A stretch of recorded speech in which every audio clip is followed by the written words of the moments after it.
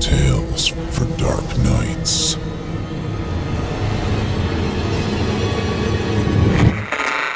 Want to make sure you never miss a Chilling Tales for Dark Nights video again? Be sure to subscribe and hit that bell to turn on notifications.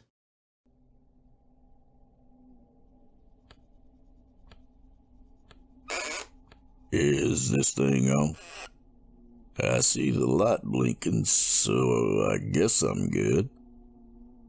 Well, my name is Roy Harrison, and I was sheriff of Bush County, Texas for nearly 40 years. I suppose I've got a story to tell. A story about a city named Ashwood Heights, Texas, and why it doesn't exist anymore. Bush County is a quiet place. Not a whole lot of crime. Teenagers would race down the long stretches of highways. Sometimes one would flip a car and get themselves killed. And you'd have their parents placing a wreath on the road the next day.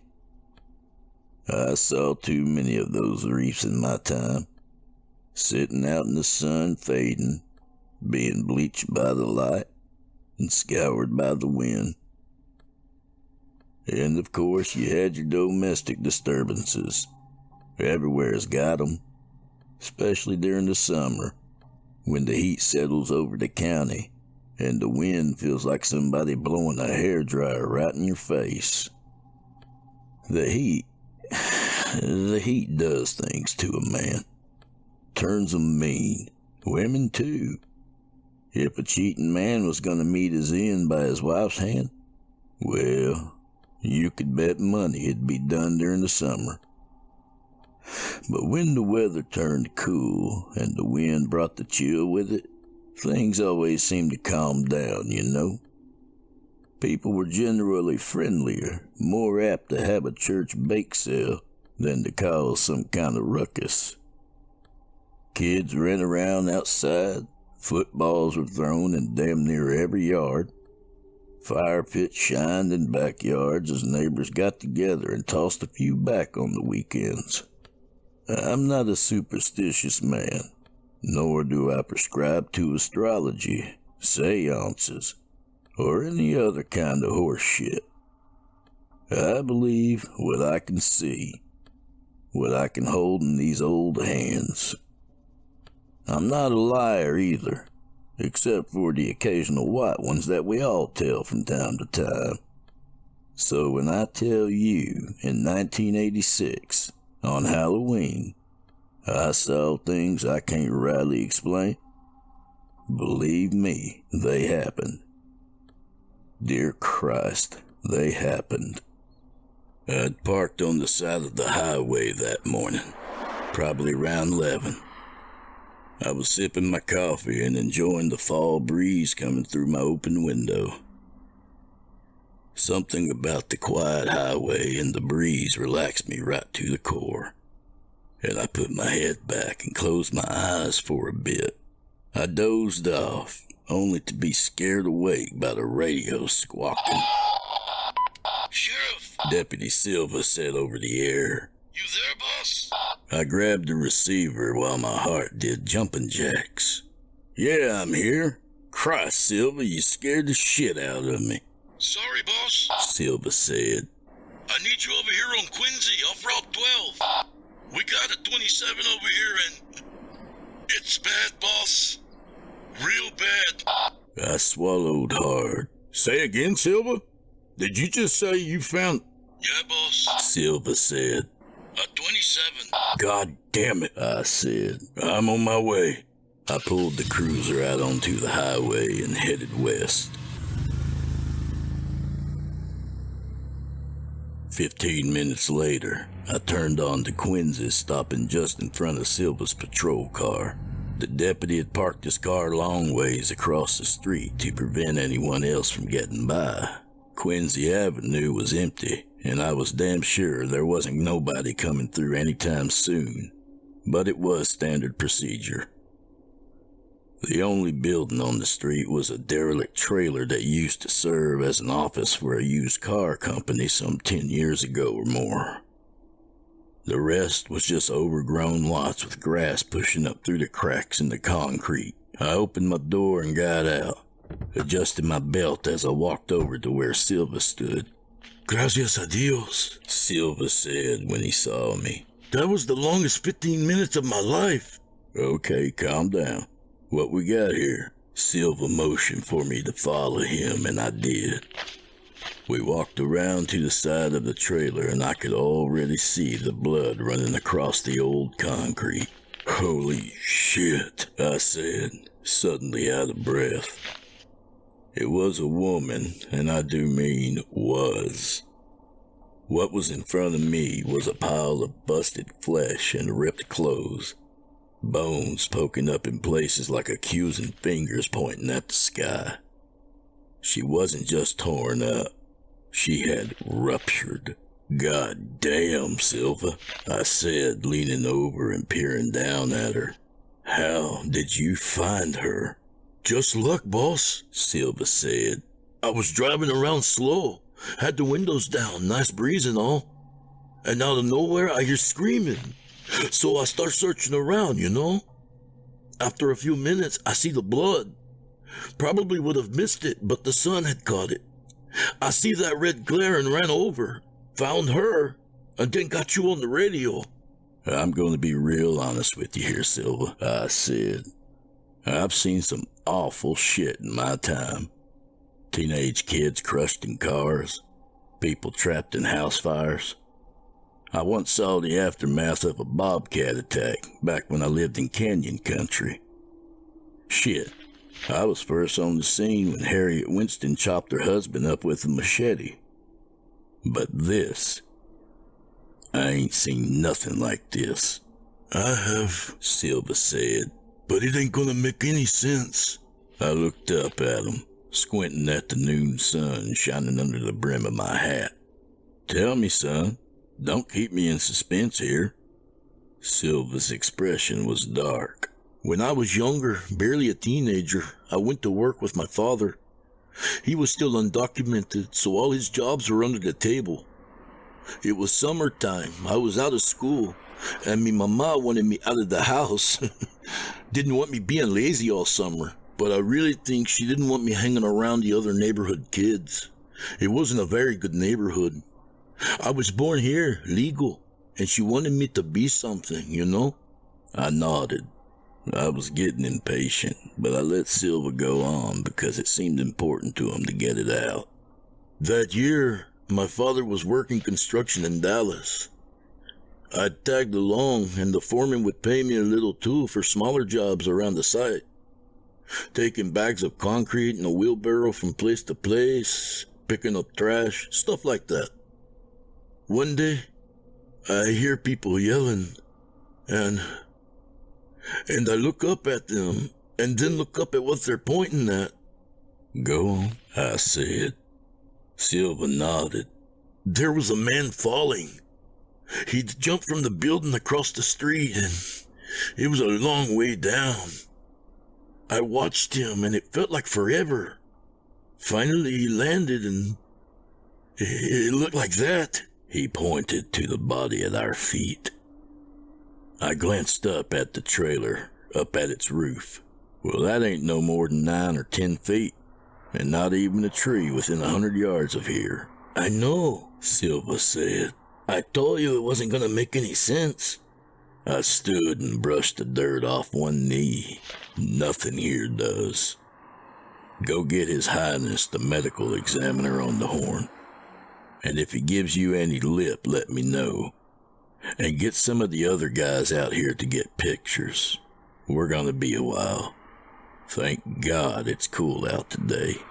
I walked back to my cruiser and sat down inside and reclined the seat back. The paperwork could wait. I just needed a few minutes to not think about the woman on the concrete. And truth be told, I needed my nap. Sometime later, I woke to Silva knocking on the roof of the cruiser. "Enemy is here, boss," he said, pointing his thumb over his shoulder. "All right, let me deal with the bastard," I said. I walked back over to the scene. Silva had put up some cones and yellow tape. Another deputy, Smith I think, was circling the body and snapping pictures. I took a tall step over the tape and approached the body. Don Lester was an unpleasant man, and we had a long history of butting heads that don't have nothing to do with this story. Let's just say that he didn't like me, and I couldn't stand his ass. Don? Sheriff Harrison, He said. did you enjoy your nap? I know how much men your age need their rest. I wanted to remind him that we were the same damn age, but I held my tongue. If Don got his feelings hurt, he'd button up and make me wait on his damn report to get any info. Yes, I said with a smile. I did. You have any ideas what went on here? Don wrinkled his nose, and his eyebrows did that thing I hate, where they'd bunch together and form one long line of wiry hair. Ideas that could feasibly happen here? No. But if I were you, I would work under the assumption that it was a hit and run by a steamroller. Only, that isn't right either, because she's only flat on one side. Honestly, any other day if Don had told me he didn't have a clue what was going on with the body, I'd feel giddy at the thought of busting his chops. But not that day. Okay, I said evenly. Is there anything you can tell me about her? He reached over with one gloved hand and picked up what remained of one of her arms. Got a tattoo here. Could help in identifying her. Some kind of design with an arrow pointing. Oh shit, Silva said. I hadn't even heard him walk up behind me. That's Emily Palmer. She lives like 2 streets over from me in Ashwood Heights. Folks call her Emmy. Do you know her well? I asked. Yeah, boss, He said. and you know her too. She's Wayne Palmer's wife. Remember in the summer, we had to ride over there for a domestic disturbance? Wayne's a wife beater? Don asked. I shook my head. Nope. We had to stop her from hitting him. Don chuckled. What? I asked. You think domestic violence is funny? No. He said. It's just... Information be damned. I'd had enough of the prick already. I'm going to talk to Wayne, I said, turning to leave. Silva, stick around till this asshole is finished being useless. Now wait a damn minute. Don started, but I wasn't listening anymore. I got in my cruiser and headed for Ashwood Heights, preparing myself for the worst part of my job. But by the time I pulled up to the Palmer residence, it was getting close to 5 already. The surrounding neighborhood was all done up for Halloween. Scarecrows on porches, plastic skeletons hanging from nooses and swinging in the breeze. Cotton was spread thin across bushes, with fat rubber spiders lying in wait across the makeshift webbing. And the strangest house by a damn mile was the Palmers'. The house had 2 windows that faced the street, and each had been boarded up with plywood. They'd been painted with a coat of orange so dark it was nearly red. And on top of that, someone had painted long black masks. I hadn't seen anything like it in my life. The design was intricate, symbols and lines all flowing together like shit, I don't know. It's as hard to remember now as it was to look at then. All those lines, intersecting patterns, like that fancy writing on wedding invites. Calligraphy, that's it. Looked like calligraphy, done in a made-up language, painted on masks by a goddamn psycho. I got out of the cruiser and made my way up the sidewalk to the front porch. Dead leaves crackling beneath my feet. Nearly jumped out of my skin when the door swung open just as I was about to knock. Wayne Palmer stood there in the doorway, his face pale, one hand still on the doorknob. Sheriff, thank God. Is this about Emmy? She left last night and I haven't seen her since. When I heard your car, I was hoping it was her. Mr. Palmer. Please, call me Wayne. Wayne, could I come inside? Wayne's hopeful expression collapsed. Oh no, please. There wasn't going to be an easy way to say it. There never was. Wayne, I said softly, we believe we found Emmy on Quincy Avenue. She's gone. He shook his head sharply. No, can't be. Deputy Silver recognized the tattoo on her arm. Now you, of course, have the final say in identifying her. But yeah, Wayne, I'm sorry, but I'm pretty damn sure it's her. You don't get it, Wayne said, a silent tear rolling down his face, tracing the line of his cheek. If Emmy's gone, then it's over. It's all over. She went too soon. I nodded. She did, Wayne. She sure as hell did. Is there anything I can do? Maybe call somebody for you? Any relatives that can, help? Wayne shook his head again, his eyes vacant. They're all dead now. Okay then. Well, I'll call you as soon as we get her ready for you to identify. Once again, I'm sorry for your loss. Truly. I can make this right, Sheriff, he said. If I hurry. I'm sure I looked puzzled. What else would I have looked like? He wasn't making any sense, but grief does strange things, so I just nodded, tipped my hat, and walked back to the cruiser. My ass had barely hit the seat when Silva came over the radio. Boss, you there? I thumbed the button. Yeah, Silva? The cleanup guys are here, and the ME got a better look at her other side. I rubbed my eyes with one hand and pinched the bridge of my nose, readying myself for whatever craziness was about to land in my lap. All right, Silva, tell me.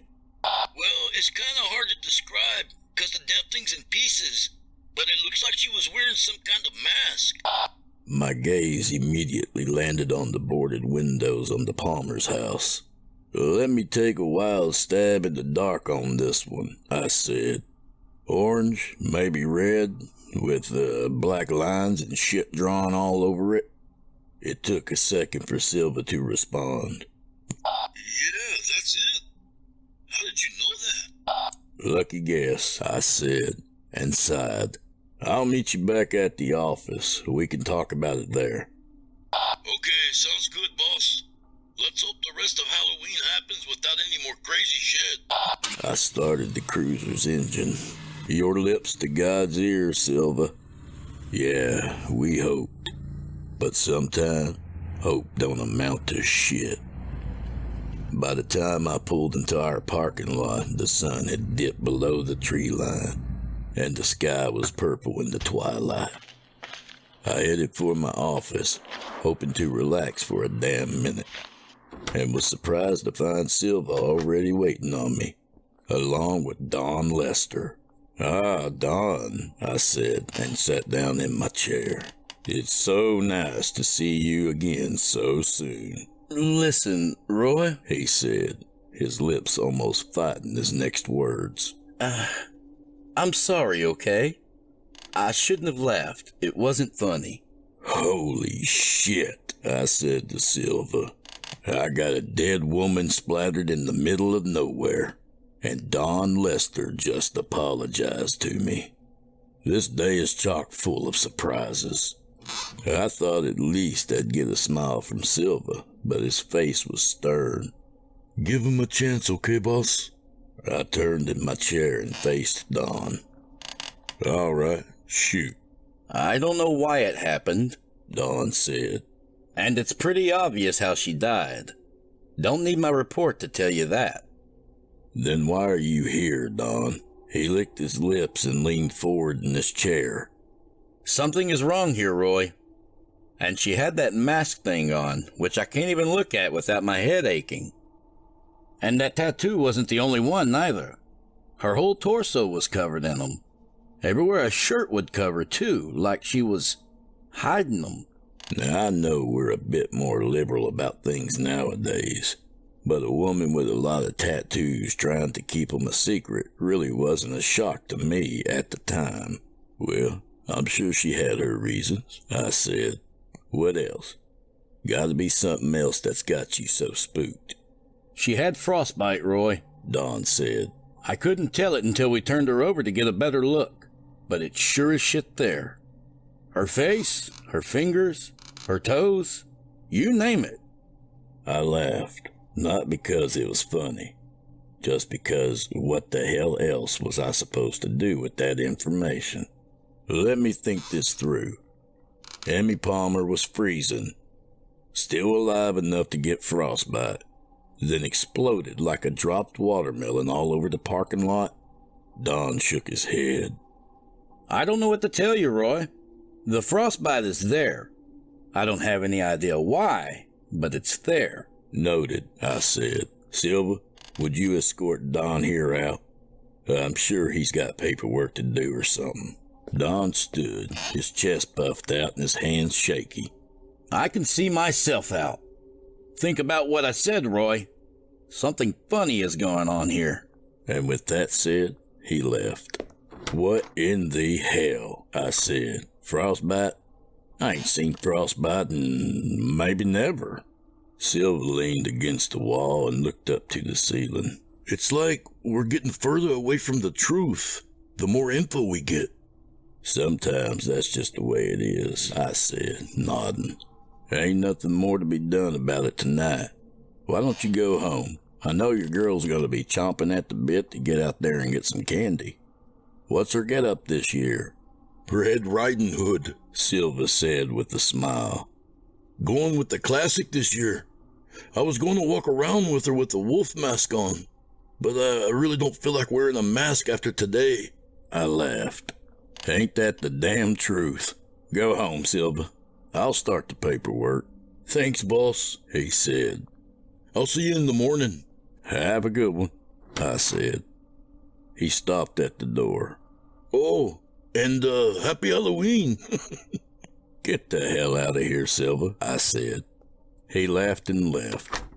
I pulled a new folder from my desk, grabbed the pen, and wrote Emily Palmer across the top. I was about finished with the initial report when the phone rang. I picked it up. Bush County Sheriff, I said, looking at my watch.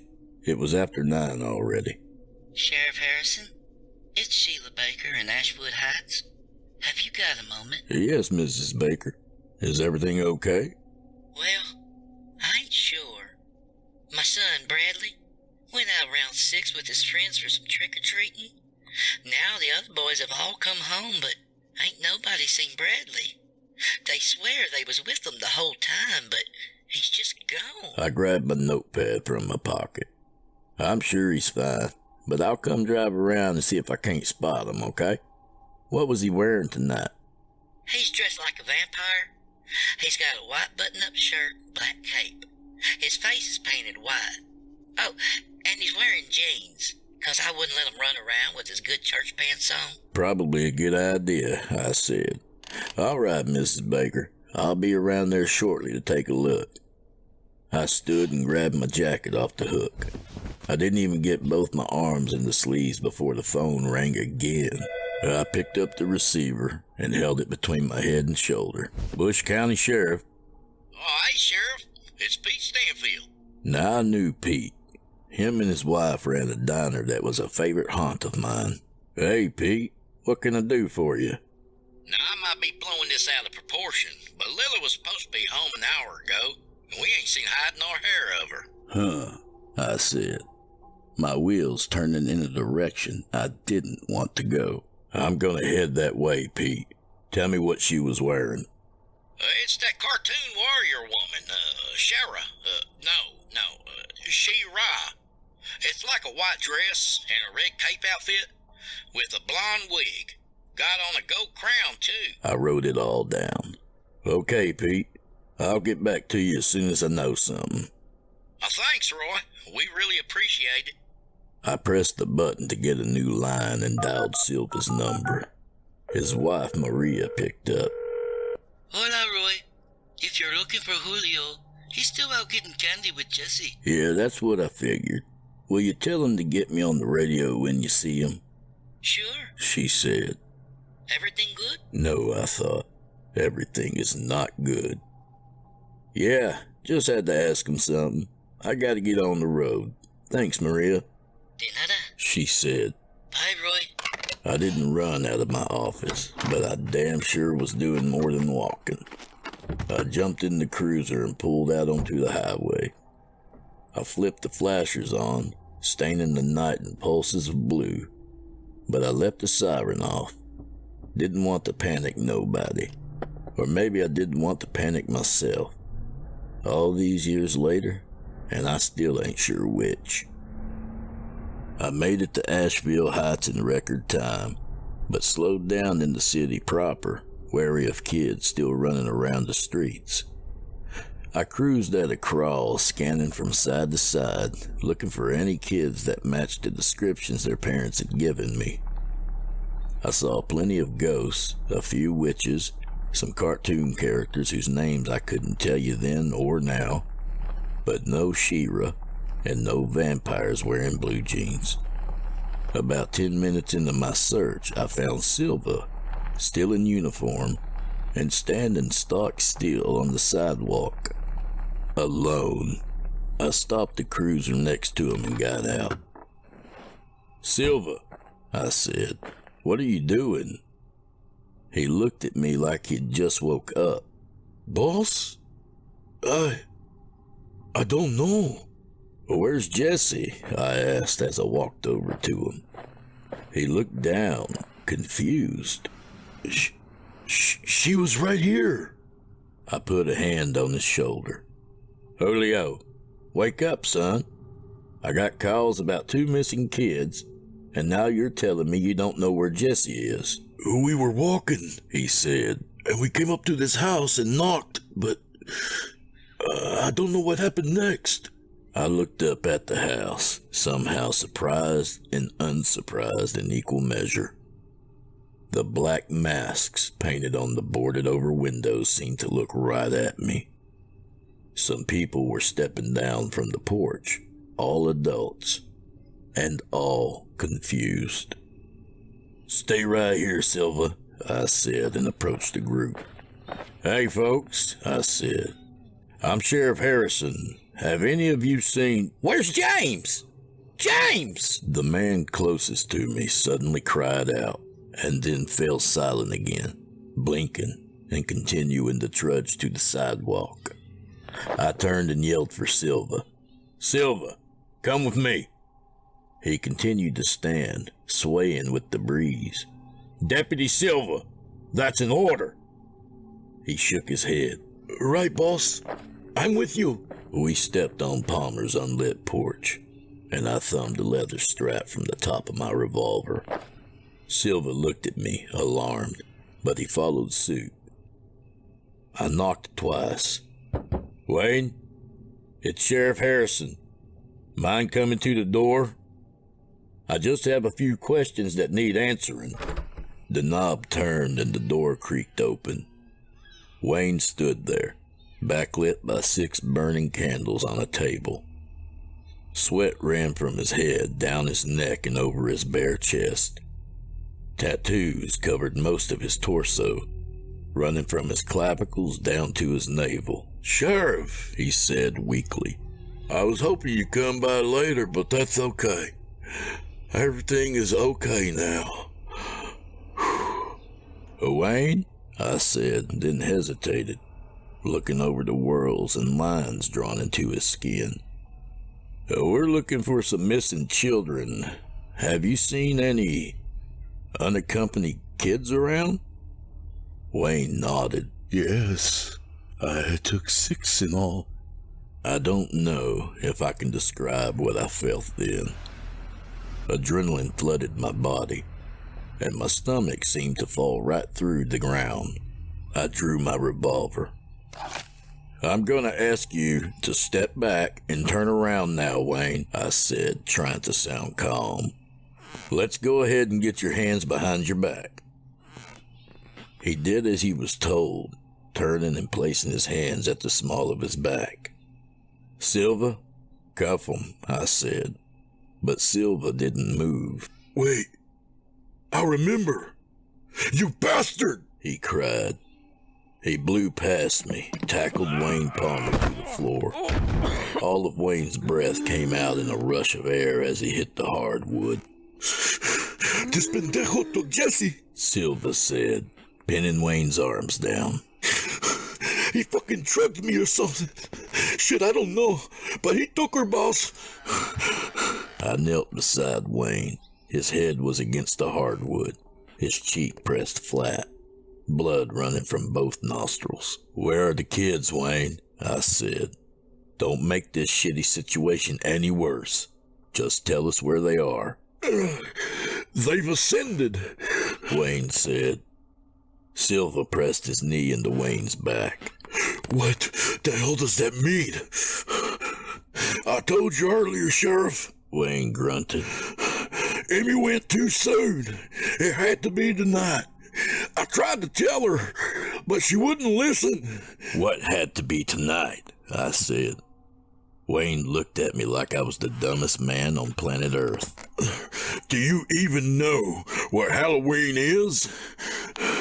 It's a ritual that all of us take part in, even if most of us don't know it. I'm gonna ask you again, I said slowly. Where are the kids?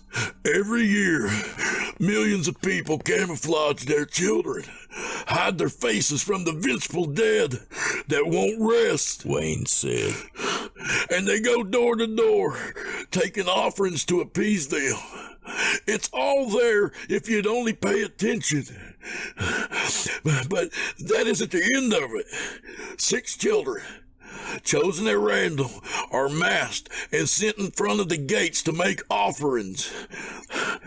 Memories, emotions, feelings, everything the jealous dead have forgotten.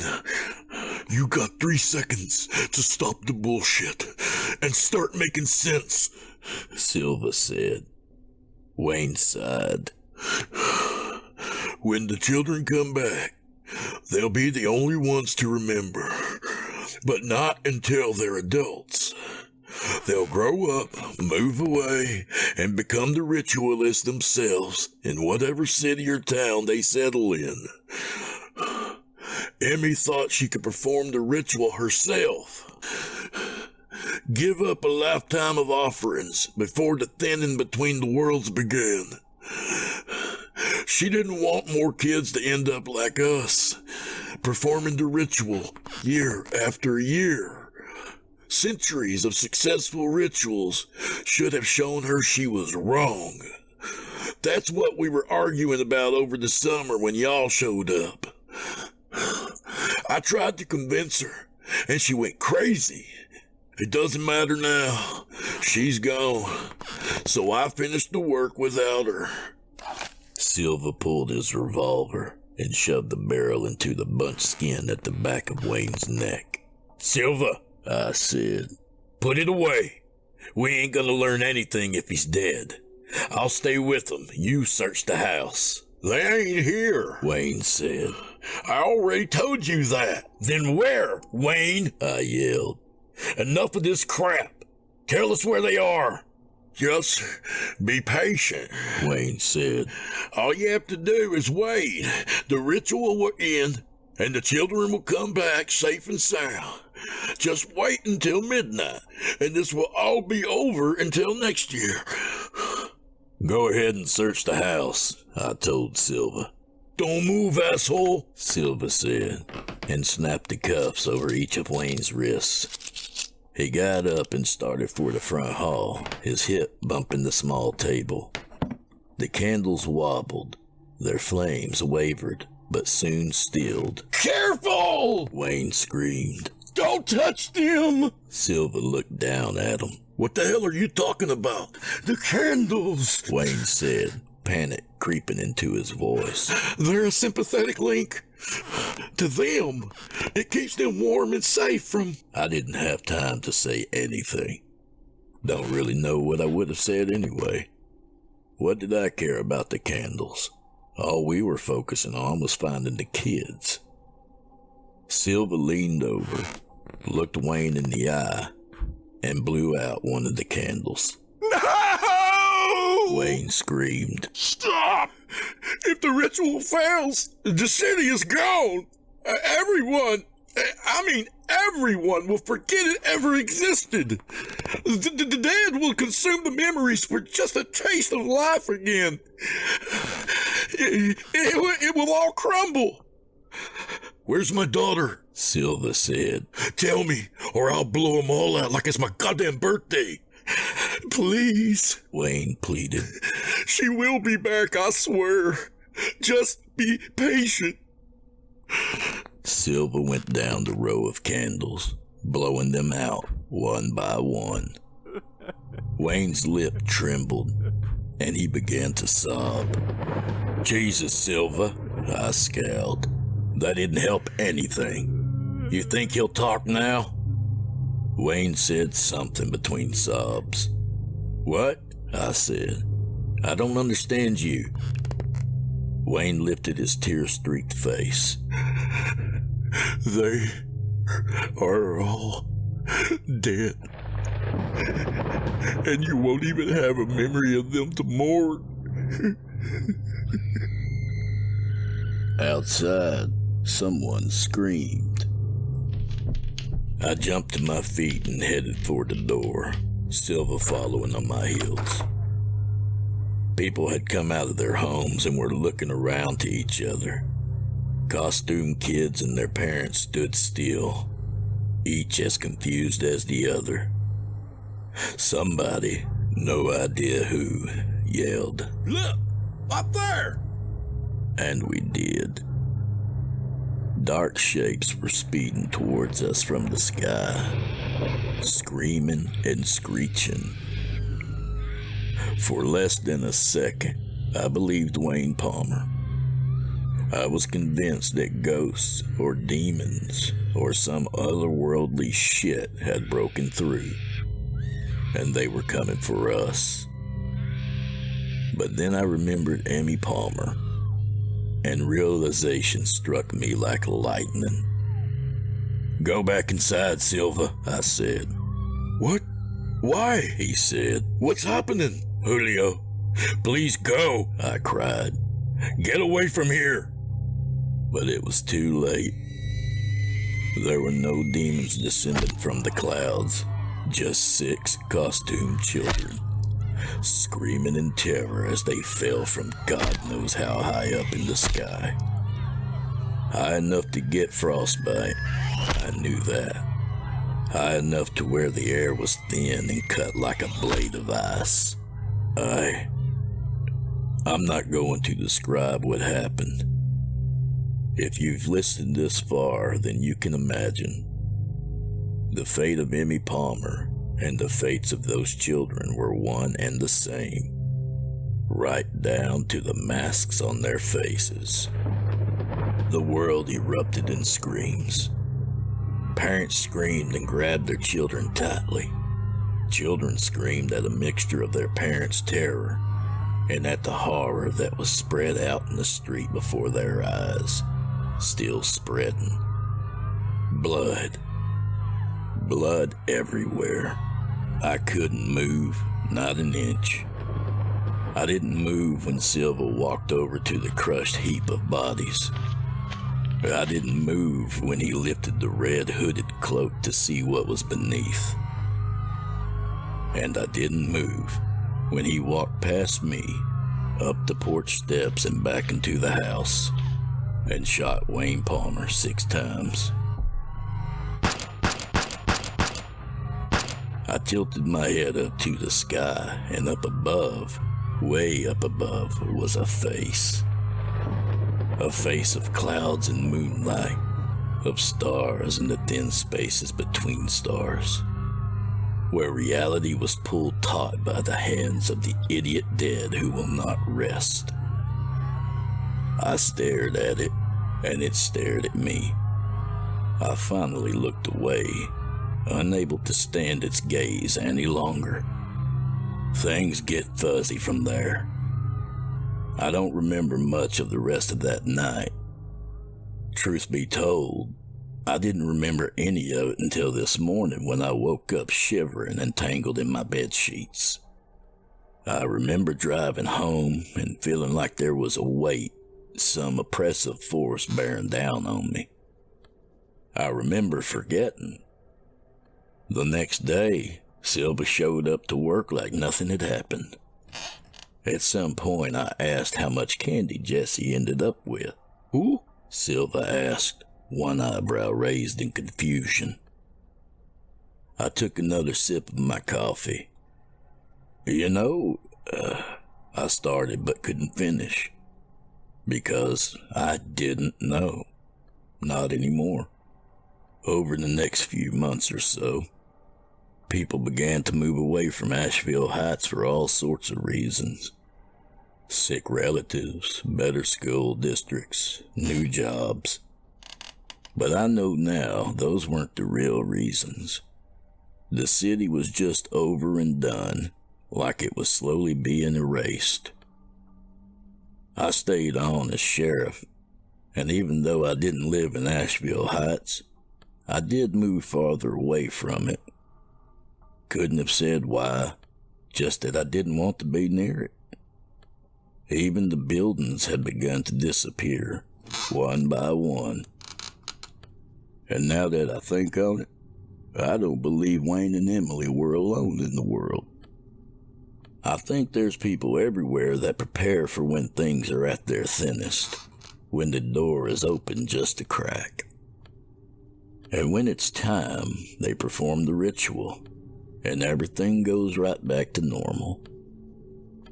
And if everything goes sideways, if some anxious father blows out the wrong candles, then it's over.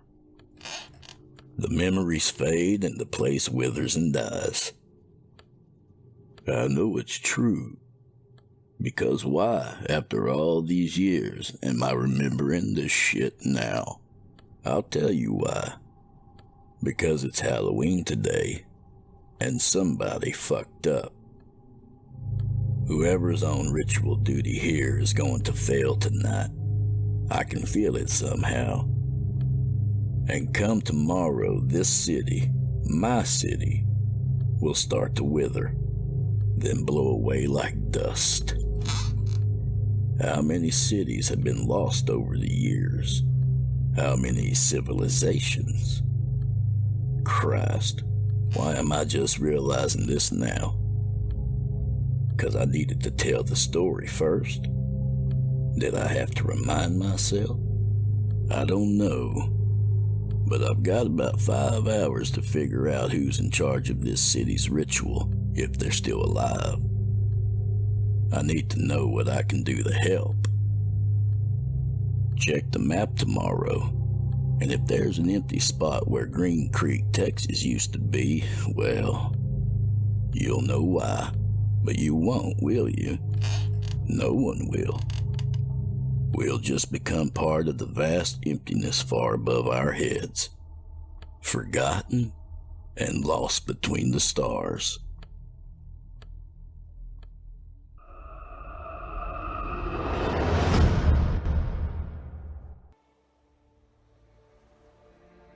Meyer Danforth was as kind a man as they came.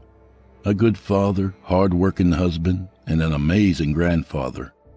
He was my grandfather. Above these, Grandpa Danforth, Pawpaw Dan I used to call him, was an amazing storyteller. He always loved to tell me stories of his times when he was young, particularly about the times he'd go around looking for a scoop for the papers. He used to work as a columnist for the Weeping Willow Ledger back in the day. He had enlisted for a short time in Vietnam, where he wrote for their newsletter as well. Those he obviously was a little more hesitant to talk about. I never really pushed him much about it either, having been told many times by my folks that that was not something you should ever try to push a person to talk about. Sometimes, when I'd get extra lucky, he'd actually tell me about 1 or 2 times where he actually got a laugh while stationed in a watchtower in Saigon with his pals in arms. One thing he had always told me about was his dream to want to travel the world. One of the reasons, of course, he had joined the army. When he came home, I remember Grandma telling me just how much of a different man Papa Dan was.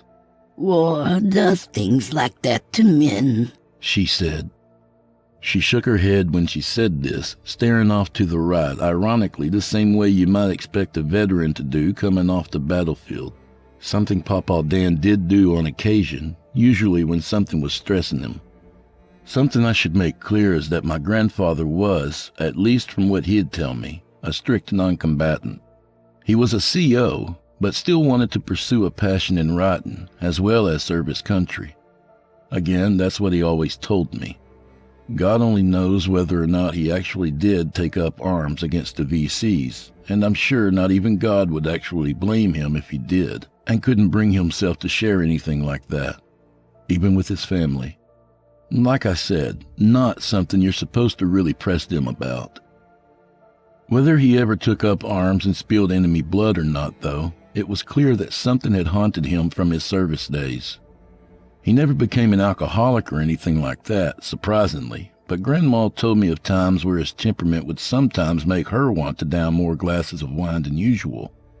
As well as this, she told me of times where she had walked by a room in the house only to find Papa Dan knelt down on the floor, almost in some sort of prayer she described, while whispering in these weird tongues. When she'd say something to him about it, apparently he'd then snap and devolve into a sobbing mess. He'd always shout out these names, all crazy-like, she said to me. Names? I asked. You mean perhaps his platoon? Some of them, I guess. He'd shout names of people he'd show me in his army photos, sure. But then there were others he'd shout out. I raised my eyebrows. Others? She nodded and replied, Yeah, ones I'd never heard before. Ones I'm not even sure were even real. What do you mean? I don't really know how to describe them, Andy, other than they sounded similar to some old pagan or voodoo gods or something. She stared off to the right of me for a moment again, narrowing her eyes, losing herself in concentration. Suddenly I heard her begin whispering, Obelisk, Xansis, Melios. Obelisk, Xansis, Melios. What? I asked. She didn't reply. She didn't notice me at all, in fact, or so it seemed. I could hear continued muttering. She was right about them being near impossible to really describe as well. Adrayak, Adjuin, Jehovah, Kaios, Ralik, Jehovah, Adrayak, Melios. I remember vividly how much this frightened me. A 17-year-old kid by that time. I would have almost sworn I was watching my grandmother being possessed by a demon. I had to shake her lightly to bring her back to her senses. She was startled a moment before relaxing again. Grandma, what was that? Was that what you were hearing from Papa Dan? With a grave expression, she nodded her head.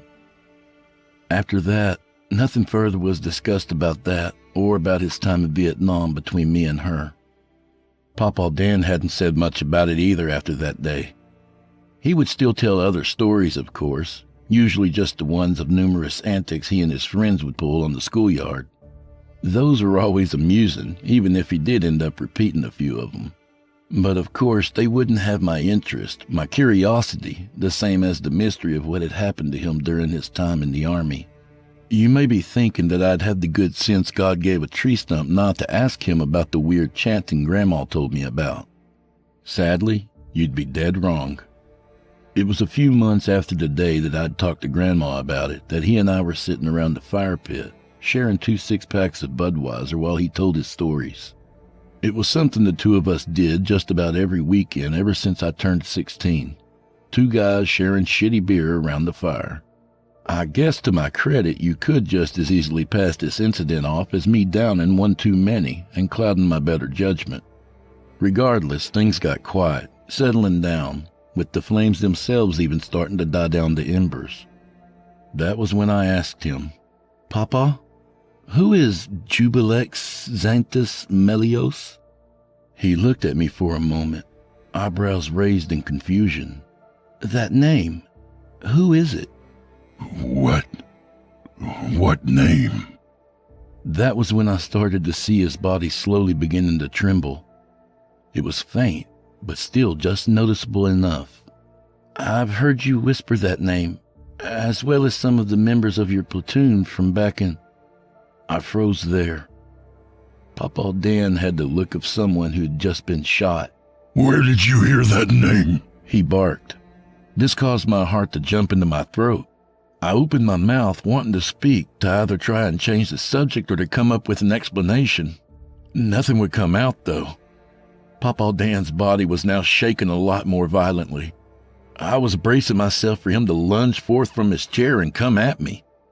He wasn't violent, or at least, again, not that I was aware of, but his shaking, the abrupt shift in tone, and the crazed, almost deranged look he had on his face made me wonder if he might end up breaking that little perfect streak, you know?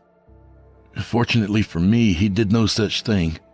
Instead, he just leaned forward, pushing himself uncomfortably close to my face and whispering, shuddering, "Get the hell out of my sight, boy."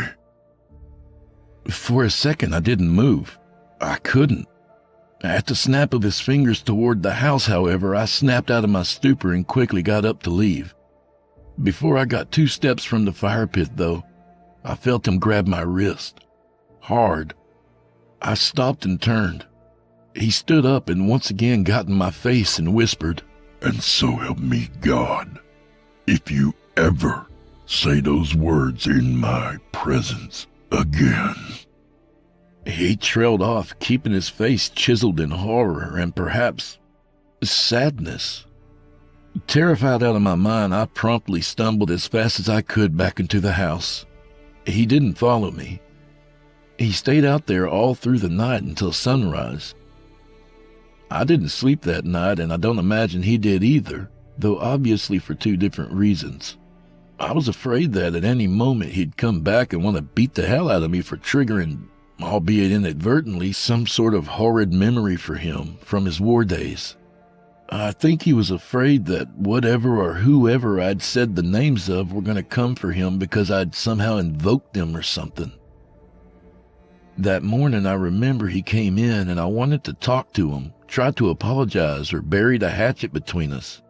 But he didn't seem to see me and instead went straight to his own bedroom. I noticed he still had that deranged sort of sunken look chiseled into his face when he did this. Admittedly, I was scared. Scared that he'd hate me. Scared he'd kick me out, which would have been bad for me, given that I had nowhere else to go after I was taken out of my mother's house when I was young. But honestly, I was even more frightened at the idea that I'd done something to him that could have pushed him over the edge. That my little stunt from the night may push him to... Well, to my relief, it never became that dire. In fact, it seemed more to me that he had actually moved on from it. He never looked at me the way he did that night again, nor was the subject ever brought up again. Of course, that was also the end of our weekend hangouts around the fire. Not like I was in any objection after that night, though. Despite it never being brought up again, though, it never stopped being something that had my head racked at nighttime. For years after that, I'd lay awake for hours wondering not only who Adriok Jubilex was, but who he was to my grandfather as well. I never again mentioned it to him or Grandma or anybody else, but I never forgot, and I never stopped being curious about it. Jumping ahead to about 2009 or 2010, and I was then 24 and on my own. Both Grandma and Pawpaw Dan had passed away. Grandma was the first to go, with Papa Dan following behind only 3 months later. I remember it was then that for the second and last time, I saw that look on Papa Dan's face. The look of horror and sorrow. He was in a bad state of health by that point, to the point where anything but breathing itself was a struggle for him. Coughing and wheezing, I heard him choke out the question. Andrew, do you remember? I knelt down by his bed. Remember what, Grandpa? I asked.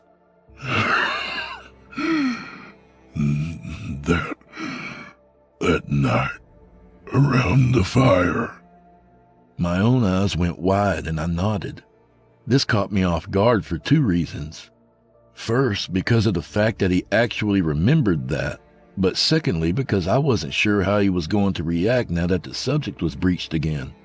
I knew he wouldn't be able to fly off the handle like he almost had that night, but I was still very much concerned about the effect it'd have on him now, bedridden with one foot in his grave and the other tap dancing around it.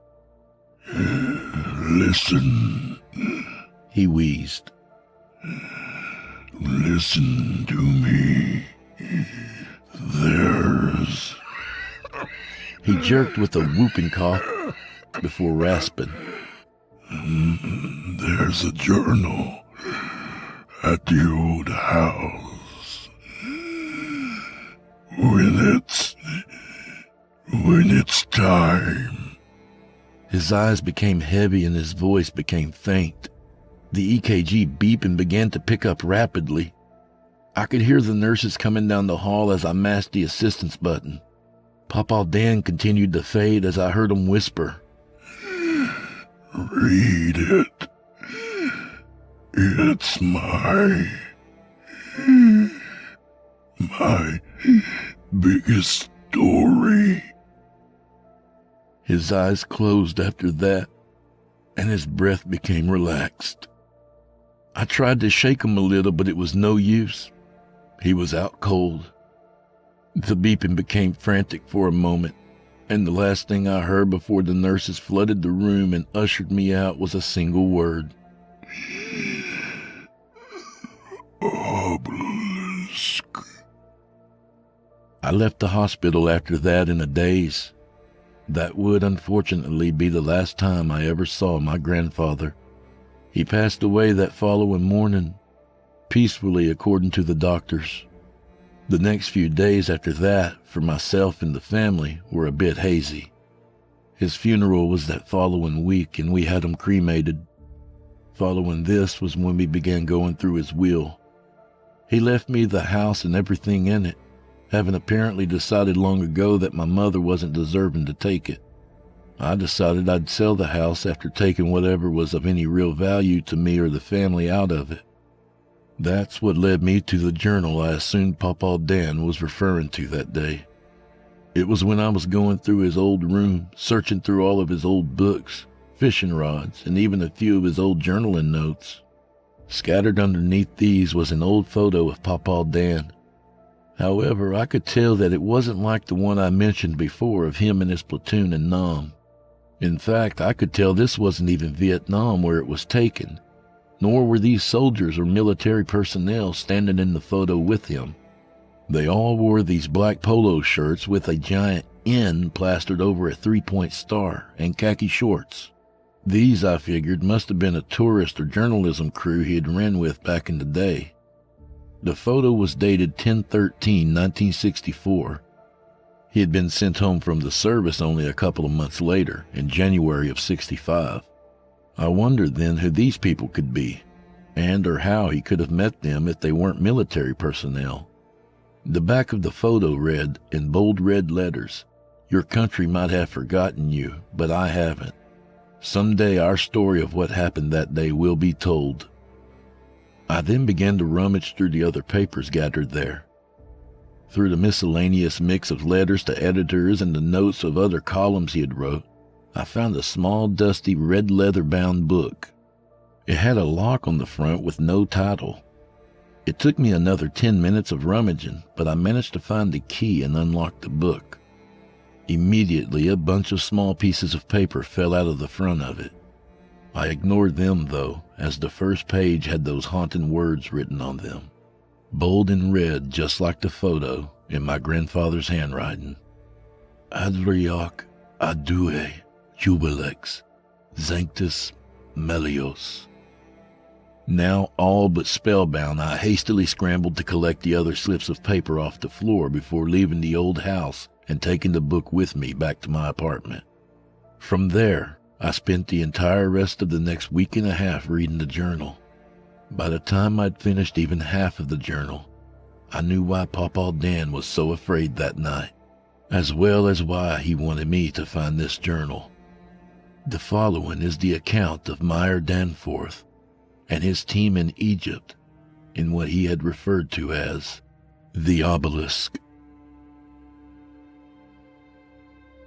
September 4th, 1964.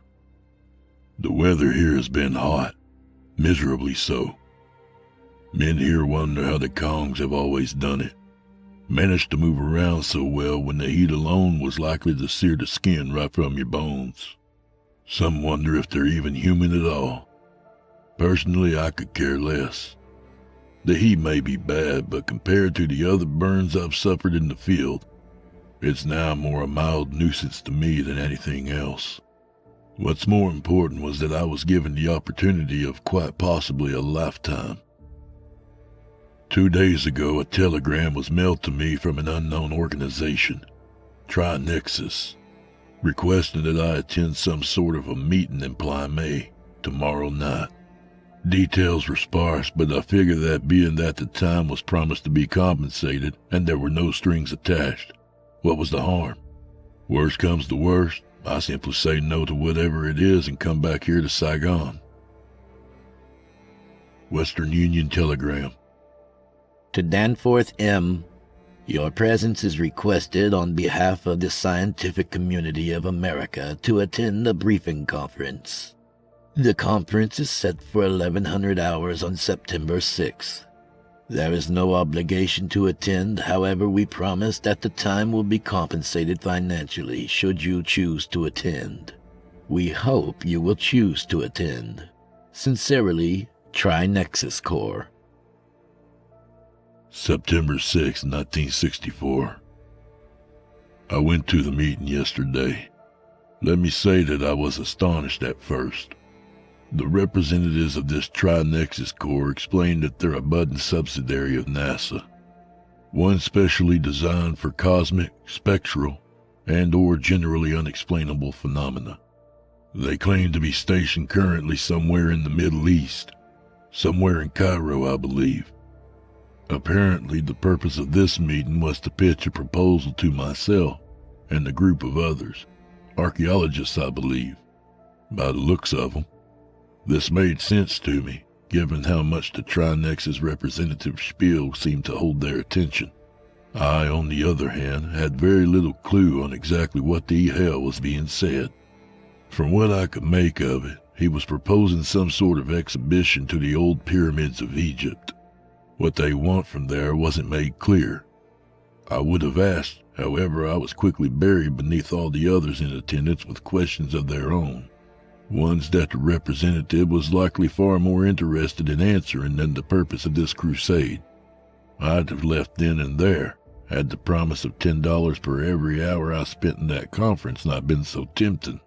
Regardless of this, initially my mind was essentially made up that I'd pass on this. As much a golden opportunity as this appears to be, I just can't shake the feeling that there's just too much I don't know yet, both about the expedition as well as Trinexus itself. Leastway, judging from the way the others seemed to keep better track of what he was talking about than I, it's likely I would be more of a nuisance than any sort of asset. Admittedly, though, after thinking about it a bit further, I can't help but wonder if I'm making the wrong judgment call. I would hate to miss being a part of what could possibly be something big, something that could very well build rapport with top-tier journals in the country. I just don't know. We were told that should we be interested in the venture, We were supposed to report to the airport in California no later than the 17th of November, where we'd then board a flight to their headquarters in Cairo. To make that deadline, I'd need to come up with a decision no later than the 10th, which would give enough time for me to be flown to the rendezvous spot from Saigon. September 7th, 1964. I talked to one of my friends I made here in the field, Private Reese Elroy. I gave him a brief overview of the briefing conference as I understood it. For two main reasons, I, of course, couldn't give him much detail. The first being that I was willing to bet money they weren't too keen on the idea of their secrets being shared with those that weren't invited themselves to the conference. The other being the fact that, again, I barely understood any of it myself. I did, however, make it a point to ask him if he'd know any reason they'd want to excavate the ancient pyramids. I figured he may have some sort of clue regarding ancient mysteries never being solved. As it happened, he said offhand he wouldn't know of any such mystery or anomaly. The most educated guess he had was perhaps an investigation into the Great Pyramids of Giza. This could have made sense to me except for the fact, aside from its mysterious construction and its endurance through time, there was never any anomalous properties to it. Private Reese Elroy. Even still, Reese had made a point that stuck with me. He told me, "Who's to say there isn't something else entirely that the world's never seen before? Wouldn't you want to be the one that shares it with the world firsthand? I know if it were me, I'd want to take that bull right by the horns." I must admit he has a point with this. God himself only knows what sort of unknown phenomenon happens away from the media there, and I could be the first to change that, for American eyes, and possibly the world as a whole. That would be a dream for me. I've always admittedly wanted to tell a story to the world, one with importance. To leave at least one fantastic legacy behind when it's my time to go. I just wish it weren't equally as difficult to justify going because of this. Something being so fantastic, yet entirely false. Or perhaps dangerous. Either way, I'm still undecided. I still have another day to request permission from command to leave Saigon for the airport. I just hope there's enough time to make my decision. September 10th, 1964. It's taken a lot for me to even write in this journal right now. In so little time, so much happened. It was abrupt and none of us were prepared. An ambush in the early hours of this morning. All around us, the grass and the trees all screamed furiously at us, while simultaneously bursting forth with a combination of both machine guns and artillery tubes. Reese's tower was one of the ones on fire watch when it happened. The enemy was smart, too. They coordinated this little attack in a way that allowed them to take out the watchtowers first using the artillery guns. I remember those were the sounds to wake me up this morning. Following this, I watched men running down the hallway shouting. The commotion raged on outside, and I ran out to see, to my horror, all but two of the watchtowers completely engulfed in flames. I wanted to see if Reese might have been in one of the two surviving towers, but was quickly rushed off the field into our safe house, where I ended up staying well into sunrise. I and a few other non-combatants were retrieved when the commotion died down. We had managed to run them back, but at incurring a heavy casualty rate, as well as the loss of our watchtowers. I suppose that was their plan all along. Weaken our defenses with a small-scale ambush before hitting us with all they had soon after. I found out later that my friend was indeed among one of the watchtowers to fall victim to the artillery shells. Private Reese Elroy is dead. May he find peace in heaven. As for me, it's because of his death and the earlier suspicion of another far deadlier attack from the enemy forces that drove me to accept the decision to join the Tri-Nexus expedition. I still don't know what I expect to find there, what story I'll come away with, be it a fantastic one or not. But it's a story I'd rather tell than the ones I'd find here, in the midst of heartbreak and carnage. The last thing I'll say for the time being is this. No matter what story I tell here, this will be my greatest story. My only hope is that the words here may open the eyes of others to something that was before all but unknown to the modern world. Something less dramatic than the horrors of war. September 16th, 1964. We arrived in California earlier this afternoon. Being a day early, there was no flight waiting for me, nor were there any Tri-Nexus representatives to greet me. This led me to having to rent a cheap motel in a shady part of town. I have to admit, it feels so unnatural almost, being back in such a familiar setting. It feels almost like I don't belong here, having spent so long in God-forsaken jungles that it seems more natural to me than city life, despite having actually grown up in the city for most of my life up until the time I was drafted. I'm not sure then whether or not it's a good thing that I'll not actually be staying long enough to reacclimate. I'm not sure I really could if I tried.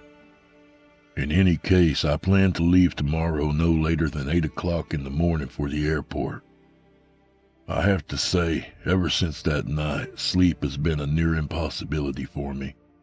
I can't get the sounds of the commotion out of my head. Honestly, that's essentially the only reason I even bothered to writing this damn thing at all today. Sheer insomnia. Perhaps a little bit of excitement about the upcoming expedition is to blame as well. That's a slightly more comforting thought, I suppose. That and the idea that Reese would be proud. That's about all I got now to keep me from going completely off the deep end. Minor excitement and an expectation.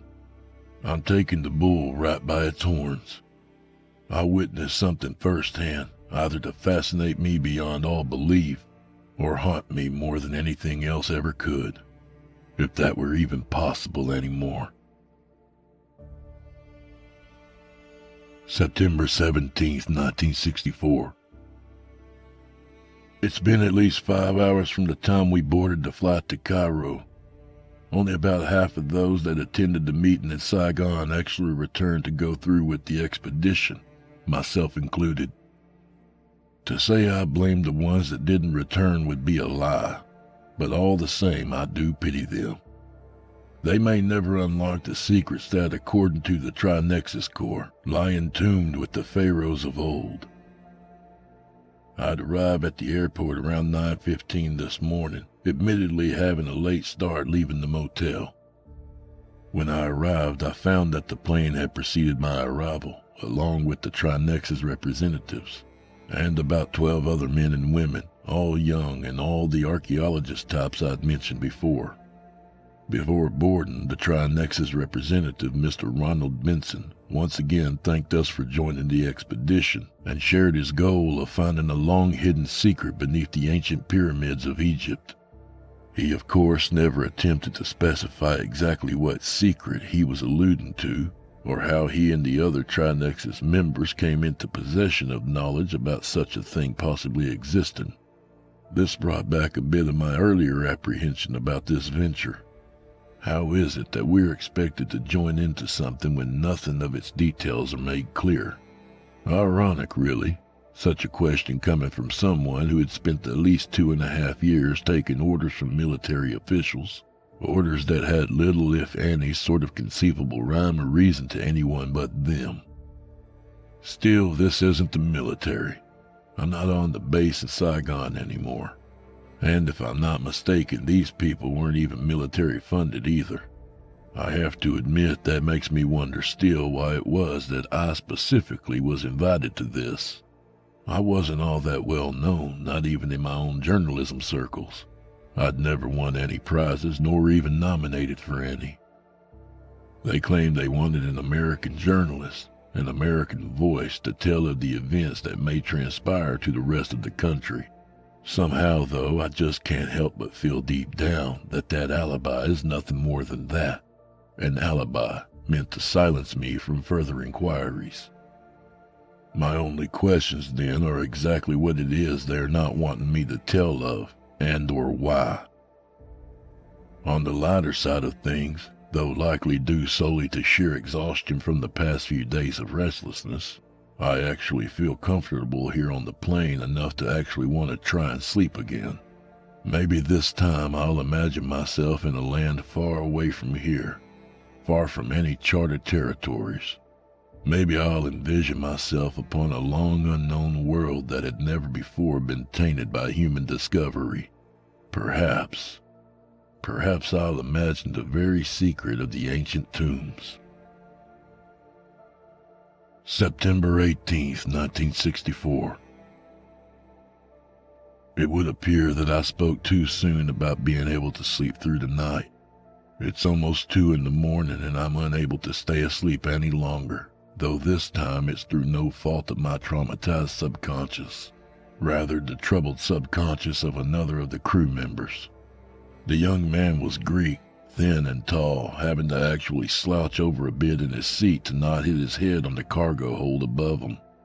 It was around 10 or 11 last night, while myself and the others were trying to sleep, that I first heard him grunting. The others didn't seem to take notice of this, but I did. I awoke to see him thrashing about wildly in his seat. I watched him for the better part of 10 minutes, in which time I also heard him muttering incoherently. Soft as it was, I couldn't make anything of the young man's whispers. Despite this, I was able to discern certain, albeit still strange, syllables in the man's disgruntled speech. Unfortunately, I wasn't listening hard enough to really pick up on any of the syllables themselves to attempt writing them out here. In any event, it wasn't long before the young man settled back into his seat and relaxed. I, on the other hand, knew further rest was out of the question. Once again forced to cope through this journal through insomnia and anxiety. I will note, however, that the man's mutterings weren't of simple chatter or babble, as is sometimes common with those suffering sleeping disorders, but rather more like those of one suffering a personality disorder. What I mean by this was that not only was the aforementioned speech in a dialect wholly unfamiliar to any language known to me, or likely anyone else for that matter, I could hear the sounds, the phrases, being repeated, vigorously too, as if it were something significant to him on a spiritual level. Of course, I also understand that this may just be a one-time occurrence, that it likely wouldn't happen again and would pose no danger to me, himself, or anyone else. And yet, in spite of even this, I still don't feel safe trying to sleep again. Perhaps I'll have better luck tomorrow. September 19th, 1964. It was a long ride, having gotten absolutely no sleep.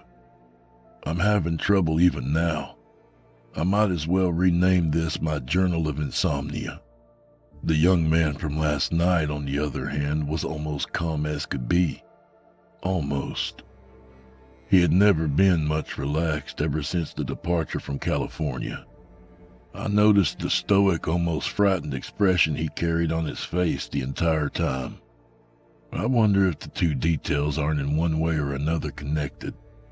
It would, given any other circumstance, be easy to write off the poor bastard's condition as a product of mental disorder. Hell, with the display from last night, I'd venture to guess he suffered from an acute schizophrenia, or perhaps even a dissociative identity. Again, under most circumstances, but if I'm not mistaken, each member of this expedition crew had been evaluated sometime prior to the flight. I know I was, though likely not quite as extensively as perhaps they were. I was given a simple psych evaluation with questions relating to my personal health and well-being, and perhaps any family history of mental illness. I would guess that the others, being men and women of science, that they'd be more heavily screened. How he managed to slip by with a glaring stigma such as what I believe I saw last night, I'm not at all sure. From what we've all been told by Mr. Benson, the flight is set to land in Cairo in another 3 days. From there, he says, it'll take a week or two to be able to arrive at the expedition site out in the desert. I wonder if my mind would be any calmer once we land than it is now. September 23rd, 1964. Quite a bit of time has passed, uneventful. To my relief, I seem to be able to sleep these past few nights with little to no difficulty at all because of this. In only a few more hours we'll be landing. The only thing of note that's occurred since the last time I wrote was that I saw the disturbed young man from before having locked himself in the cabin restroom yesterday evening. He didn't come out for hours, and when he did, I noticed just how much more shaken he appeared than he had before. What must have occurred in the restroom in that time is anyone's guess, but if I could, I'd bet money that it and the restlessness from the other night are somehow connected. Since then, he's made no other kind of disturbance or had any sort of manic episodes, though. It is clear something troubles him deeply. What it is, I can only imagine. Something has gone very wrong. The Trinexus crew is in a panic. They're trying to keep the peace among the expedition crew, but I doubt any of them are buying the facade that everything is under control. I was both right and wrong about the young man. It's true he was disturbed, and it's true that he'd been suffering some sort of mental illness, at least so it would appear. I was wrong, though, to assume that his condition had subsided after the episode yesterday evening. Shortly after writing the earlier entry, I went to use the restroom myself, where I was met with a scene that sent chills down my back. On the mirror was scrawled in large red letters a phrase that I'd never before heard or seen. Adriok, Aduai, Jubilex. Adriok, Aduai, Jubilex. The words were smeared across the mirror, running down onto the sink. In the sink next to the drain, covered in red, was a small shard of glass from what looked to be a bottle of liquor. Looking down, I found the rest of the bottle smashed to pieces on the floor under the sink. Once the initial shock of the situation wore off, realization quickly forced another wave of terror through me, when I realized that this had to have been the young man's doing. He'd been the only one to use the restroom in the time that this had been done. Something I knew from having used the restroom only an hour or so before myself and encountering no such scene. And the bottle which had been smashed was of Greek ouzo. I stared for a moment again at the words themselves. Again, knowledge of what the words are, the dialect, what they mean, and or what significance they had to the young man, are details that are all but lost to me, are details that are all but lost on me. Yet in a morbid, surreal sort of way, I couldn't help but feel as though they were somehow familiar. It's impossible to explain, even to myself at this moment. There's so much I still don't know, but something about those words resonated with me in a manner that was primal, like I somehow tapped into a dormant instinct when I attempted to sound out the words myself. In another moment, I alerted Benson and two other Trinexus advisors, informing them of the previous incidents involving the young man. Upon investigation, I saw Benson's face bleach white. The others turned away and did their best not to retch. I was told to quietly report back to my seat while they would question the young man. When they attempted to apprehend him, however, they couldn't get him to move. When they tried to escort him from his seat, he fell over limply onto one of the representatives. His eyes were wide and glazed over. I saw them attempt first aid, believing he had perhaps suffered a stroke or a minor heart attack, only to find that he had actually bled out, revealed by the exposure of the vertical slashes that lined his wrists. Unfortunately, this, of all things that had happened before with the young man's ominous behavior, didn't go unnoticed. On seeing the man's severed wrists, one of the expedition crew members, a woman of middle age, cried out in fright, alerting the rest in a domino effect. Benson ordered everyone to remain calm, but it was another half an hour before the scene died down, and even then, I can plainly see that it's everything they can do not to erupt into yet another panic. The young man's body has been moved to the storage cabin at the back of the plane. As far as I can tell at this time, we are set to proceed as originally intended, despite being down a man. The plane will be landing in Cairo in 2.5 more hours. It's getting to be nighttime again. The plane is silent, but I don't believe anyone can rest right now, and excitement or ambition no longer has any role in it either. September 26, 1964. The past 3 days have been confusing in a way. A number of ways, perhaps. When we landed in Cairo, we were met by their diplomats. Their lead, a short, stocky man by the name of Rashid Mahala, welcomed us and conferred with Benson while the rest of us unloaded our cargo from the plane. We were told to wait, though, to collect our things until after the young man's body was removed from the cargo hold. During this time, I took it upon myself to ask a few of the others of the expedition crew if they had any clue as to what drove him to do what he did. I found that most of them, however, were none too keen on talking about him or the incident, an understandable feeling.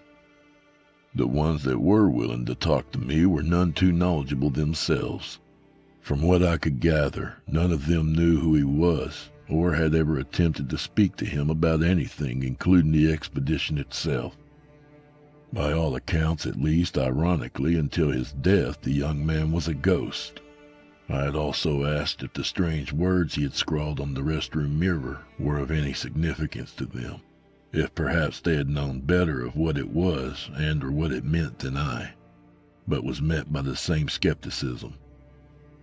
Once the body had been removed and loaded onto a truck, presumably to be carted back to Greece, we gathered our belongings and loaded onto the convoy that welcomed us for a drive-through tour of the city.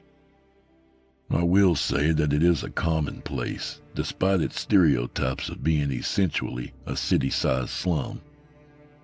We were directed to their nicest hotel to lodge for the night. I share a room with an archaeologist by the name of Lionel Ambrose. In some ways, I can't help but be reminded of Private Elroy. He's a young man and seems excitable and ambitious like Elroy was. Because of this, I've done my best to limit interactions with him, even if so much of what appears to interest him likewise interests me. Tomorrow at 9 sharp, we set off to the burial site in the desert. I don't know how much of what happens will be recorded, but I'll do what I can when I can. I have to. For the story. For Private Elroy. October 1st, 1964. It is only after what I had learned a little prior that I continue to write today. In 5 days, nothing happened. The brief tour and stay through Cairo was a pleasant enough one. The town itself was relatively quiet compared to what I was used to in the villages and towns back in Vietnam. Trader markets served as the primary focal point of the town's activity. Today would mark the 5th day we'd spent traveling to the site of the pyramids. In this time, I decided to ask Ambrose what he believed the purpose of the expedition to be. He answered that he had little, if only a vague clue as to what the Trinex's purpose was for the expedition. I tried my earlier theory with him that it was perhaps connected to the fabled pyramids of Giza, to which he replied that, though a possibility, was highly unlikely. According to him, unofficially of course, he had heard slip mention of something they referred to as the Obelisk. I asked him if he knew anything of this obelisk beforehand, to which he replied that he hadn't. When I asked what his greatest guess was about it, Ambrose simply replied that he speculated it to be nothing more than a symbol or icon of worship that had gone unnoticed by most scholars or philosophers. A simple enough explanation, but one I can't understand, at least not in its entirety. If it were only a lost fragment of worship, a tapestry of a long-forgotten era, then why was it worth this much effort to seek it? What properties could it possess? What secrets could it really hold that would make it such a feverish prize in the eyes of the Trinexus Corps? October 2nd, 1964. It's late. I want to sleep, but this was too important to go unwritten. I have begun having visions as well. Now, allow me to state for the record here that no, I'm not talking about nightmares. Not necessarily. Rather, simply a feverishly vivid dream of strange people, a term I'm obviously using very lightly, gathered in worship around a monument of stone. They all wore these deep red cloaks and shouted to the sky, holding aloft golden images that I couldn't make any details of as a lone figure ascended against the sun above even the pyramids.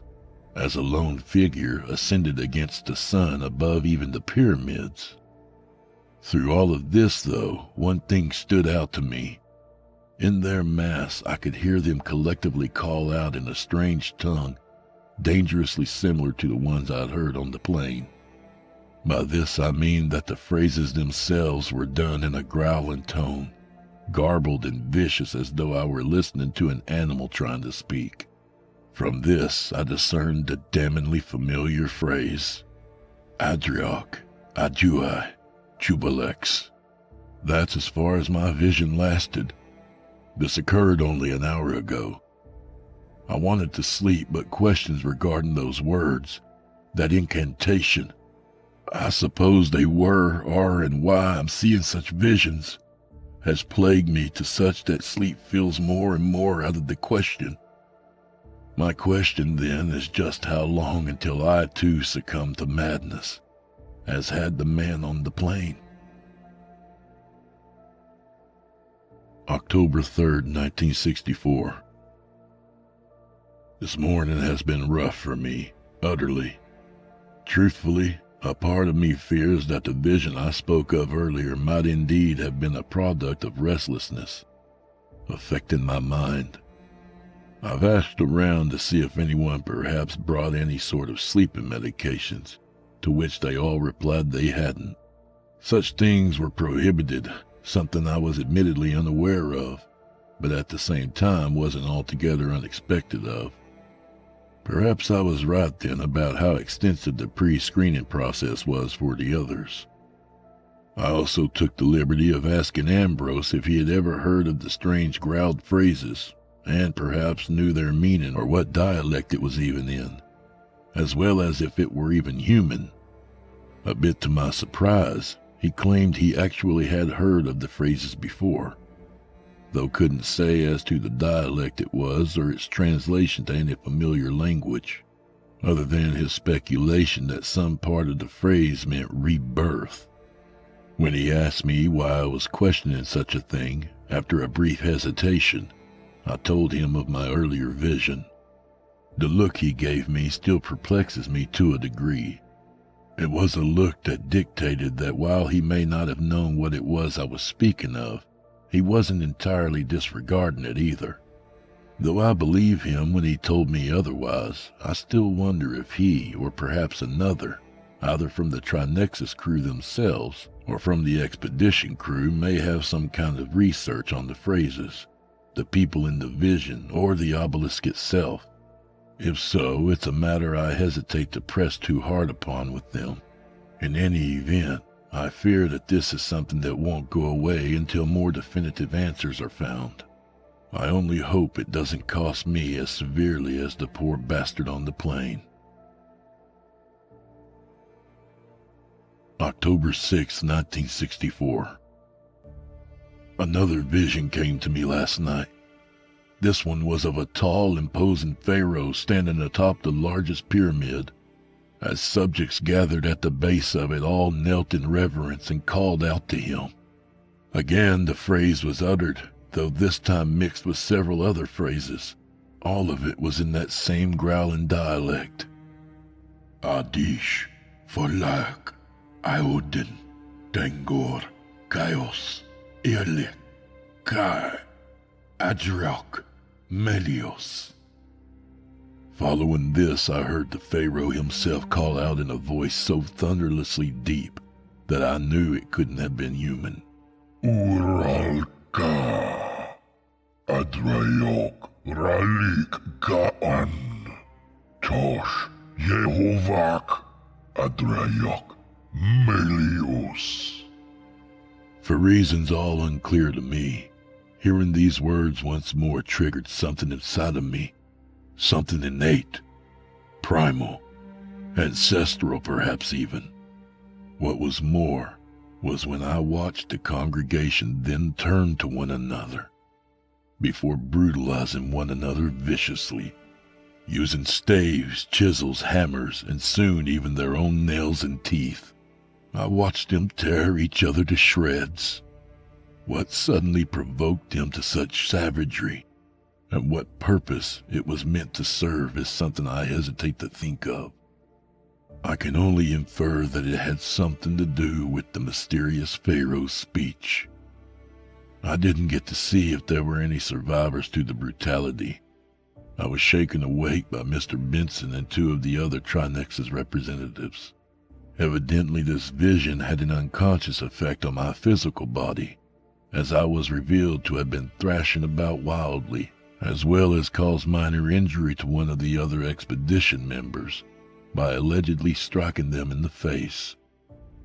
Following this, I was forced to isolate from the other members by switching vehicles in our convoy to one that wasn't as populated with others. Benson informed me that in the next week or so, we should be arriving at the site.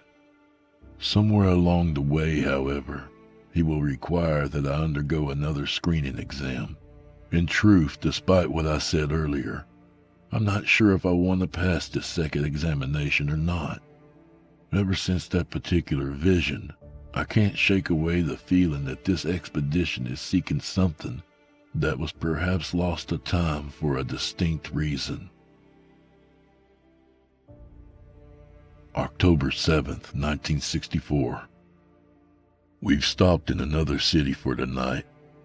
I'm told that it should only be another 2 to 3 days, God willing, before we reach the site.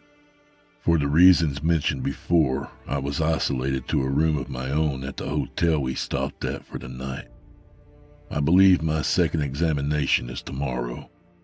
Though I haven't had any further visions or episodes yet, I can't stop hearing certain parts of the phrases uttered from the last dream repeat in the back of my mind. Adreyok Ka, Adreyok Ka.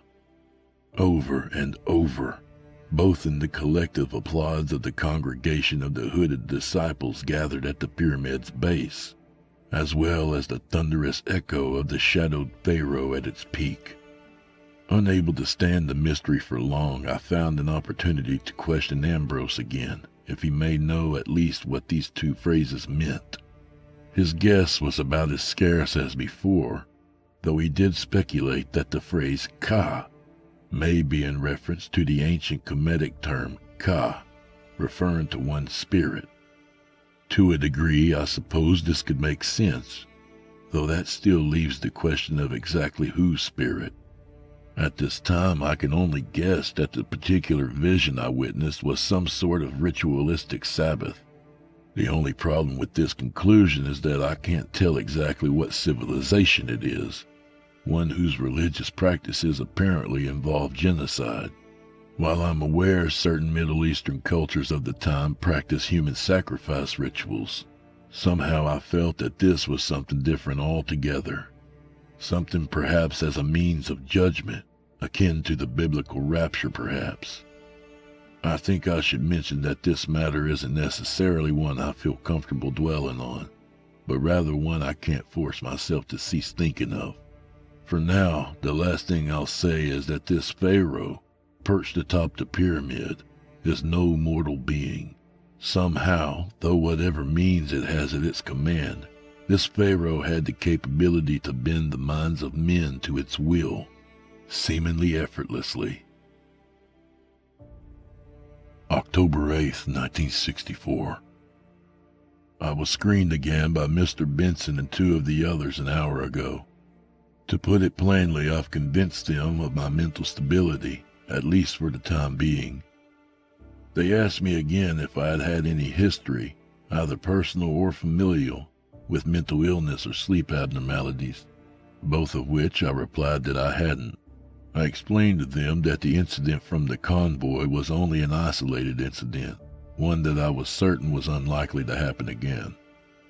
Truthfully, I said this more as a comfort to myself than anything else. God only knows now whether it'll remain true. More and more, though, I get the sickening feeling that what I had witnessed was only the beginning of a far larger, far more gruesome, and far more haunting puzzle. Regardless, they found this answer more or less satisfactory and cleared me to continue the journey. We've hit the road again now. According to Benson, at our current pace, we may be able to arrive by nightfall tomorrow, so long as we continue moving through the rest of the day and tomorrow. I've debated having the gumption to ask him about the obelisk and what its value was, and yet I've thought better of it. Regardless of the fact that I just barely managed to convince him to let me continue with the rest of the expedition crew, I also realize that I'm still not entirely sure that is really what he's after here. What's the use of stirring a hornet's nest without at least a concrete purpose for doing so? That said, that hasn't kept me from wanting to look into this obelisk myself. For the time being, I've asked to borrow a few of Ambrose's textbooks of ancient Kemetic culture. Being that he was the one to suggest it to me in the first place, it stood to reason for me that for now, he'd be my most reliable source to learn more of it. Despite so far finding nothing suggestive of the subject, I figure he had to have learned about the obelisk somewhere, yes? October 9th, 1964. We arrived at the site just before the sun began to set. The site itself is remarkable, I must say, despite not having been in any sort of condition mentally or physically to marvel at it like the others had. I was exhausted, therefore electing to make for the pre-prepared shelters designated to the expedition crew. The others weren't far behind me with this. Due to being cleared through the psych evaluation, I was once again designated to bunk with Ambrose.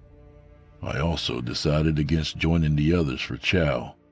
I wasn't hungry, plus I was by that point far too engrossed in Ambrose's textbook, still trying to find any mention of the obelisk or of the peoples I saw in the vision. I have yet to find either, however. It's late, and I think exhaustion alone may force my body asleep any second now. If so, my hope is that my mind is able to rest as well. October 10th, 1964. My wish was almost granted. My sleep had been restful for at least a few hours, perhaps the most peaceful hours I'd experienced since leaving Saigon. No visions or sounds plagued me. Then, however, I began to hear the shadowed Pharaoh's thunderous voice again. As before, the two words repeated themselves. Adreyaka, Adreyaka, Adreyaka. No scenery or hallucinations accompanied this. No, it was merely the voice, the booming, unknown tongue of the Pharaoh. It was then that I noticed, too, that the repetition of the words occurred at a rhythm, a cadence almost. They seemed to pause in between each utterance. Adreyaka, Adreyaka, Adreyaka.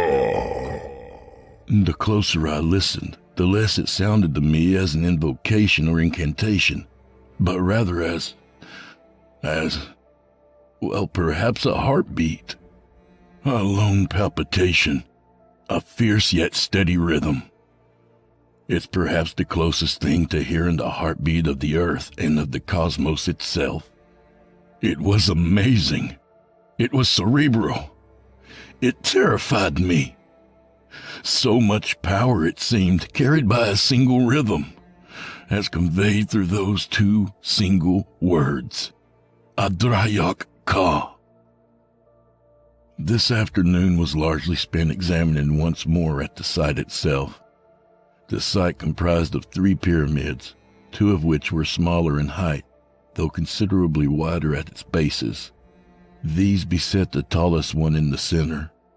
This one was estimated by Benson himself to stand at least 50 to perhaps 60 feet tall, jutting to the sky as a spear to penetrate the bounds to heaven.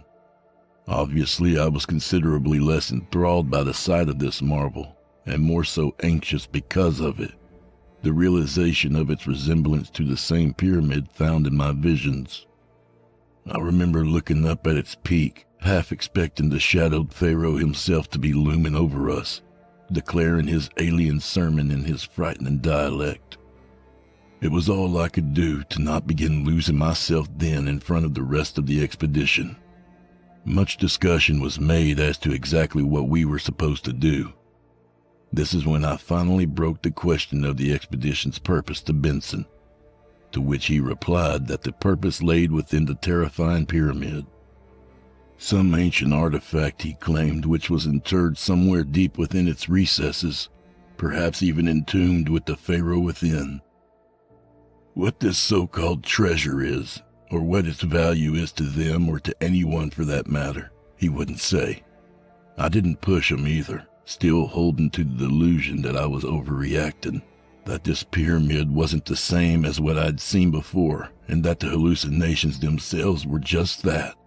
Hallucinations, perhaps spurred by a troubled and stressed mind, such as mine is.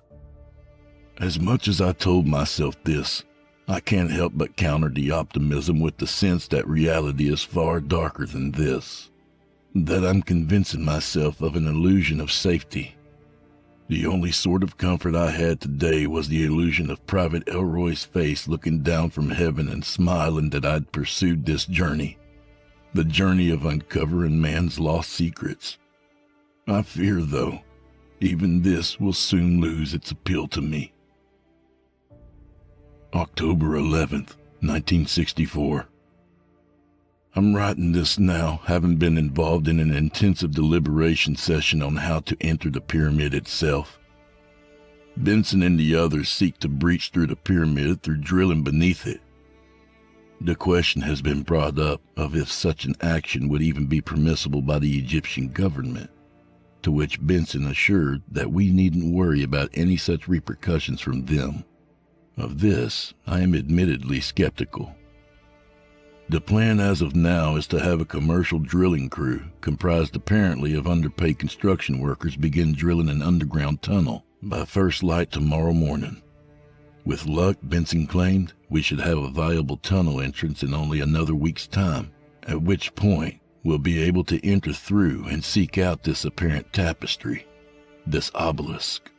All I can say to this is, I feel sorry, both for the construction crew Benson seeks to swindle into this operation, and to perhaps a lesser degree for the rest of us on the expedition crew, having already, I fear, been swindled by him into something truly frightening.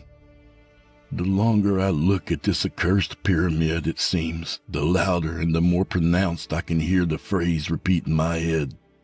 The more I hear it, the farther my mind reaches to figure out its significance and meaning. The only question is, who can I ask that would have such an answer? October 13th, 1964. Like clockwork, the drilling crew arrived at dawn yesterday morning and commenced drilling. That was how I was woken up, though I had already faced trouble yet again sleeping. The crew itself consisted of about 12 to 15 men, all worn and exhausted Egyptians, who I can tell have essentially broken themselves in 2 to 3 different ways for most, if not all, their lives simply to make money to get by in a day-to-day basis. I can only imagine and hope that Benson promised them a handsome compensation for this effort. Should this not be the case, however, I may not be entirely surprised. More and more, I've come to hold a certain distrust for Ronald Benson. From even the beginning in the meeting back in Vietnam, he never ceased to hold information from myself and others. Information that he and I would both know was important to share among the rest of us. I may not know what it is and or his purpose for evading questioning of it, but I know that it could likely affect the outcome of this venture. Not only this, but I'm beginning to wonder if he too is experiencing certain visions as to what I've described as well. Yes, I'd almost be willing to bet on it. For one thing, I've begun to notice signs of fatigue on his own face that reminded me much of the young man from the plane. For another, how and why else, when so much information on this supposed obelisk seems so sparse, bordering on non-existent, could he even know about it? More than this, there remains the question of exactly what the hell his purpose for finding it is in the first place. As much as I want to press this with him, I know that wouldn't be wise. Even if I thought there'd be a chance he'd give me an honest answer to the question, I fear he'd have me removed from the project, perhaps as a method of silencing me. Thinking about this, though, I can't help but worry again about my purpose exactly for being here. If such things as my silence would be of concern to him, then why did he adamantly insist that I join this expedition in the first place? October 16th, 1964. Word has it that the drilling crew has breached the halfway point into the tomb beneath the pyramid. Another 3 days, according to Benson, and we should be able to enter. The man has had these poor souls working day and night. I've come to one conclusion. Liar or not, Ronald Benson is truly a blunt, shrewd, and frankly loathsome man in my eyes. In one of the very seldom occasions I saw any of them given a break period, typically during the day and only for and no longer than 2 hours, I took it upon myself to ask one of them, a middle-aged Egyptian by the name of Rashad Emal, what he may or may not know about what lays within the tomb. His reaction at first was one I'd recognized as fear, anxiety, as though I'd asked him the name of an ancient evil. When he finally did speak, he informed me that no man has ever truly known what laid within this particular tomb. According to Emal, this pyramid had been one reputed to be even spoken of only by infidels, fools, and traitors, as he put it. I attempted to push for further explanation, but found myself quickly losing his favor. I remember he told me that the lord of this tomb was a vile, savage wretch that delighted in the spilling of blood in his name. I once more foolishly asked him all for the name of this infamous pharaoh, for which I was again denied an answer, this time resulting in his insistence that our conversation end then and there. The last thing I can remember him all saying to me is, "I pray only that your God can protect you from the might of him within. Others long ago were never as fortunate. If any of you had any sense of reason or any sense of the preservation of life itself, you will go back to your little shelter and kneel beside your bed, and then pray that the sense comes to you, and the rest to leave this accursed place." Dramatic as I found this statement to be, it's one that I cannot write off as sheer paranoia. Perhaps because much of what he told me appears to correlate hauntingly well with what I've told thus far. Already I was sure this was the tower and pyramid from the vision, and now I'm certain that it serves as the resting place of that long-deceased pharaoh. And above all, I now know that the very sand I stand upon is stained by the blood of an entire civilization that enacted a brutal genocide upon themselves simply in the pharaoh's name. It was yesterday when I spoke to him all. Since then, sleep has been an almost scientific impossibility for me. Though I've experienced no further visions as before as of yet, I still sometimes hear, in the farthest recesses of my mind, the screams of millions as they fall one by one, mutilated, to spill their carnage into the sand beneath them and behind this. In his infamously thunderous voice, the Pharaoh repeats his declaration. Adrayok-ga. October 17th, 1964. Another vision came to me this afternoon. It was just after I'd eaten lunch that I saw it. This, however, was something different altogether from the ones before. These visions didn't take place within the pyramids. As a matter of fact, they weren't of Earth at all. What world, or rather planetoid, this particular scene took place on, I can't for the life of me say. It was a dingy, gray, lifeless-looking place with bricked monuments that looked to blend Renaissance-style structures with that of a more Arab-esque tone. It reminded me a bit of the buildings told in the fabled Arabian Nights, large, imposing structures that curve outward toward their peaks. At their peaks were raised long needle-like spires that attempted to stab at the vast outer dark itself. I wondered at first who could have built such magnificent structures that would have made even the most talented of artists, architects, and visionaries sick with envy. Then gathered at what I inferred to be either a village square or perhaps the center of a planetoid itself were strange beings that, at the same time, immediately filled me to the brim with fright and disgust. Long, albino, writhing figures they were, each of them impossibly slender, clad in long robes as depressingly lifeless in color as the actual terrain they stood on. I saw how they appeared to gather at predestined points around a large hole at the center. 8 of them stood around the 9th, which stood next to the devouring pit in the center. Something of note with this, ironically enough I suppose, despite the fact I've remarked how depressing the terrain is, I saw that there were 3 suns that would orbit this world. Each of them were of varying color and cast a different aura over the land. It was when the second sun, the violet one, had reached its peak height that I watched the figures gather around the crater raise their arms. I hesitate to call them arms, though, as they were more like tendrils. Like the rest of their oblong-shaped bodies, their arms swayed and writhed in the air. I caught a brief closer glimpse of one of the being's appendages where I was horrified to see that on each of them, of which each being had at least 5, they all bore a long, elongated mouth. While the other 8 stood with their appendages raised, the one in the center next to the hole began slithering out of its robe.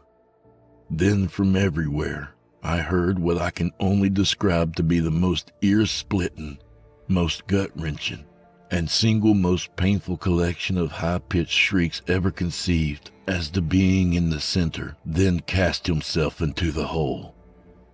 It was after this that I came back to reality, albeit dazed and scarred horribly.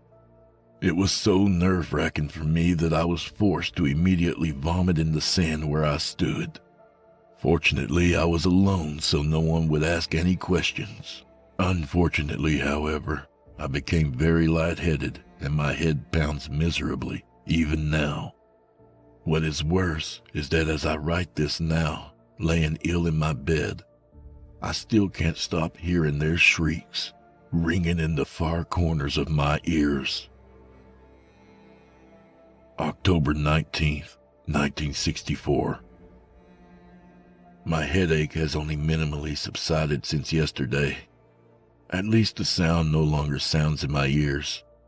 The headache alone was enough to cause me to lose the entire night's sleep. Like that has been anything new, though. The insomnia is beginning to worry me majorly. Though I'm becoming more and more certain that what I'm seeing is more than just a dream, there's still a part of me, a reasonable sense within me, that still holds doubts. It could stand to reason that the lack of sleep is affecting me more and more each day. However, at the same time, how can I be sure it really is merely the product of insomnia? How can I be certain that it's an effect of restlessness and not the cause itself? After all, had not the man on the plane seen similar, if not the same hallucinations I've been? And aside from this, if these visions were only phantasm, then what caused them all such fright to even speak of or be in the presence of this pyramid? All of this has led me each time back to one central question. What is this obelisk, and what is its purpose to Benson? Speaking of Benson, I must note how much more noticeable the signs of fatigue are on his face as of late. How irritable he's become as well. I saw just yesterday how, for simply asking for a brief intermission from the day's drilling, having been working for 12 straight hours on that day alone, mind you, he all but ripped the poor bastard's head off, claiming that he was daring to impede the excavation when we were so close to success. Whether suffering from hallucinations or suffering from swelled pride, I'm certain no good can come from any further unnecessary contact with him. I intend to avoid him as much as possible, being perfectly honest. The last word from him to the rest of us expedition crew is that we'll have breached entry into the tomb by noon tomorrow. Then we may all see what was lost to time, the horrible secret that we had broken natural law to pursue, and God himself can only tell what price may be paid for doing so. Something has happened again. Rashad Amal was found murdered only minutes ago. The entire company is in an uproar. There were no sounds or signals of any trouble before, plus I remembered seeing Amal perfectly alive and well only an hour or so before he was found. What could have happened? Who could have done it and why? All of these are questions that are currently being passed around the camp, none of which anyone has a real viable explanation for. I, however, have a different question of my own, one that strangely seems to have passed right over the heads of the others. Where is Ronald Benson? He wasn't there when Amal's body was discovered, nor has he been seen since. The others, likely due to the shock of the situation itself, haven't seemed to notice this. The thing that bothers me most about his absence, though, is the fact that the last time I saw Amal working on the tunnel, he was there, eyeing him with a noticeable anxiety. It was a crazed, almost rabid look in his eye, as though he thought that the tunnel's progress was his life dependency. I say all of this to say that my primary question has only one feasible conclusion, one that I only pray isn't true. Ronald Benson has graduated from a shrewd and lying scoundrel to a full-fledged murderer. I have not shared this conclusion with anyone else as of yet.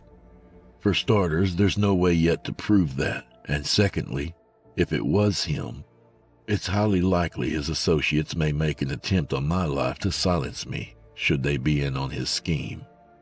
As that stands, I already don't feel safe any longer setting foot outside the quarters.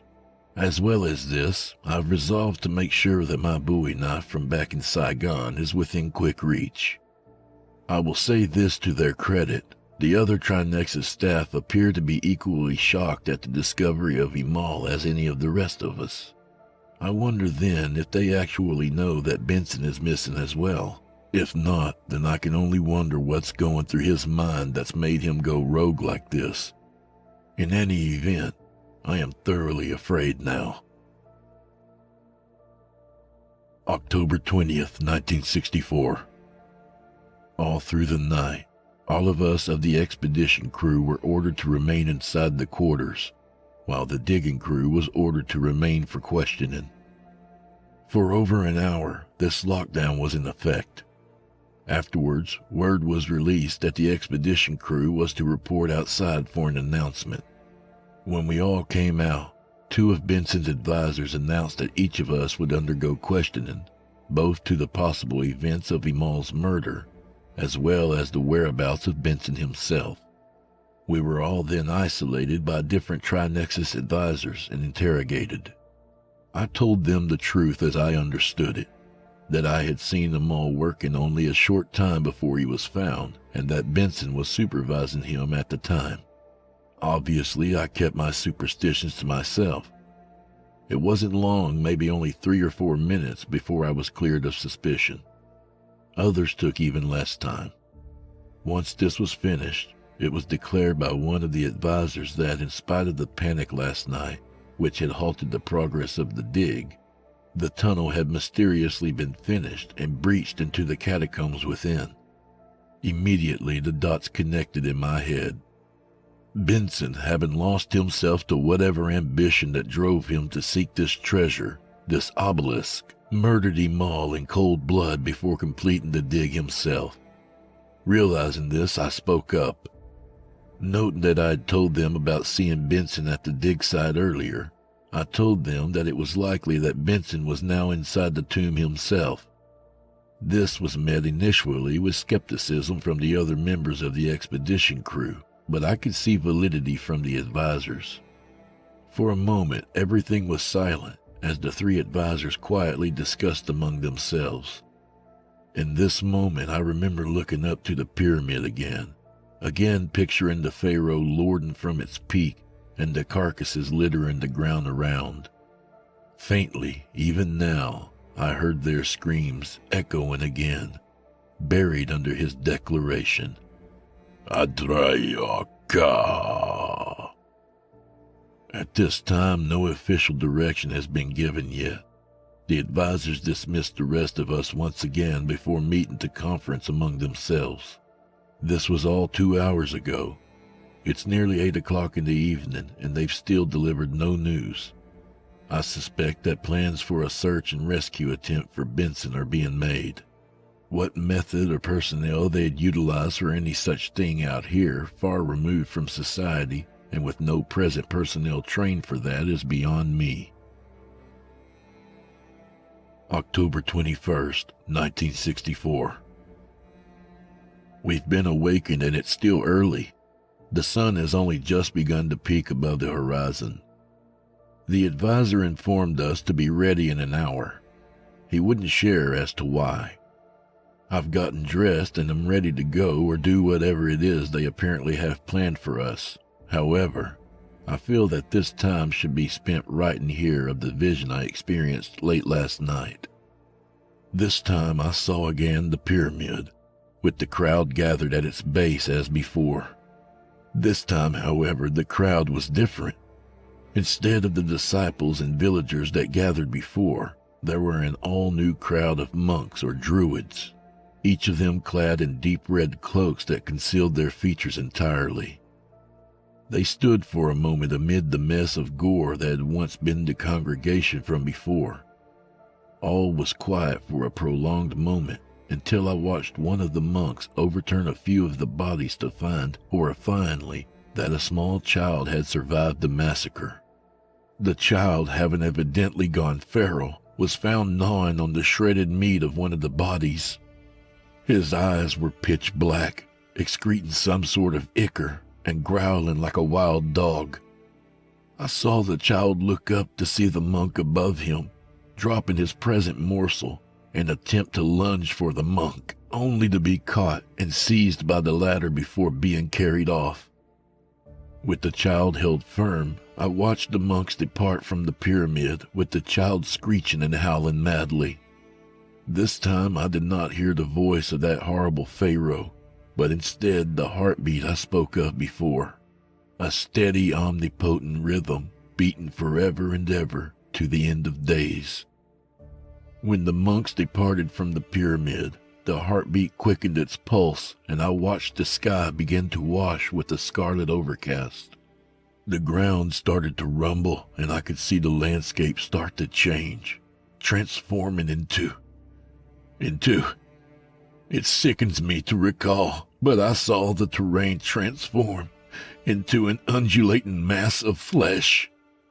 Everything, everywhere, all across the horizon, was all comprised now of living sinew. Pink, slimy, and repulsive, the flesh soil reverberated seemingly in accordance with the omnipotent heartbeat. I then heard the voice again, the alien tongue of the Pharaoh, declare, Adish, Alok, Auden, Adekan, Auden, Adrayak, Adrayak Melios. Beneath this, in hushed whispers from an unclear source, I heard these words. What had begun with blood and flesh, so too shall it end, and be reborn in the image of flesh. Following this, I heard the collective wailing of the slain once more, and the repetition of the phrase, Adrayaka. while the flesh soil reformed itself into the familiar desert terrain. I was shaken awake from my trance once again by Ambrose, who had evidently found me in a trance-like state and believed I had suffered a seizure. Since then, I've been doing my best to avoid both physical and visual contact with the pyramid itself. I don't know how much longer, though, I can continue with this expedition. I fear now, more than ever, that I've been glimpsing things, secrets or omens, that I was never meant to, and may well cost me dearly. Dear God, they're actually doing it. They're going to have us, all of us, enter the pyramid. The advisor stated that we will have to act as a search and rescue party for Benson, as they're unable to scrounge together a rescue team that'd make to the site in a timely manner. They further stated that this was part of the contracted clause that, should an emergency arise, advisory procedures should go into effect, including but not limited to aiding in any rescue attempts for wounded or missing personnel. This was something I had never given much thought to when I signed, though I likewise had no clue of how severe the situation would ever get. Who could have been, really? Who would have thought, signing up for an expedition such as this, that the circumstances would ever become so bizarre? Well, I know I didn't, and I can see by their equally anxious faces that none of the others had either. In any sense, expectant or not, prepared or not, we've been told that in an hour and a half, we'll be entering that blasted tomb in search for Benson. It would be a welcome miracle to find that Benson wasn't in the tomb after all, and that it wasn't he who murdered him all. Callous as it may be to say, though, a part of me honestly hopes he has met his fate within that tomb, whatever that may be. Date unknown.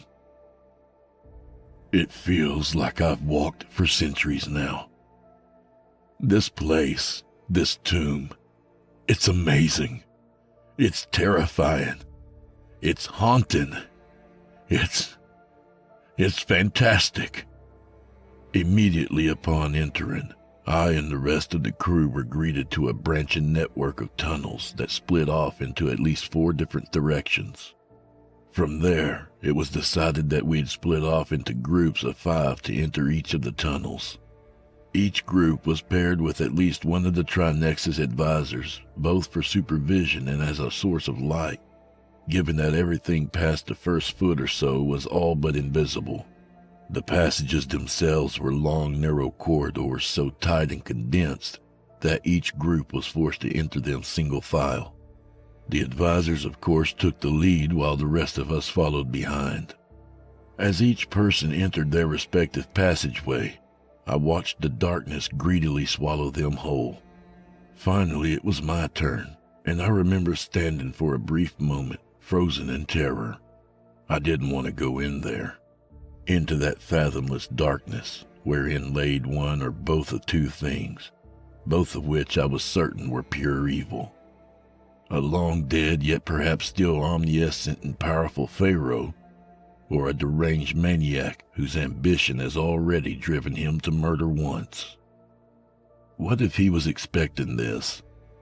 What if his plan was for the Trinexus advisors to lure us all in and split us apart to pick us all off one by one in the cover of darkness?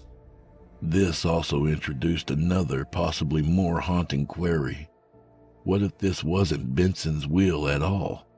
What if his actions, especially the murder of Rashad Amal, were not his own doing, but the influence of another through him?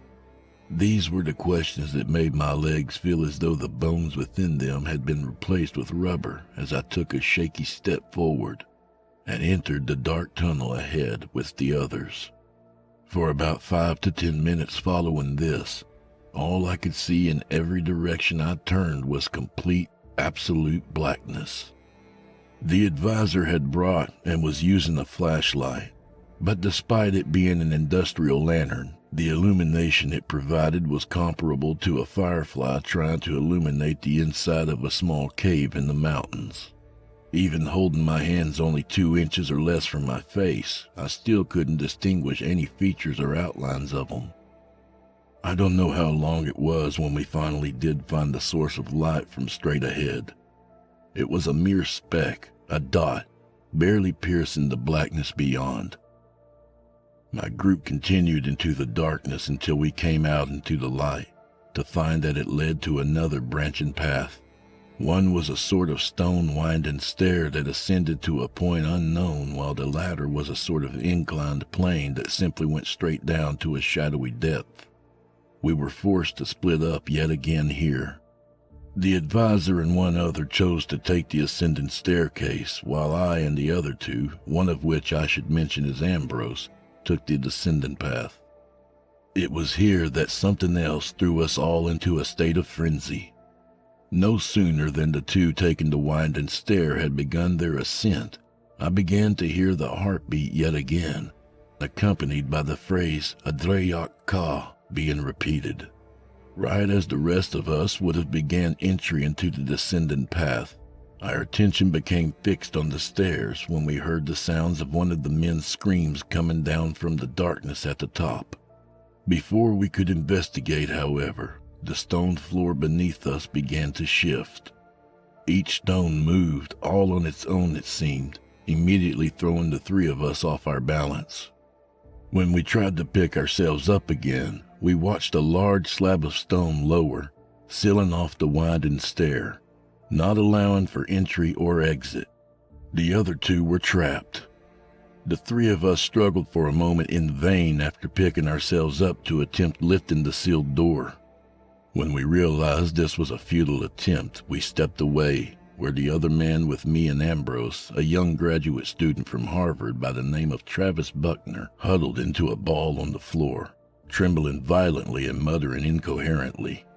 Seeing this, I was briefly reminded of some of the younger privates back in Saigon who were scared out of their minds like young Travis was here. Ambrose, having only given up trying to lift the door, was trying furiously to batter the stone with his shoulder, as if that would somehow work any better. I was the only one that remained composed, something perhaps due from my being used to frightening situations, ones far more exhilarating than this. I ordered for Ambrose to cease his attempt and for Buckner to get to his feet, and both to follow me into the descending corridor. They were perhaps naturally hesitant and slow at first to follow, but only after walking about a foot or 2 past the corridor's entrance, I heard the others' footsteps following behind me. Following this, walking deeper and deeper into the corridor, I heard the shifting of the stones once more. When we looked back, we found that the stone was lowering over our own path, eventually sealing the 3 of us once more in complete darkness. This almost caused young Buckner to panic again, until I calmed he and Ambrose down and ordered that we continue forward. We did, and had made it another 4 or 5 feet, at least that's what I'm guessing, before stopping again, when Ambrose called out to me, noting that Buckner was gone. I turned back. Without a light, I couldn't see either of the 2. I called out Buckner's name and got no reply. Ambrose told me he'd been right beside him the whole time until only seconds ago. The 2 of us began scrambling to try and find Buckner in the dark when a low, droning hum sounded from the other end of the corridor. Looking back, I saw the faint orange glow of torches. Where they had come from, and why they had only now appeared, I do not know. I tried calling out again for Buckner. He didn't respond, though instead, I began to hear the chanting again. This time, though, I was able to tell, both from the way the chorus echoed from the walls around us, as well as Ambrose's own shocked reaction to it, that this wasn't another hallucination. Someone was down there, doing God only knew what, and God only knew what it meant for poor young Buckner. With this in mind, I told Ambrose to follow me, and the 2 of us made for the other end of the hall, where the chanting was coming from. Reaching the other end, however, we found neither Buckner nor anyone else, but instead a large domed chamber that looked impossibly large and spacious, given its outside encasement, with hieroglyphical carvings covering every inch from top to bottom. In the center of the room was the spectacle itself, a large stone obelisk, likewise covered in pictorial carvings. In spite of my anxiety, I couldn't help but take a moment to examine the room, to marvel at just how impossibly large it is. This room alone, I felt, could have easily housed an entire congregation of peoples with room still to spare. The sheer fact alone that every square inch of stone making up the room was covered in hieroglyphs amazed me to nearly no end. Imagine the willpower, the determination, no, the sheer devotion those architects must have had all those years ago when they built this room. The obelisk itself was a crown jewel in of itself, standing easily 15 to 20 feet tall, long and narrow, jutting from the ground as a spear attempting to breach the ceiling. How it hadn't already is a trivial question that persists even as I write this now. Before I knew it, Ambrose was charging headfirst to call out for Buckner. I went after him, and immediately upon setting foot inside the chamber, before I had any time to react, the doorway shifted and was sealed once again. Ambrose and I were trapped now in that room, trapped with the obelisk. As I write, Ambrose is frantically picking at every corner and every crevice of the room to find a switch or some sort of escape door. I simply sit and wait and write. Somehow I feel now that there was a reason Ambrose and I found this room, whereas the others, even that bastard Benson, hadn't. What purpose and to what end? Well, only time may tell now. Date unknown. The passage of time has become increasingly meaningless. Time was only a relative factor before, but here, in this impossible room, hours pass by in what feels like an eternity as well as an instant. I say this to say that it is impossible for me to tell just how long Ambrose and I have been in this room. I know that it's been long enough for the two of us to start suffering of hunger pain. However long, though, it's still not been enough time to discover and read every pictorial carving within the walls.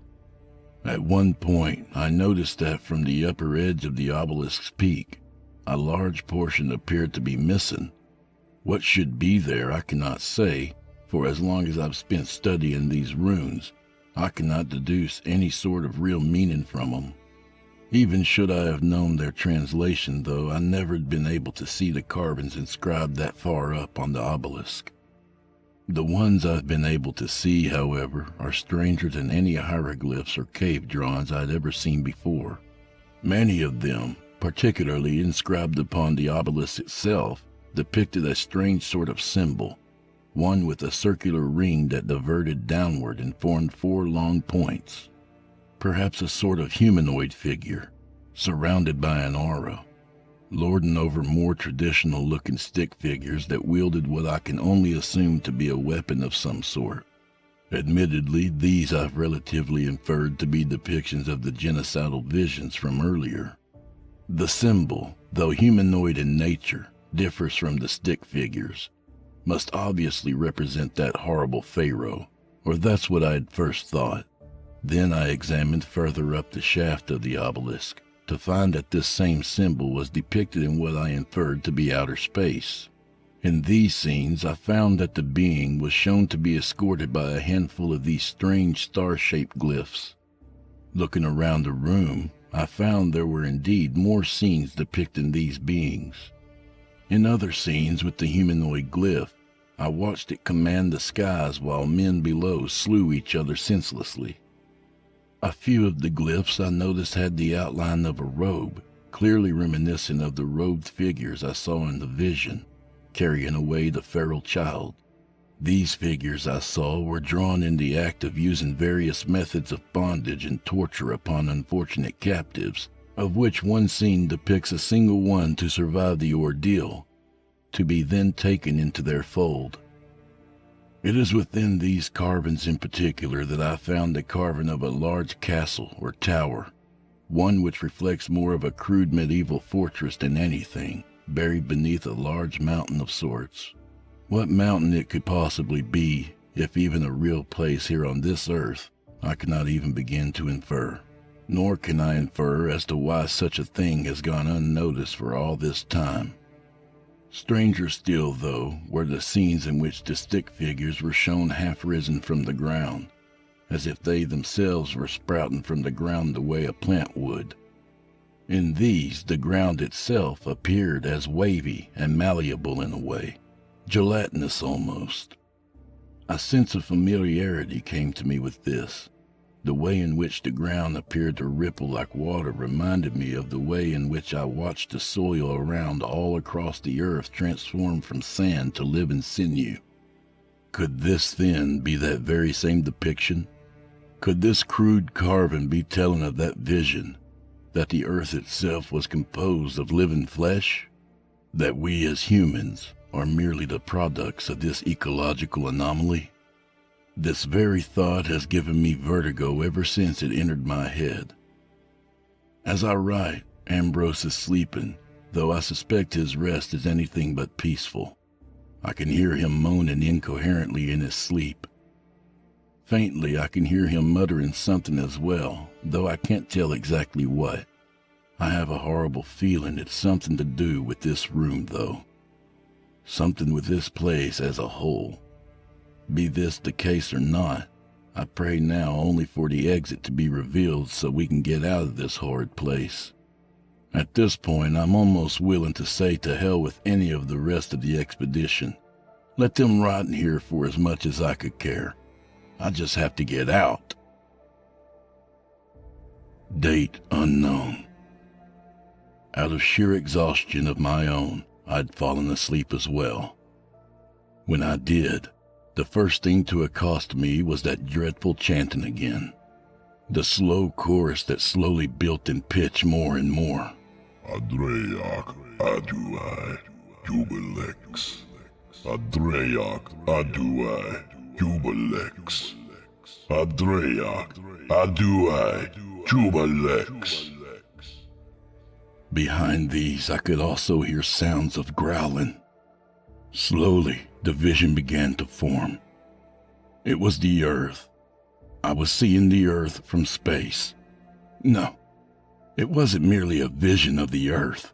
It was of its birth. I saw the Earth being formed, molded as putty into its familiar shape. As this happened, I saw the Earth and its mass wiggle and writhe to form the ocean and the continents. Once this was completed, I was blinded by a supernatural light. So bright it was that looking directly into it threatened to strip me permanently of my abilities of sight. I could actually feel the light searing the flesh from my bones. From the light, I could hear these words, uttered in a voice that was somehow far more commanding, far more terrifying than even the Pharaoh's was before. From my image, this world was born. For millennia and more. This image has made the world thrive. For millennia, flesh has been corrupted because of you. What is it talking about? I wondered, while the light continued to burn brighter and brighter. I wondered, too, exactly who, or rather what was speaking, as I was certain this was not the voice of any person. Suddenly, something inside myself came out. It was almost like a dormant instinct, one that I couldn't possibly describe other than to say that it wasn't myself that spoke, but rather something else through me. Whatever it was, being or instinct, it spoke in a raspy, snake-like voice. I'll have come to make it all end. When I spoke, I was seemingly brought out of my body. My senses and the actions of my body weren't my own. The only faculties I still possessed control of were those of my thoughts. For this, my energy was spent trying to rack my mind around what it even was that I was witnessing, why, and who it was that spoke to me and what his words meant. I was a fish in a bowl, a bird in a cage, forced to stay in confinement while forces far beyond my comprehension seemed to do with me as they damn well pleased. From my mouth, the snake-like voice spoke again. You have lied to yourself. We all have lied to ourselves. There is no peace, no prosperity. This star will have us all. To this, the thundering voice bellowed. You're the only one that draws it to us. You are why our people were damned. You. I am the one that's saving us all. Through rebirth, I cleanse this world of corruption like you. Rebirth? I heard the other hiss condescendingly. Rebirth will not save you. I saw the truth when I was nulled. From this, I watched the aura of light dissipate to reveal the volatile-looking being within. Tall, slender, and grotesque it was, without sexual organs, without skin, and most horrifyingly, without a face. All across its body, the being had no flesh to cover a single inch of the at least 7 to 8 feet of muscle tissue and sinew that made up its form. Its head, however, was a completely different story altogether, with it being made entirely out of scraps of flesh that constantly writhed and pulsed in a rhythm similar to a heartbeat. I had absolutely no control over my body, else I likely would have screamed and run faster than I ever had in my life. The naked being stretched its gangly naked arm out towards me. My body retracted away, though not of my own command. From my mouth, the snake voice hissed. You cannot be rid of me.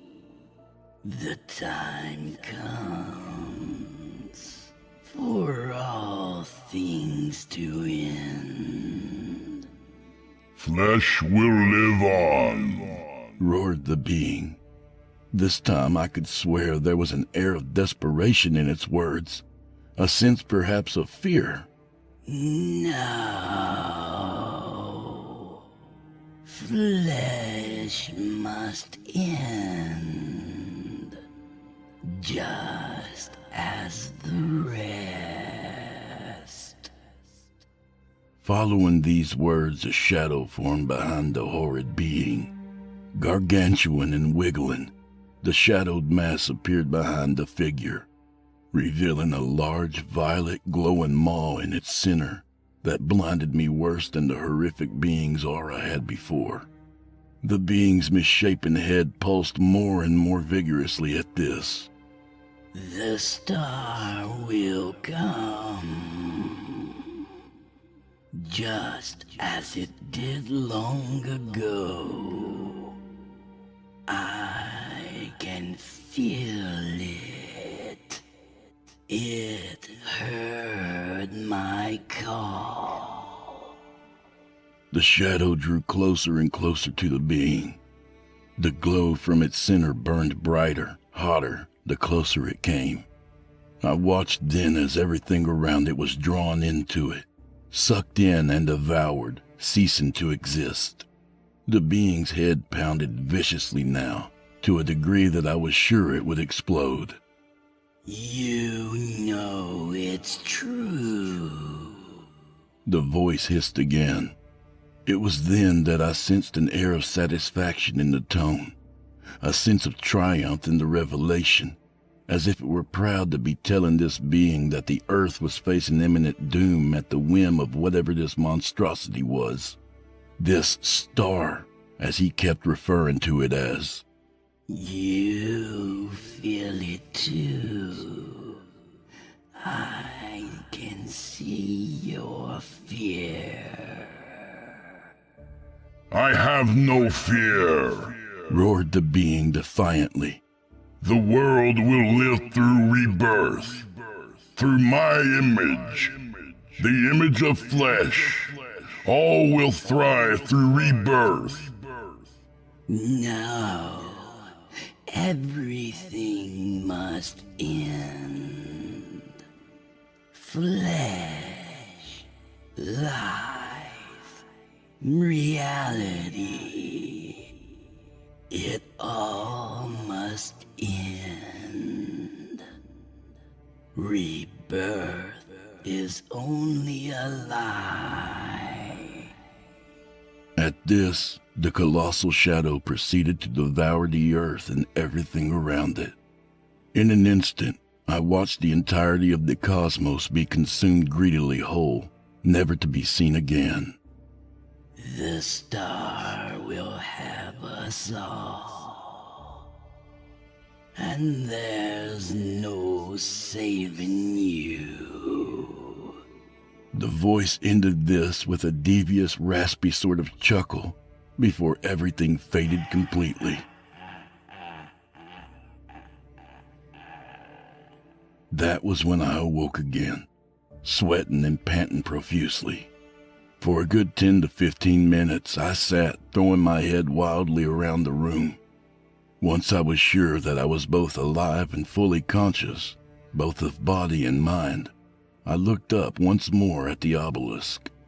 A further way up, closer to the peak, I spotted a new icon, one that took the shape of an 8-sided sort of star, with a large dot or hole directly in its center.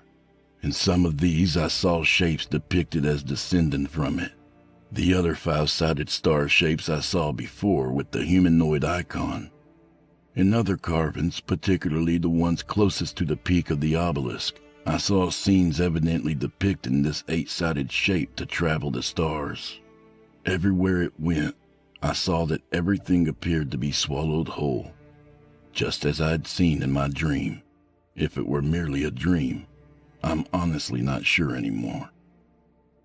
Seeing this, I cannot help but wonder not only who or what that was that spoke through me as a conduit, not only who or what the grotesque being was I saw before, but above all else, what was this gargantuan terror that had these beings terrified to death?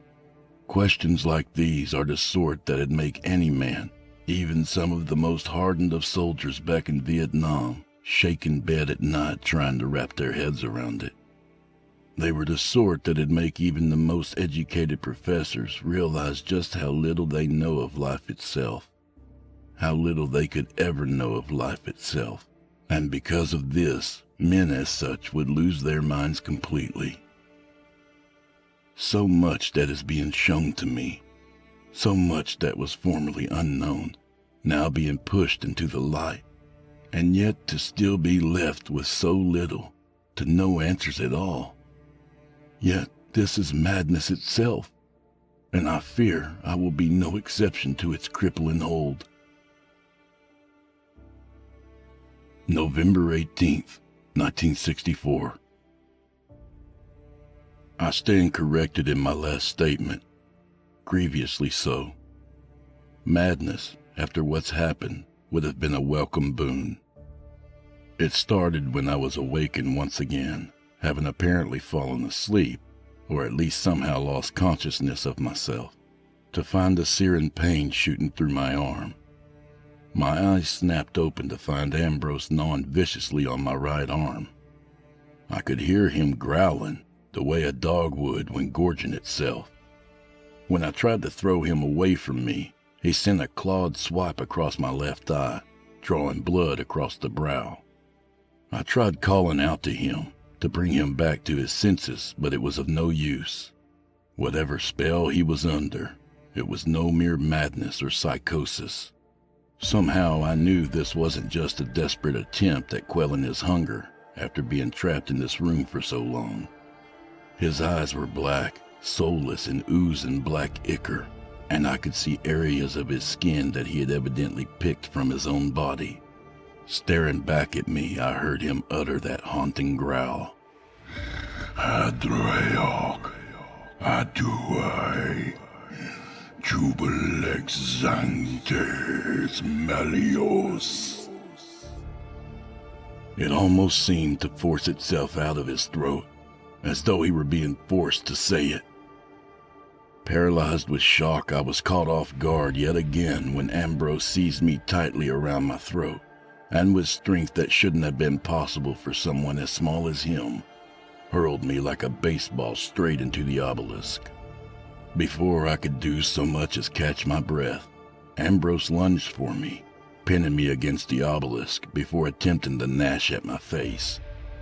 The black ooze was gushing more and more from his eyes, seeming, I noticed, to cause him pain. It was everything I could do to keep his ravenous jaws from tearing away my face like paper. He was relentless, managing to still tear a sizable chunk from my left cheek. I managed to hurl him away, sure enough, but that ended up costing me the last of my strength, being too weary from pain and sheer exhaustion from inability to sleep. I stood, cradling my wounds against the obelisk, as Ambrose rose up and prepared to pounce again, when suddenly, something stopped him.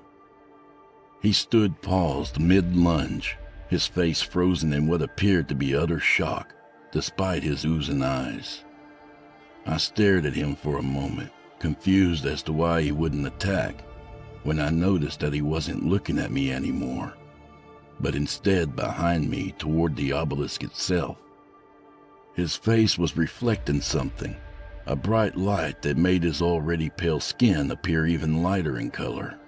When I turned then to look, I was immediately blinded by a light that seemed to burn even through my eyelids. It was as though the sun itself had exploded and that I had just attempted to look upon the supernova with the naked eye. It was a far more advanced feeling of the effect a total eclipse would have after attempting to look at it with the naked eye. This was more than just a light, though. This was something sentient, something celestial, something alive. Even Ambrose, in spite of his possession, could see this too, and was terrified of it. My eyes were searing inside my skull, slowly melting to slag. At any moment, I was afraid the rest of me would soon follow. Then, from the direction of the light, I heard the baritone voice I knew all too well. The inhuman boom of that tyrannical pharaoh. Away from him. The voice bellowed. Its tones echoed all throughout the space of the domed room. Slowly, I began to open my eyes once more. Once more, my eyes were strained in doing this, though I eventually succeeded in opening them all the way. My vision was blurred heavily, everything appearing to me as only a white, cloudy void with the vague outline of a person clad in a snow-white robe, standing directly ahead of me in place of the obelisk. Distorted though my vision was, I noticed faintly that the being's limbs appeared to sway like branches in a strong wind and back and forth. I opened my mouth, but found myself unable to speak. I felt as though my throat had been muted, or that my voice had somehow been ripped from it. My mind was a firestorm of awe, fright, wonder, confusion, and more. So many thoughts, so many questions, so many feelings all at once invaded my mind, not allowing me a second to so much as breathe. Who or what was this thing? Where had it come from? The room? But then why had neither myself nor Ambrose seen it before? What was its purpose for being here now? saving my life like it had. Flesh must not continue. The end approaches, and there will be no hiding from it. As you have deceived yourself in doing for so long now, flesh child. I noticed when it spoke, that it was a sort of combination of the skinless humanoid's bestial growling and the hissing tone I heard before. I looked behind me toward Ambrose, either because of the force controlling him or because of something else entirely. He seemed unaffected by the heavenly light around the three of us. He stared forward in both terror and a sense of revulsion past me toward the figure. You didn't believe you would prosper for the rest of time, did you? You weren't foolish to think that resetting this world would hide it from the gluttonous star, from chaos, did you? I watched Ambrose's mouth open, and from him the humanoid entity's own baritone voice bellowed. Flesh can live on. It will live on. You are our damnation. Just as you were then, so you are here and now. Looking back to the figure in white, I saw its arms raised, flailing jointless. I am not damnation, fleshling. I am truth. I am inevitability. Unlike my brethren, those you so cruelly slew, I am not here as an oracle. No, I am here as your harbinger of the end. I exchanged glances back and forth between Ambrose and the figure. Ambrose, I saw, began to clutch his temples and crumple to his knees, suffering some sort of migraine or pressure. No! I heard Ambrose shout. No, I won't allow this. Flesh will continue. The flesh will live on through rebirth, as it always has. Ambrose was in a fetal position on the ground now, clutching his temples, now in nothing short of pure agony. What was going on with him, I could scarcely even guess. The figure replied, And when chaos finds you again, as I know he will, what will you do then? Rebirth will conceal you, but for only so long.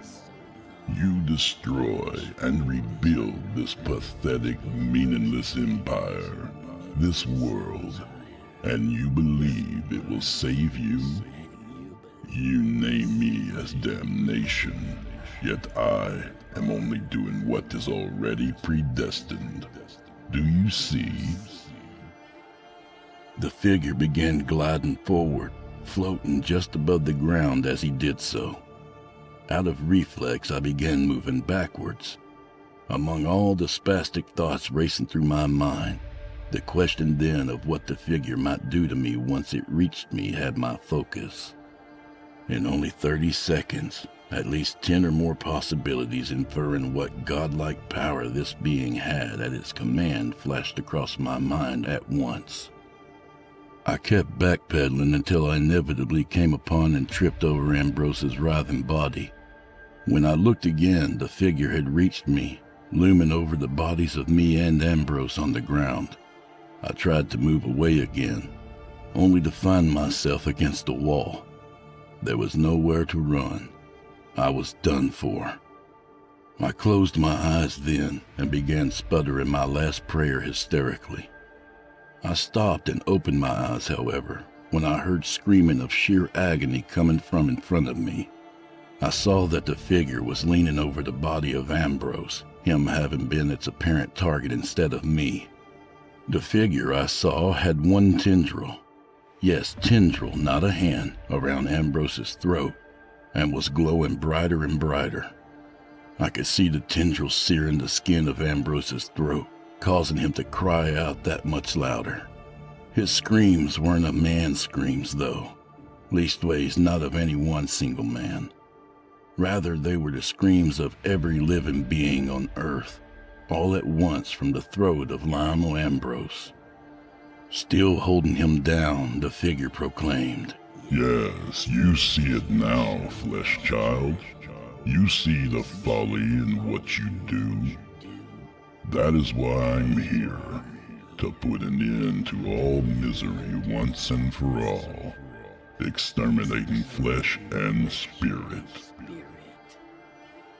In another instant, the figure burst into a ball of white light, and following another wail of pain from Ambrose, I heard it declare, Uralka, Ilek Adrak Ka, Chaos Ralik Gaon.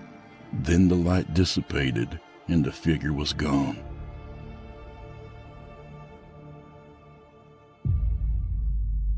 It was instantaneous, and at first I had no idea where I was, or if I had not perished in that burst of light. In another 5 seconds, however, I found that the room had returned to the way it had been before. Ambrose laid motionless on the floor in front of me. I turned his body over to find his eyes rolled back and glazed over. Pressing against his throat with my fingers, I found he had no pulse. Whatever had happened, whatever the figure, the white, faceless Pharaoh had done to him, Lionel Ambrose was dead now. My attention was jerked away, however, when I heard the sound of stones shifting again. When I turned, I saw the obelisk was sinking, the ceiling following close behind it. Immediately, I was throwing my head around in a panic to find an exit of some sort. Everywhere I looked, though, I saw only the inscribed walls around me. I rushed to the nearest wall and began frantically prying at every divide in between the stones, praying one of them could be pried apart and that I'd find it in time. It only took me another 15 seconds of this to realize I wasn't going to make it out doing that. There was no escape. I'd avoided the death Ambrose received at the White Pharaoh's hand, only to meet it at the hands of the obelisk itself. This was the price I would pay for the pursuit of knowledge, to witness a horrifying portent, and then to be buried with it forever, never to tell any others of it. I'd failed, not only as a journalist, not only to the world as the chronicler of the events that transpired in this God-forsaken tomb, but to my purpose at coming in the first place, to tell the greatest story I'd ever know, to honor my fallen friend, Private Elroy. Then, amid the pandemonium, I faintly heard stones shifting again, coming from the walls. Looking to my right, I found that a section of the wall was rising, revealing an exit to the room. Summoning every reserve of strength, I gunned it through the new doorway and into another dark corridor. There I found that it too was shaken, with the ceiling lowering there and throughout as well. The tomb was collapsing, and I knew that it wouldn't be long before it would serve as the eternal resting place for any who were still inside when it did. Through the long dark corridor I ran. I had no idea where I was going, and there was no way to know. A few times I'd slammed into a wall that I couldn't see.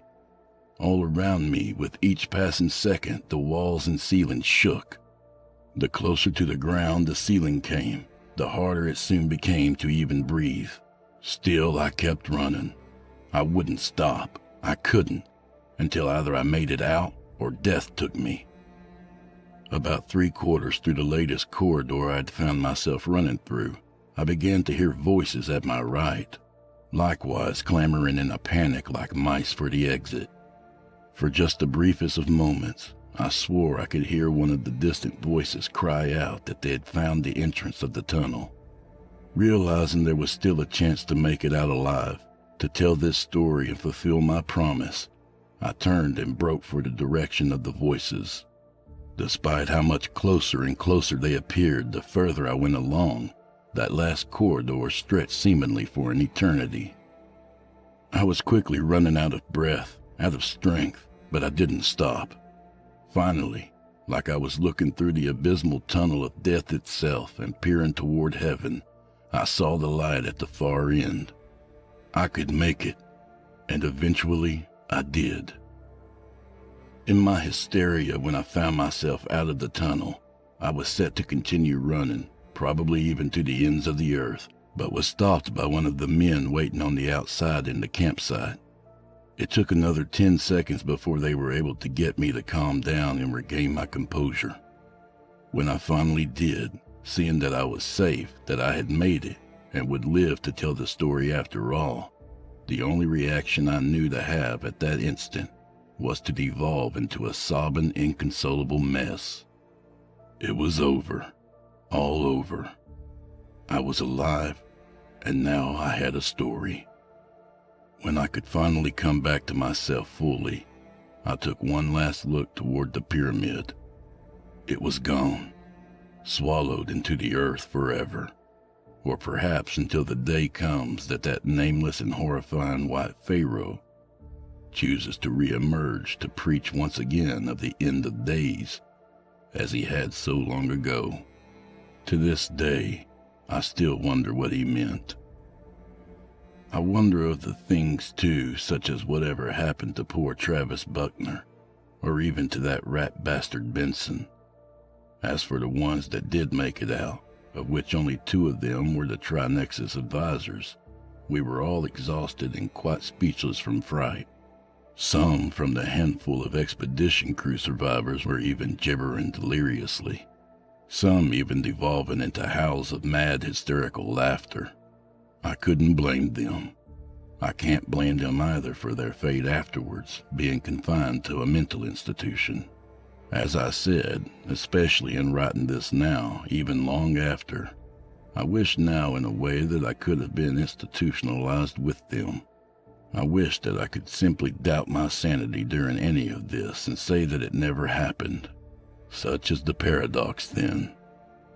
Before departing from the site, I requested that there be one last photo taken of those that survived that fateful and harrowing experience. As damning as the memory is, the thought that I lived miraculously for over 2 weeks without food or water, and through an unexplainable phenomena as what I had, without fulfilling my promise to tell this story, weighed far heavier on my soul. As I found out, I would make the right call in doing this. When I returned to the base in Saigon a few days ago, I planned to record this final part of this journey and send it for publication. Just yesterday morning, however, I received a brief letter from the Trinexus Corps, forbidding me from publishing or publicly speaking of any of the details I was aware of from the past month, and that disobedience would result in criminal prosecution. I couldn't believe it, after everything I was forced to endure on their behalf, and after everyone else that lost their lives, they were now enforcing my silence.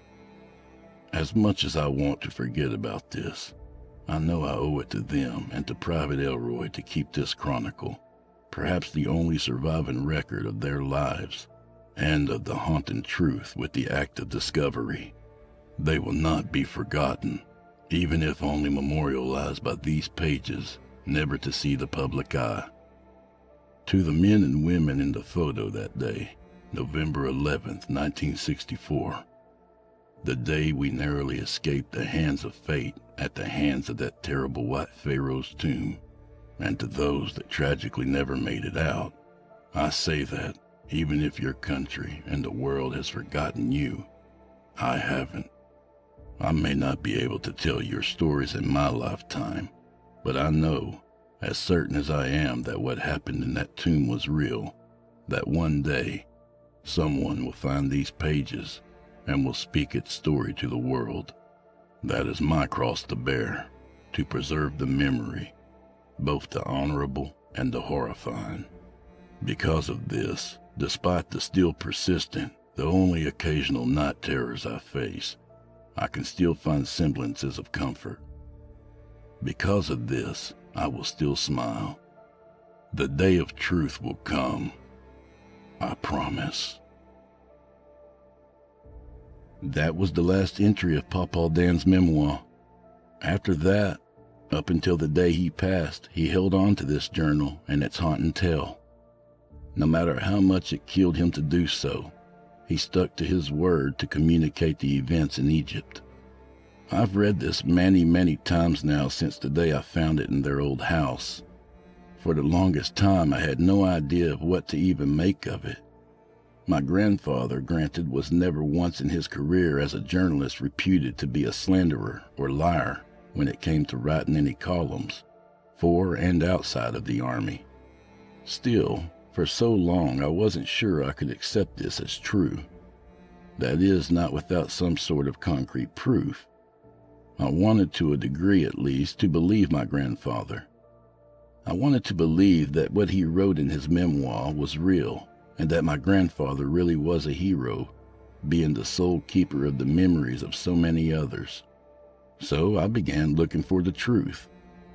For at least the past 10 years since Papa Dan passed away, I scoured across libraries, the internet, and even tried looking for old news articles to try and find anything from mid-November 1964 relating either to him, the pyramid, or any of the other survivors.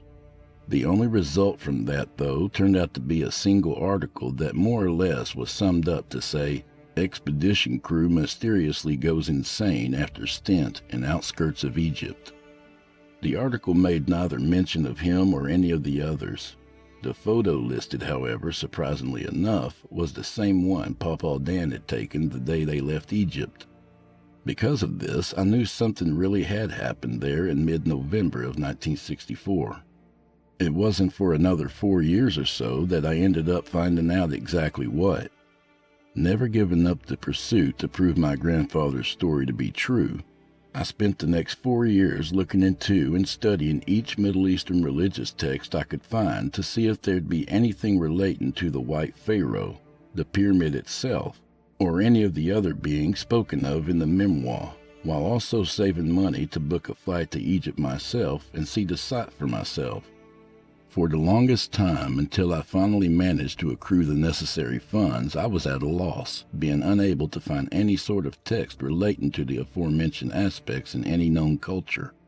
It seemed then that the only way to prove his story was true was to ask the people of Egypt, judging from how afraid they were reported to be in Papa Dan's accounts. Finally, in the summer of 2018, I scrambled the money together and flew to Egypt to see the expedition site for myself. Like with my grandfather, I spent the first week in a small hotel that was both cheap and available while scouting the land. During this time, I tried asking a few of the locals what they knew of the White Pharaoh of the Desert Pyramid, or of the obelisk itself. Most of them either looked at me confused or just kept walking, ignoring me. Some, though, older folks, gave me the same grim, horrified expression Papa Dan described he had gotten when he asked. Just like with what he was told back then, I too was told that only infidels, fools, and traitors dared seek what I was after. Finally, I set for the site itself where my grandfather had narrowly escaped death all those years ago. This took another week, and when I did arrive, I was confused at first. There were no pyramids to speak of, at least not the one Papa Dan wrote of. It was when I came right on the spot that those few that had actually known of the pyramid had told me it'd be that I found it. Despite being buried under 56 or more years of sand, I saw what appeared to be a large slab of stone. Further investigation revealed the stone to be not of the pyramid itself, but a fragmented piece of that room, with the slab of stone bearing the 8-sided star hieroglyph Papa Dan described seeing upon the obelisk. The colossal terror that, according to his memoir, was capable of both the creation and utter devastation of all existence. The very thing that supposedly had been answering the White Pharaoh's call.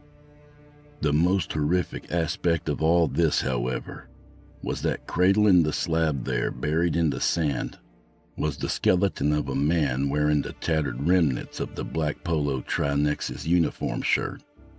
On the pocket, though faded and worn, I faintly read the name, R. Benson, across the tag. It was true, all of it. The pyramid, the portents, the obelisk, all of it. It was real, And now I'd found it, clutched by the bones of the very man that bestowed this journey, this curse upon him in the first place.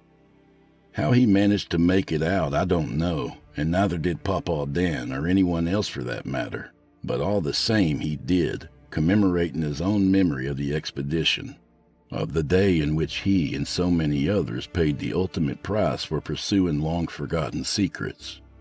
I suppose, though, I still have to commend him, because without him, there would have been no proof to corroborate my grandfather's greatest story, his most fantastic, most horrifying, and all too real account, the Obelisk.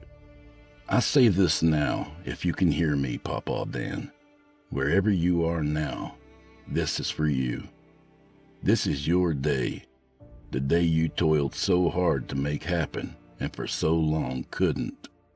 This is the day of memory for you and for all the others, both that survived and those that didn't. For you, Pawpaw Dan.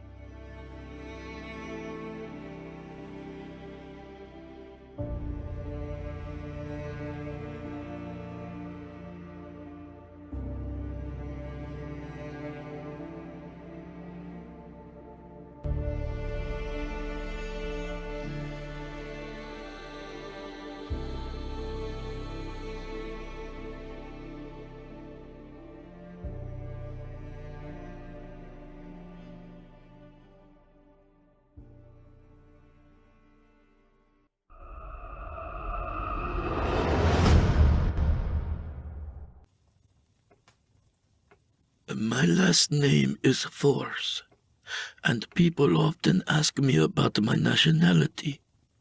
I tell them I'm a Romanian-Hungarian.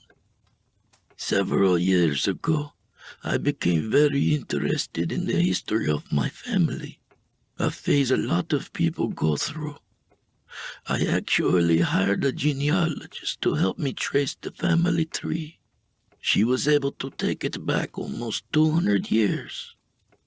The person I was most interested in was my great-great-grandfather, Ashero, because I had already had the most information about him. He lived in Romania all his life and had been a carpenter. He'd never left Europe. With the help of the genealogist and a cousin of mine in Lancashire, England, who I visited specifically with the purpose of finding out more about the family, I tracked down my great-great-grandfather's old books and papers. Quite a few now survive in an old storage facility where we keep a lot of the family heirlooms for posterity. Going through all these old papers, I came across a diary he kept from the age of 39 until he was about 42. It was written in Hungarian, and unfortunately, my Hungarian is incredibly thin. I did manage to finally get through the diary, though, and about 2/3 of the way through it, I came across about 25 pages that absolutely stunned me. The contents of those pages are what I want to relate. They are not dated, but from context, I can tell the events took place around the year 1893. Here is what Ashero Force wrote back then of one particular long winter's night. We met at the southern end of the Bergel. For Hardish and I, it was a single day's journey by horseback. For the policeman, Klemendrada, it was another day by train from the streets.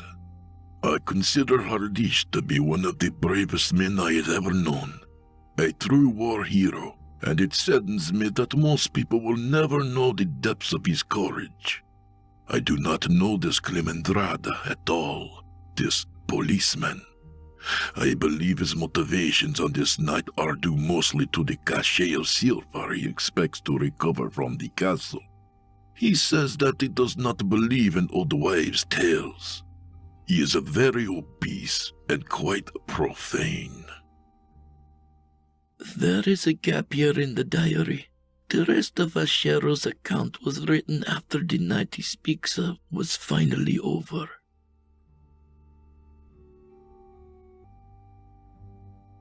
We met at the end and wasted too much time planning, and with Clemendrada haggling over the price of the carriage, which had suddenly risen. We had agreed that we would tell people we were surveyors. Hardish was very edgy from the beginning, even more so than myself, although it was I who had the most rage in me. We eventually settled the price of the carriage and went off. I carried a single stake in my bag. Hardish had a stake and a pistol and very long iron bar. The policeman, Clemendrada, had 2 pistols, and that was enough for him. I was also carrying along as many matches as I could. It was very important that I protect him. The weather was very, very cold. It had already begun to snow, and we weren't certain how this would affect our journey. It was an hour and a half until we came to Todetso. It was only about 8 o'clock at that time, but in the village there was not a single light to be seen anywhere as we went through in the carriage. Clemendrada asked Hardish when he thought I could not hear him which house had belonged to my wife's sister. Hardish pointed it out. It was one of the smallest houses in the village, now very dark. I knew, but maybe the policeman did not know, that Todetso was always like this even before Isa had been abducted. She was 21. Clemendrada was stunned that no one walked down the road and that not even the pub was open for business, as if everyone was hiding. Of course, that's exactly the case in Todetso, cursed by geography. The snow continued to fall, but it didn't seem like it was going to be a real problem. We rode on past that point for another half an hour, not speaking much. Once in a while, Clemendrada would say something, ask about the area, which was very foreign to him, and Hardish answered those questions. I could say little or nothing. The pass narrowed at one point, as we knew that it would. We had been there before, but it had been quite a while. Hardish had the horses going at a solid trotting speed when suddenly he cried out and got them to stop very quickly. We couldn't see very well. There were woods on both sides of us. It was quite dark, clouds in the sky blocking the stars. When I got out of the carriage, I saw what Hardish did, which was that an enormous pit had been cut out of the pass. A pit about 10 meters across and as much as 2 meters deep in some places, dug out messily, blocking the road. Had the horses not been urged to stop, they might have gone into it. That would have been a terrible accident. We walked around and around the pit. It was obviously an intentional construction, not an accident of nature. We were trying to figure out how to get around it when Hardish said to me, "What is over there?" We could see through the gloom that there was a man sitting slumped at the base of a nearby tree, and we could see that there was a shovel sitting next to him, leaning against the tree. I walked over to him. It was too dark to see his face. I asked him if it was he who had made this pit, and if so, why had he done it? It must have taken him hours and hours, if not days. But from this man came no response, though his head did tilt upwards. I reached into my pocket and pulled out one of my matches and struck it, and held it up toward the man, hoping that the snow would not snuff it out. I saw him fully. I was disgusted and horrified at his incredibly white-grayish pallor. The bones of his face had pushed out grotesquely, and he gazed up at me with lifeless eyes. His mouth opened and closed as if to speak, but no sound came out. I saw that on the left side of his neck was a grouping of garish, very slowly healing wounds, spreading out several inches in every direction, as if he had been bitten by some animal not once, twice, or even 5 times, but methodically chewed at over the course of time. Hardish and Clemendrada had stepped up beside me. Clemendrada poked at the man with his finger, demanding an answer, but it was obvious that we would not get one. We decided to unhitch the horses. I and Hardish would ride one. Clemendrada would take the other, and we would simply move on. We had no choice. The carriage had to be left behind. Eventually we came to the river. We tied up the horses at the place we had arranged, and the raft was indeed waiting for us, the one we had paid the gypsies for. It was fully prepared, though there wasn't much to prepare. We climbed onto it. The wind was getting higher and the cold had sunk into our bones, but we were still dry. Hardish pushed off, and the current took us from there slowly eastward.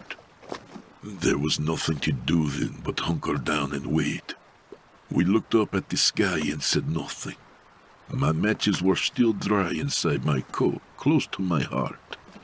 It was 90 minutes of drifting down the river, woods on either side of us. The mountains seemed to come nearer and nearer. At one point, Clemendrada lifted an arm and pointed into the distance.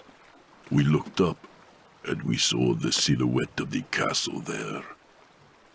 I could not take my eyes off it as we got closer and closer, until the raft took us finally to our place of disembarkation. We tied it up to the shore and started to make our way through the woods, which began just a little ways up the bank. We went past the corpse of a horse that had been bled dry, so much so that it seemed to have shrunk. Under the moonlight it appeared quite white, almost hairless. There were punctures all over its body. We tried not to look at it too carefully. As we made our way to the castle, the structure grew larger in our vision, and we used it as a guide, making our way through the trees, our feet crunching in the snow. It was only another mile until we emerged from the trees and were virtually on the castle grounds. We climbed a very steep hill, our breath coming in short spurts, all of us beginning to pant from the effort. I looked straight up. The castle was right before us, reaching up into the sky. I made a great effort not to look up toward any of the windows, lest I see faces looking down at me. Instead, I concentrated on what was immediately in front of us. There was a wall that blocked off a courtyard. I pressed my hand against the stone, and was amazed to feel how incredibly old and crumbling the castle truly was. It was in terrible, terrible condition. Mossy rot was growing everywhere, over every stone. It felt like the entire edifice could come apart in my hands. Hardish spotted a hole at a spot high on one of the walls, and began to clamber up toward it. It was about 8 feet above our heads. When we reached the hole, he told us that he could see into the courtyard, and he looked down into it. We followed. Clemendrada climbed first, and I came after him. Then the grass below our feet had been replaced by stone. Where we stood, there were 2 very large doors leading into the castle, both bolted. Hardish went up to the closest one to us and bent to examine the lock. Clemendrada gave him the iron bar he had been carrying. We all looked at each other and knew what had to be done.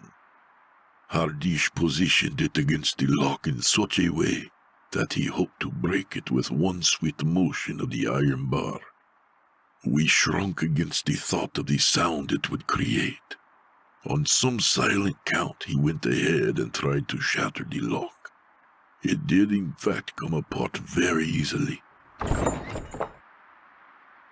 But the sound was like a shot in the silence. We stood for a time, looking up and around us, all 3 of us lost in the shadows of this enormous castle. We waited for some sound, some vision to emerge from the darkness. Hardish pushed the large door inward. Its creak echoed across the stones beneath our feet. He pushed himself through, and we followed. Then we were inside the castle. It was pure darkness. All three of us lit matches. It seemed that the air was so heavy that their light would only last for bare seconds before fading and dying. We saw in front of us that there were 3 pathways, almost like fate. 3 ways to go, and 3 men. Clemendrada wished to go into the longest passage. He believed it would lead deeper into the castle and upwards. Hardish and I allowed him to make his own decision. Hardish would go toward the right where it was darkest and no turns could be seen, and I would go to my left toward a tunnel that seemed to slope downwards, which would take me below the earth. We all looked at each other one last time and decided to go our separate ways. My companions both disappeared quickly into the darkness. It was incredibly cold in the castle, the stones conducting the cold all through me. I did not want to use any more of my matches than I had to, but it was simply too dark.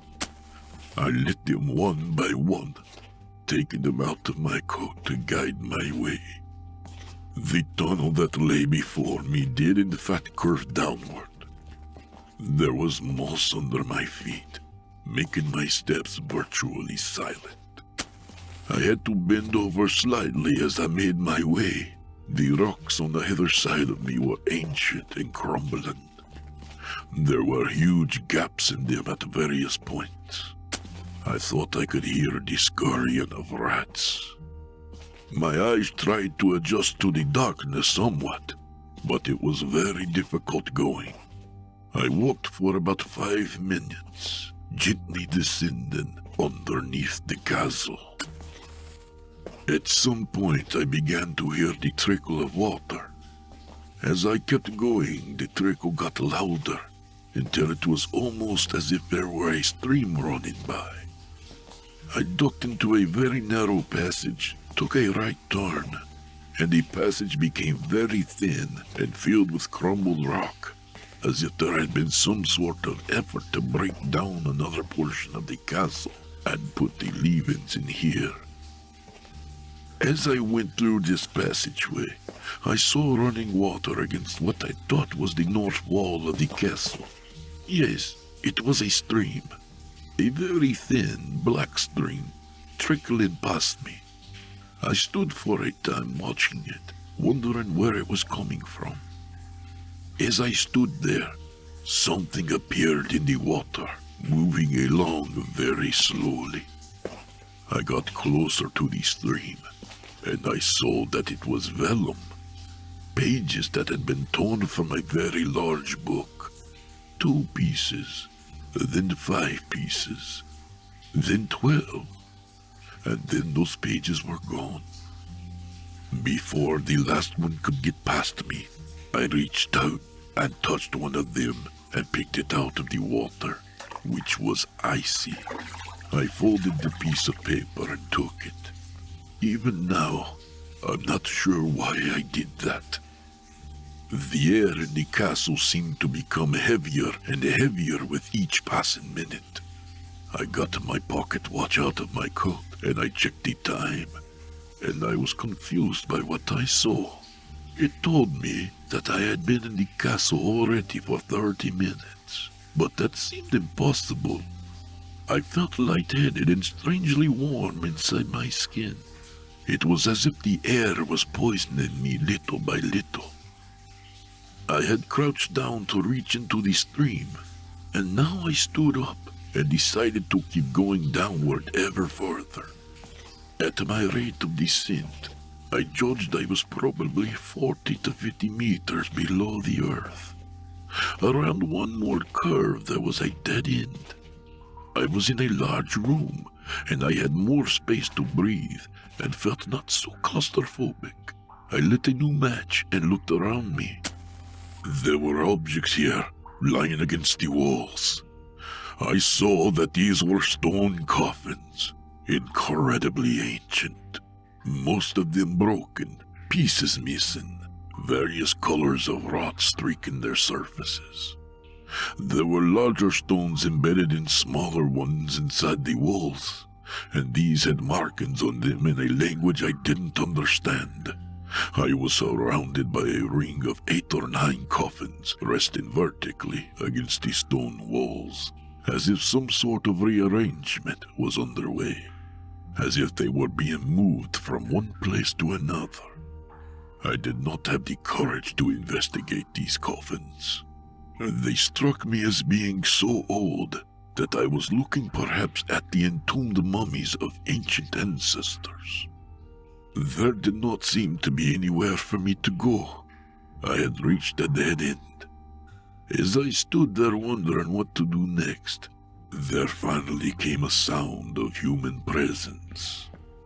It was of running feet very, very far in the distance. Running feet on a stone surface high above my head. The sound was conducted through the castle's mysterious passageways for about 5 or 10 seconds, and then it stopped. I stood for a time, waiting to see if they would come again, but they did not. I had no way of knowing whose footsteps those were, or exactly how far away they were.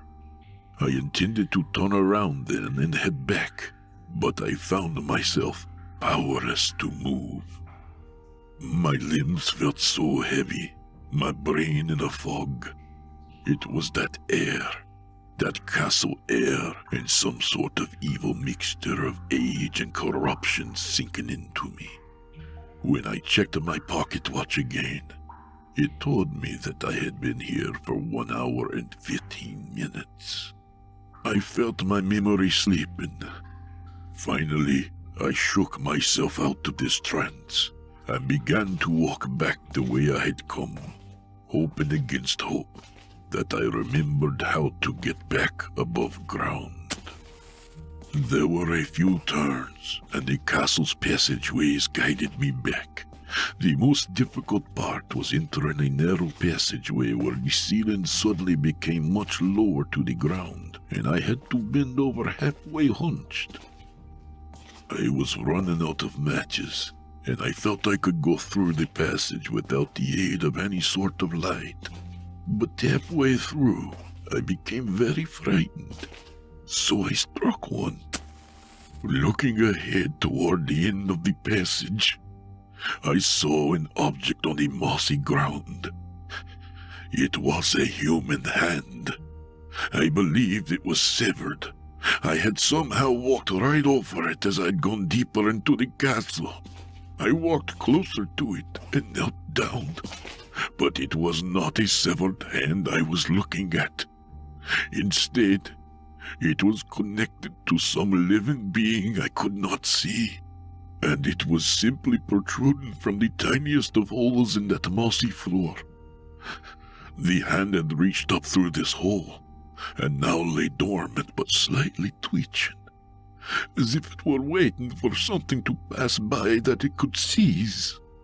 The fingernails were painted. It was of an incredible age, so withered by years. Something compelled me to reach out to it. I touched the tip of one of its fingers, and when I did so, it withdrew an inch, but it did not retract into the hole. That was enough to send me onward, not looking downward anymore. I went through that tunnel, and I kept on my way, trying to remain focused. I tried to picture my wife's sister, her face. She was the reason I was here. I heard the trickle of that stream again, and I moved past it, and I felt myself moving back upward. And I finally did come once again to that joining of the 3 dark passageways. We had agreed to meet right here, but there was no one. It was only me. I listened for footsteps. I decided to exit through the door from which we had entered. I pushed my way out and was struck by a blast of cold wind. It was still snowing. I took a few steps out into that barren, cramped courtyard. I looked up at the rising wall of the castle, and I saw, in the moonlight, from a window cut into the stone high above me, a rope dangling downward. Tied to the rope, hanging upside down, was the policeman Clemendrada, motionless, his face pressed against the stone of the castle wall. More rope stretched from his wrist, and this piece was tied to the leg of another man who was also dangling upside down, gently nudged by the wind. This was Hardish. They were too high above me to see faces, but I could tell they were dead. They had been pushed out that window and left to hang. Instead of running away, I found myself turning very slowly, losing all hope and knowing that I was going to die on this night. A greater man than I would have been pushed toward greater vengeance, energized by this sight, but not me. I am weak. I lost the last of my light at that moment. I knew I would never see my wife again. I climbed up the rock that we had scaled almost 2 hours before, and I went through the hole, and I dropped out the other side into the grass. I was outside the castle, and I stumbled toward the woods very slowly, waiting for anything to come along and kill me, put me out of my considerable misery. Step after step, I crouched through the snow, through the woods beyond the castle. Only because nothing stopped me did I go on, not thinking about the sharp wooden stake I had in my back, but thinking only of those bodies tied up to hang outside the castle as a warning, as a sign, or simply out of convenience. The next thing I remember, I was on the raft. I untied it and lay down upon it. Without Hardish or Clemendrada, I had no chance to row upstream against the current.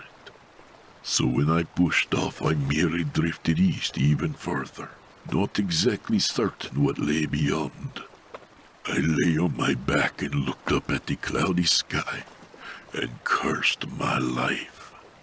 The time passed as I drifted in and out of consciousness. It was shortly before dawn that I found the strength to sit up on the raft as I drifted. I looked down the river and I saw that I was coming into an embankment, and that soon my progress would be stopped by this sandy bank. But it was not empty. There was someone standing knee-deep in the water. I drew closer to the tall silhouette of a man in some sort of cloak standing and waiting for me to approach via the tide. Beside this man was another figure, a much smaller one, which struck me as feminine, though I couldn't quite see. Seeing these two figures frightened me so badly that I lay back down and closed my eyes, and only waited. The minutes passed, and I finally felt the raft bump against the shore. Looking up, terror engulfed me as I saw a figure standing to my left. It was a woman, and as I rose to my feet to look at her, I saw it was Isa. She was alive. She was shivering in the cold. She spoke my name. She seemed so pale and thin. I threw my arms around her and began to cry, and the last glimmer of sanity I possessed left me just enough reason to pull back at one point and look at her neck. There were no markings there, and no wounds.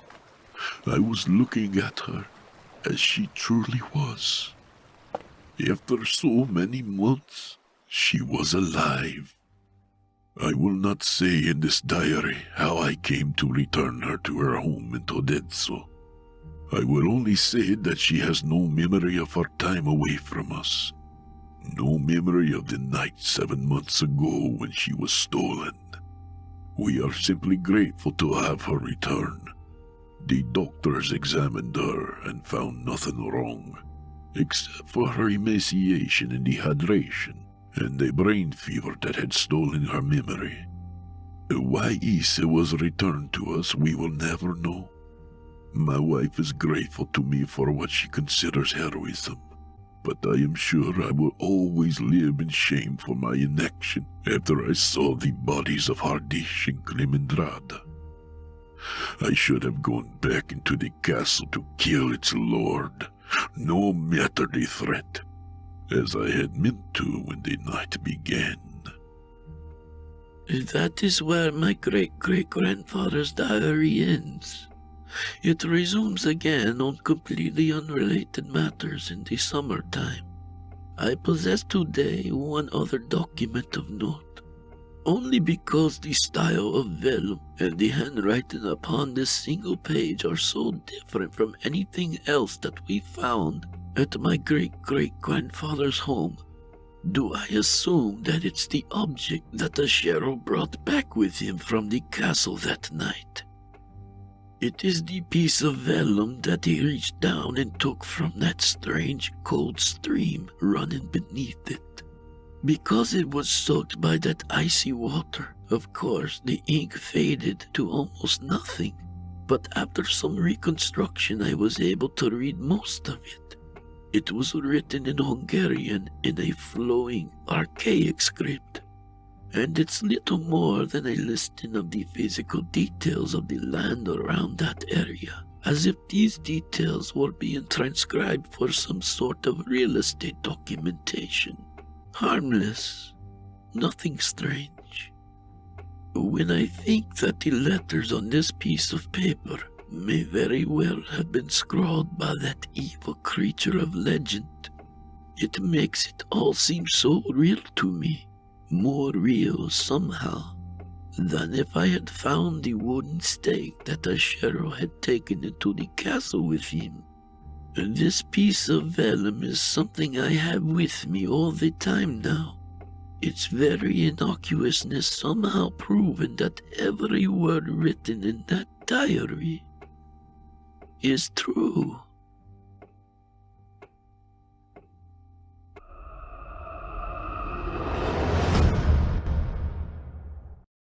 Cal's phone slipped from his hand, landing in his lap, startling him awake. He looked around the room, orienting himself. He was still in the recliner, its familiar comfort grounding him and bringing him back to the present. He dozed off while staring at his phone, which had become his habit lately. Turn on the TV, watch until bored, stare at the phone until passing out. Cal pressed his legs down on the footrest until the recliner retracted, then stood and stretched, listening to the small pops from his spine. From his spot on the couch, George raised his head. The golden retriever watched him as he stood, one eyebrow up, as if he had just been asked a question. "Always vigilant," Cal said to the dog. "Aren't you supposed to be watching the place while I sleep?" George's only response was to lower the one brow and raise the other. Cal patted his thigh. "Come on," he said. "I guess we both need to eat something." He led George into the kitchen. The dog sat patiently as Cal brought out the dry food and filled his bowl. George immediately went to work on it. "I'm glad one of us has an appetite," Cal said. He was rarely hungry and mostly fed himself out of self-preservation. He knew he needed food, but didn't care much if he ate it all. One of the many gifts that depression had generously bestowed upon him. Cal sighed and went into the refrigerator, then peered inside at the meager groceries of a man not too far removed from his divorce. "I'm thinking scrambled eggs," he said, looking back at George. The dog ignored him, preferring to continue crunching away. Yeah, you're right. Probably should have some toast, too. Scrambled eggs and toast. Cheap, quick, and barely any cleanup afterwards. Plus, cooking and cleaning made him feel like he'd accomplished something during the day. Sometimes it was the small victories that made all the difference. Or at least that's what his therapist had said. He gently placed the egg container down on the countertop, then opened the bread. He put 2 slices into the toaster and pushed the handle down. The slots began to glow with a faint orange light as the heating filaments warmed up. Cal reached into the cabinet and grabbed the bowl.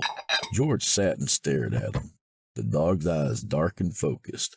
His food was already gone. "You're never satisfied," Cal said.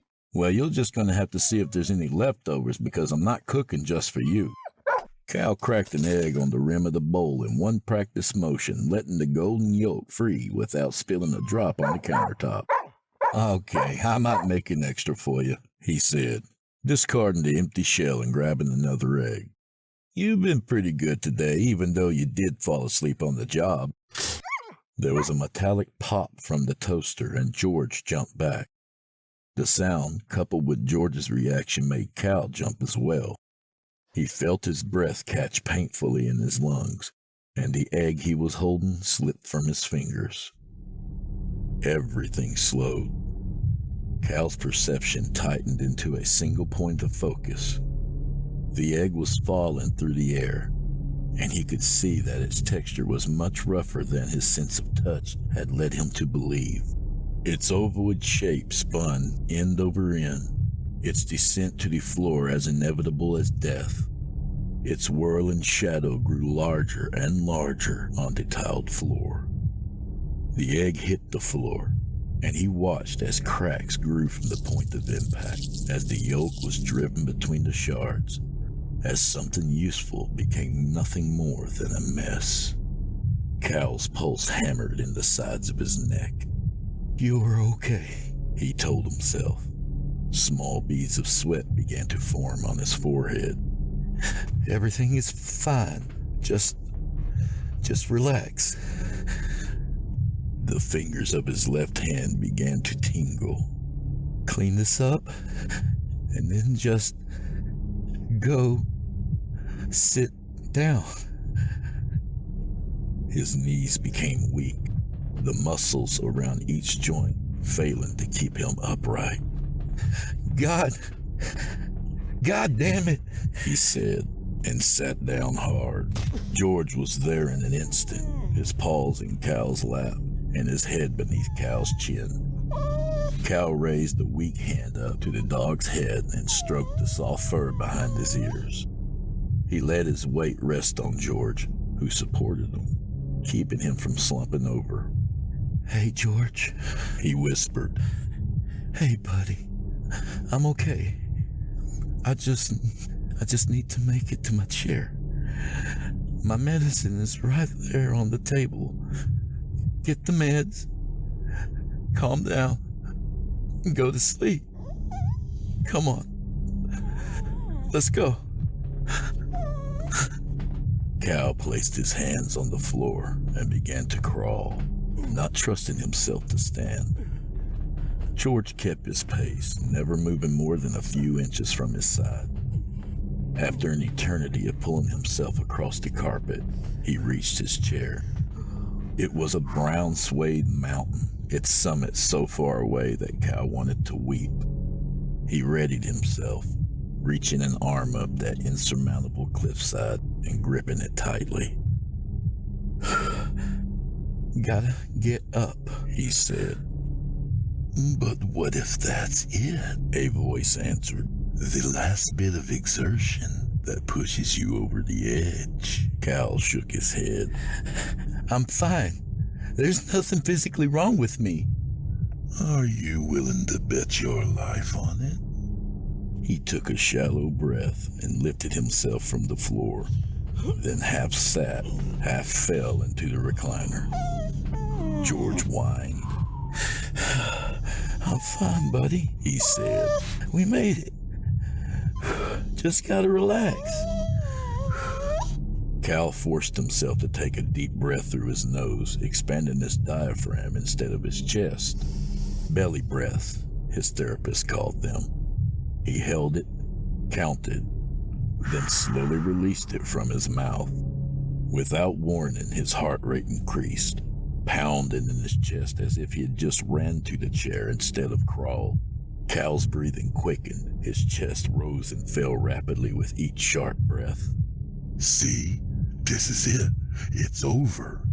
Your heart is going to rupture. I always knew there was something wrong with it. Some defect that none of the doctors could ever find. I don't want to die, he managed. Well, then we'll need to call an ambulance. No. We're not doing that again. Then you're going to die. Cal wanted to argue, wanted to shake his head, but moving was hard. His arms were leaden. He looked down at his chest and watched the force of his heartbeat shake the muscles there.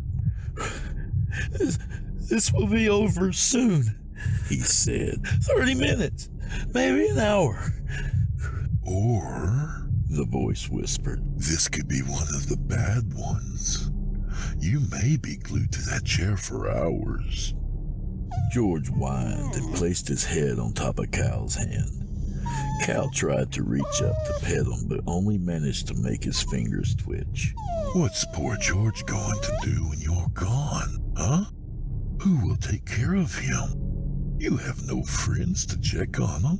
You saw to that. Push them away one at a time. Not my fault, Cal breathed. I never meant for that to happen. Yes, you did, the voice said. They only wanted to help, and you selfishly... They were better off without me, Cal said. Well, you're probably right about that, the voice tittered. Cal looked to the ceiling and stared at the yellowing paint. Please, God, stop this. The voice fired back, enraged. There is no God. You know that.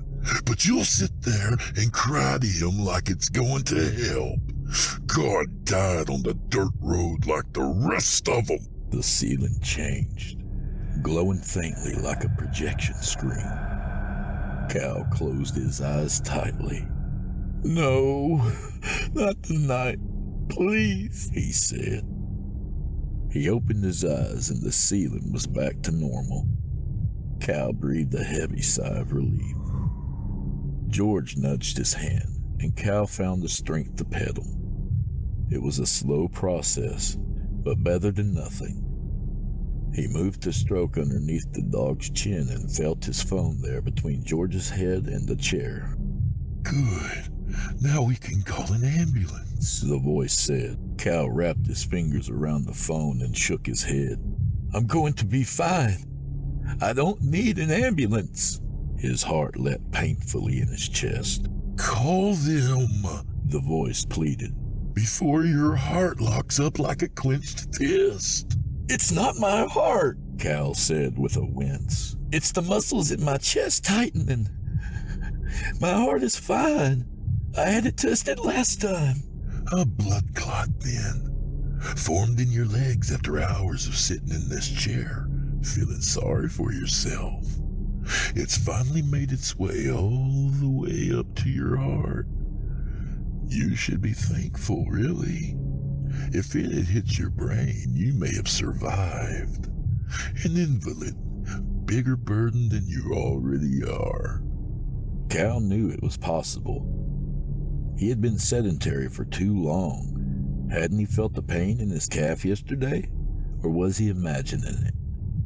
No, it was pain. A warm, throbbing pain of warning. But there was no pain. He was sure of it. Wasn't he? There is no clot, he said.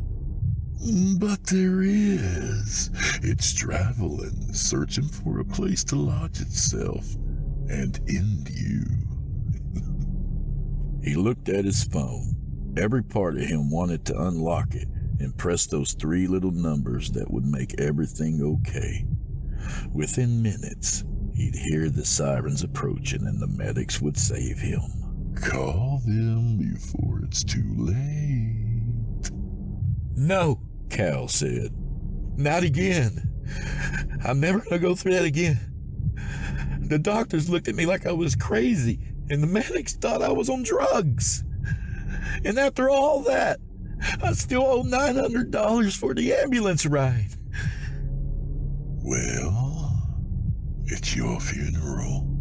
The left side of his chest seized, tightening, and sending off little currents of sharp pains that traveled to his shoulder.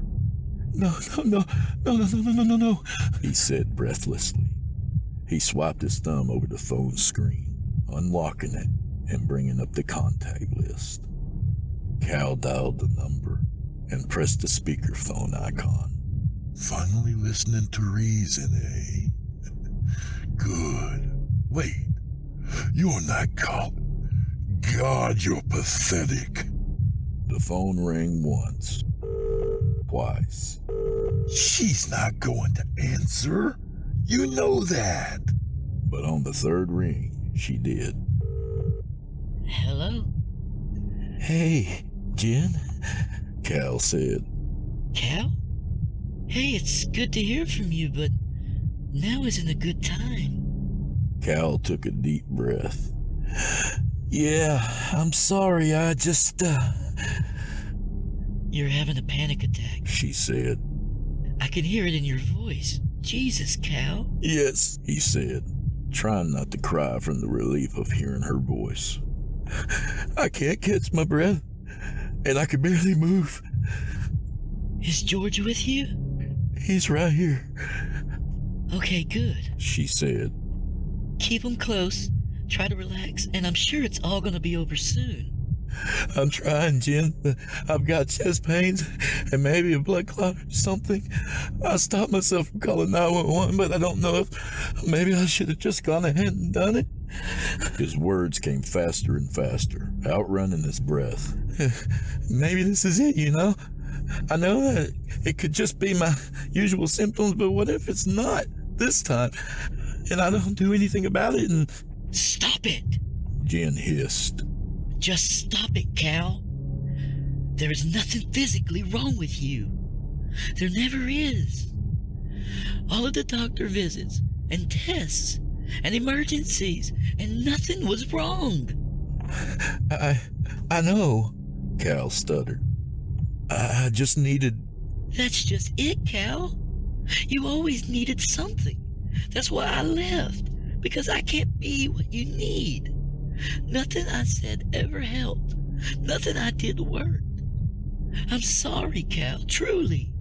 But it's been 2 years since the divorce. And I can't be your crutch.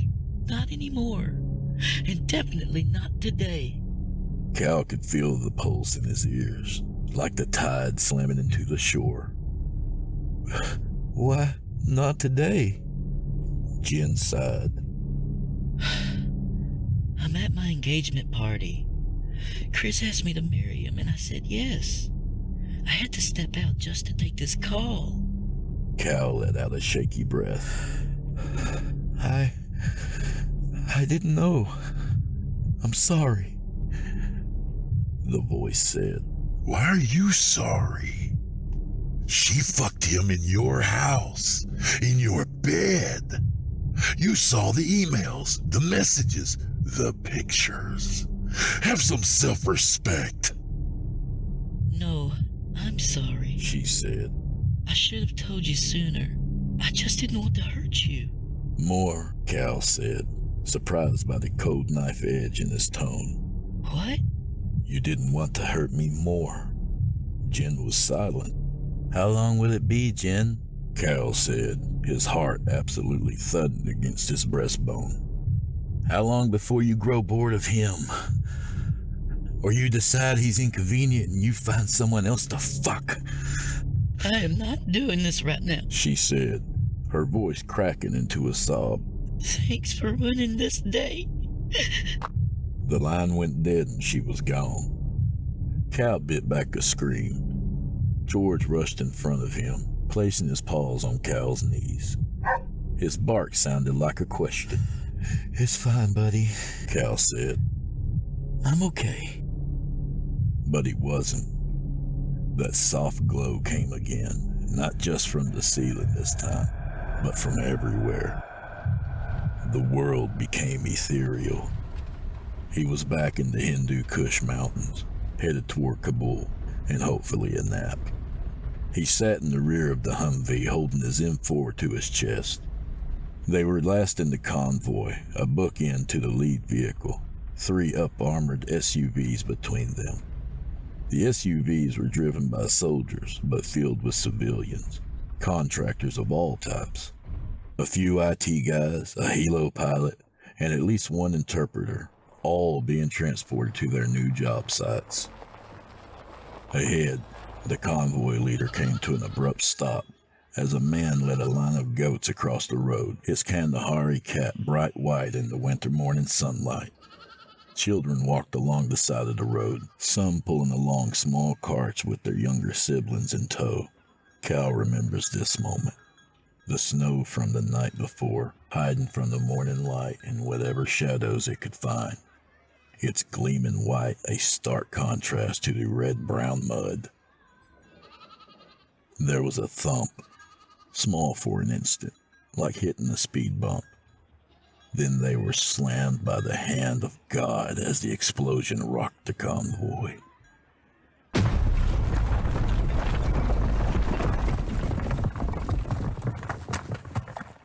The Humvee flipped, and Cal's world spun with it.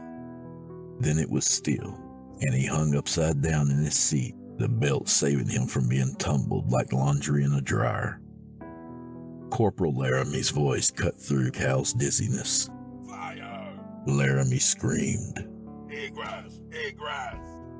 Cal pulled his seatbelt cutter from the front of his IOTV and hooked it over the belt, then severed it with a quick tug. He fell to the roof but managed to brace himself with his elbow. In the front seat, Staff Sergeant Green's body hung from his seatbelt, unmoving, a shard of metal nearly taking his head off. What was left of his neck released a thick stream of blood in time with his slowing heartbeat, and there was nothing Cal could do. There was screaming as he crawled from the Humvee. From the shadows of alleys came armed men, all crying glory to God. Cal pulled himself up to a kneeling position and leveled his M4, flipping the selector switch to fire. The men began firing first. Small spurts of dust rose from the ground where bullets struck, and all around him was the ping and high whine of lead on steel, bullets against vehicles. Cal opened fire. His first 2 shots went wide, but the third was true, and the fourth. The man closest to him spun and fell in the dirt. He did not rise. That left 4, but Cal didn't even have time to take aim before the staccato rhythm of a machine gun filled the morning. He quickly glanced to his left, and there was PFC Lawson, sitting in the gunner's seat of the lead Humvee. He strafed the gun left to right, creating a cloud of sand and a hail of rocks.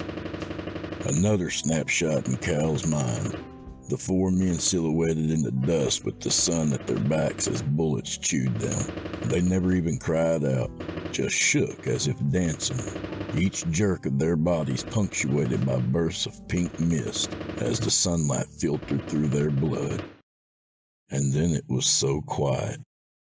Cal, Laramie, and Dawson stumbled from vehicle to vehicle looking for survivors, but found none.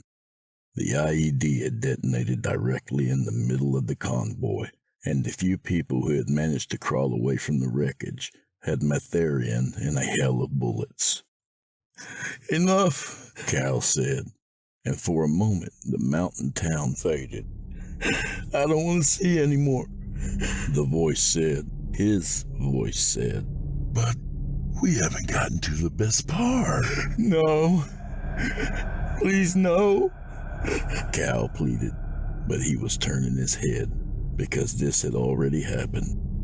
The tracks had been laid years ago, and he had no choice but to ride along.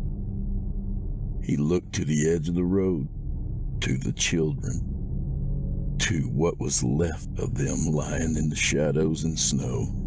I don't want to see this in my head anymore, Cal sobbed.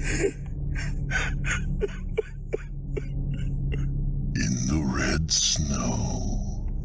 Please stop! In the black shadows. Stop!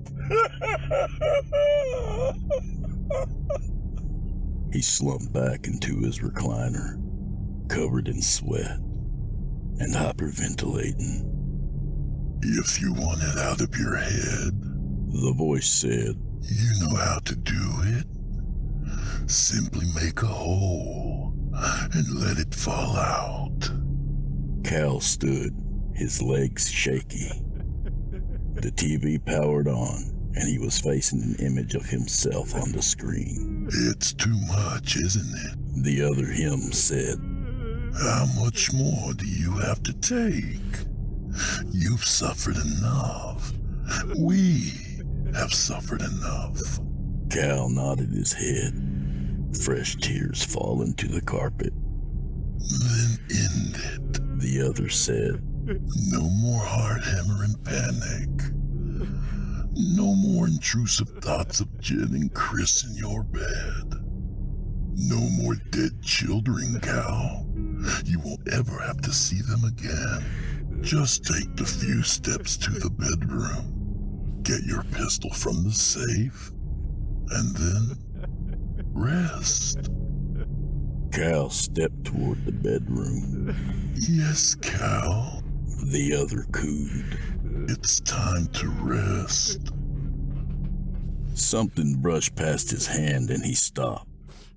There was George, dropping the orange bottle of Cal's pills to the carpet. He nuzzled against Cal's hand and whined. Leave him, Cal, the other him said.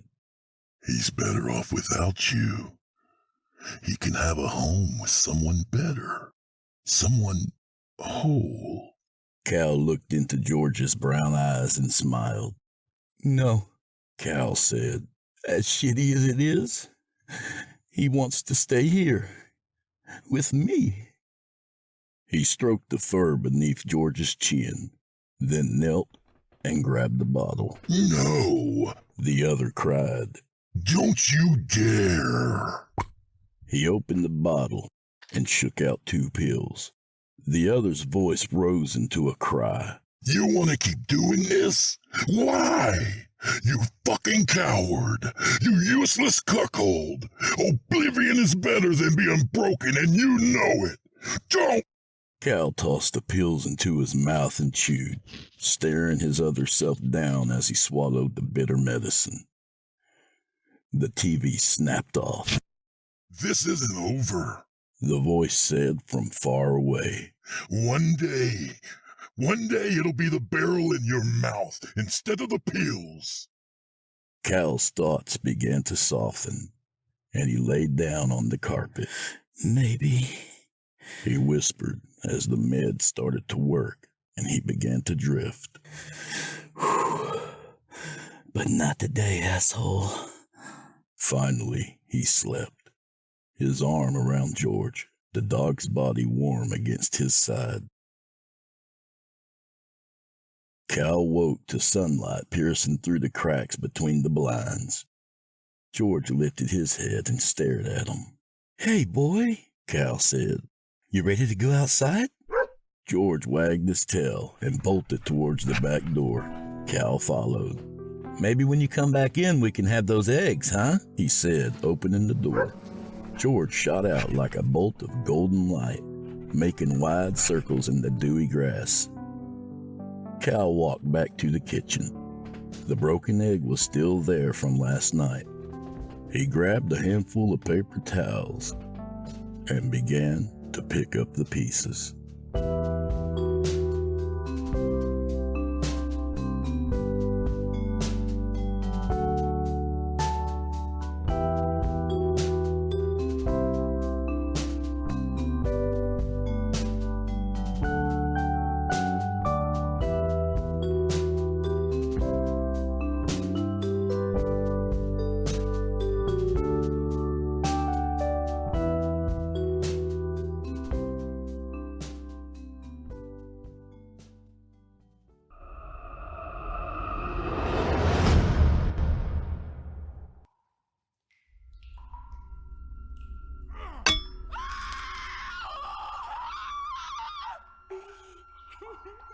Sister Elizabeth was well versed in the books and history of her faith. She knew that the American interpretation of hell, the lakes of fire and fields of tortured souls, was more in line with the imaginations of Milton and Dante than with the truth of her religion. Hell, according to genuine articles of faith, was a state of being outside of God's light. If ever she felt cast out from the radiance of her Lord, it was now. The little slice of hell where she currently suffered was an establishment called the Cretan Inn. The Cretan was located west of Omaha, in the railroad town of Winter's End. Elizabeth's family had warned her that a mission out west would be fraught with danger. They had argued that plenty of folks in New York still needed help finding God. The wisdom of those warnings had now been proven, and she wondered if her choice to head west had been motivated by ambition rather than faith.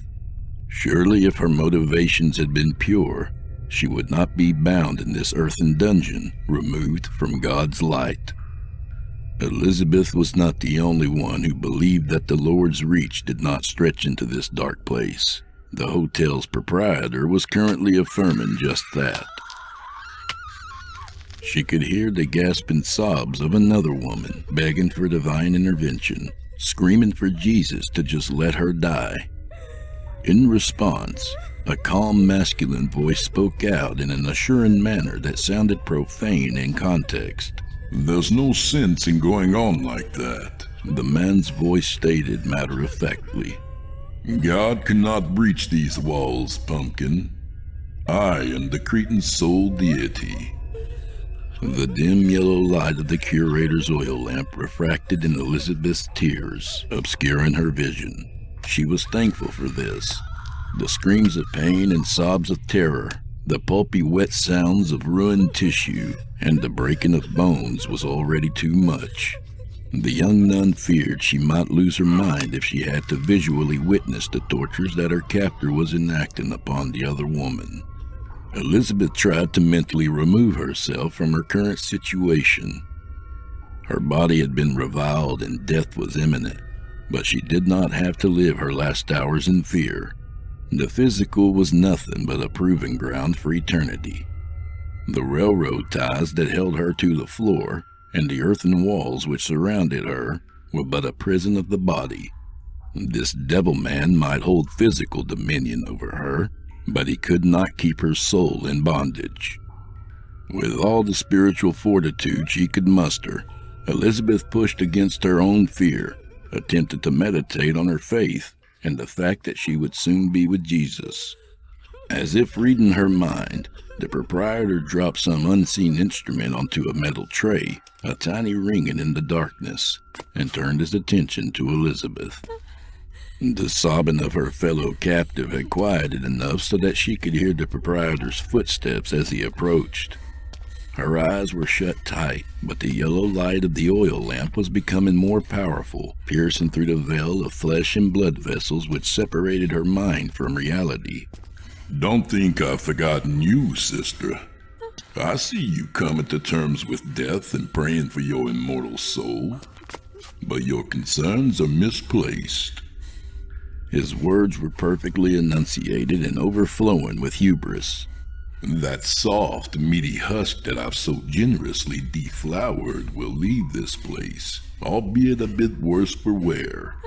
But your spirit, the pain and joys and passions that make your essence up, shall remain in these walls. No heavenly father can snatch you from my dungeon. This I promise." The oil lamp was close to her face now. She could feel its heat, just as she could smell the gore on the man who held it. The devil in man's skin was kneeling down beside where she lay, staked to the floor. A sticky, wet hand stroked her face gently, like a lover's caress. The sensation was vulgar and brought bile into the nun's throat. A moment later, despite her best efforts to remain strong, Elizabeth was openly weeping. "Rest, sister. I'll be back for you tomorrow." Elizabeth's eyes shot open and momentarily stunned her captor with the anger and fear with which they burned. No! She screamed as loud as she could. You finish this now! Don't you leave me down here! The innkeeper took a step back and laughed to himself. Oh, but I do whatever I choose, sister. Without another word, he walked away, taking the dim light of the lantern with him. Elizabeth screamed incomprehensible curses at the man as he opened a heavy door at the far end of the basement. He ignored her cries and crossed the threshold between one circle of hell and another. A moment later, the door closed with a loud thud, and all light vanished. After minutes of sobbing, Elizabeth laid quiet, growing stoic in her pain and fear. Her hands and feet were in agony from the railroad spikes that pinned her to the ground in the shape of an X. Worse than fire in her nerves were the sounds in the darkness. The other woman moaned as she slowly died of blood loss and trauma. Then came the squeaking sound of curious rats investigating the darkness for an easy meal. Elizabeth wondered if the rodents would eat her alive before the innkeeper made his return.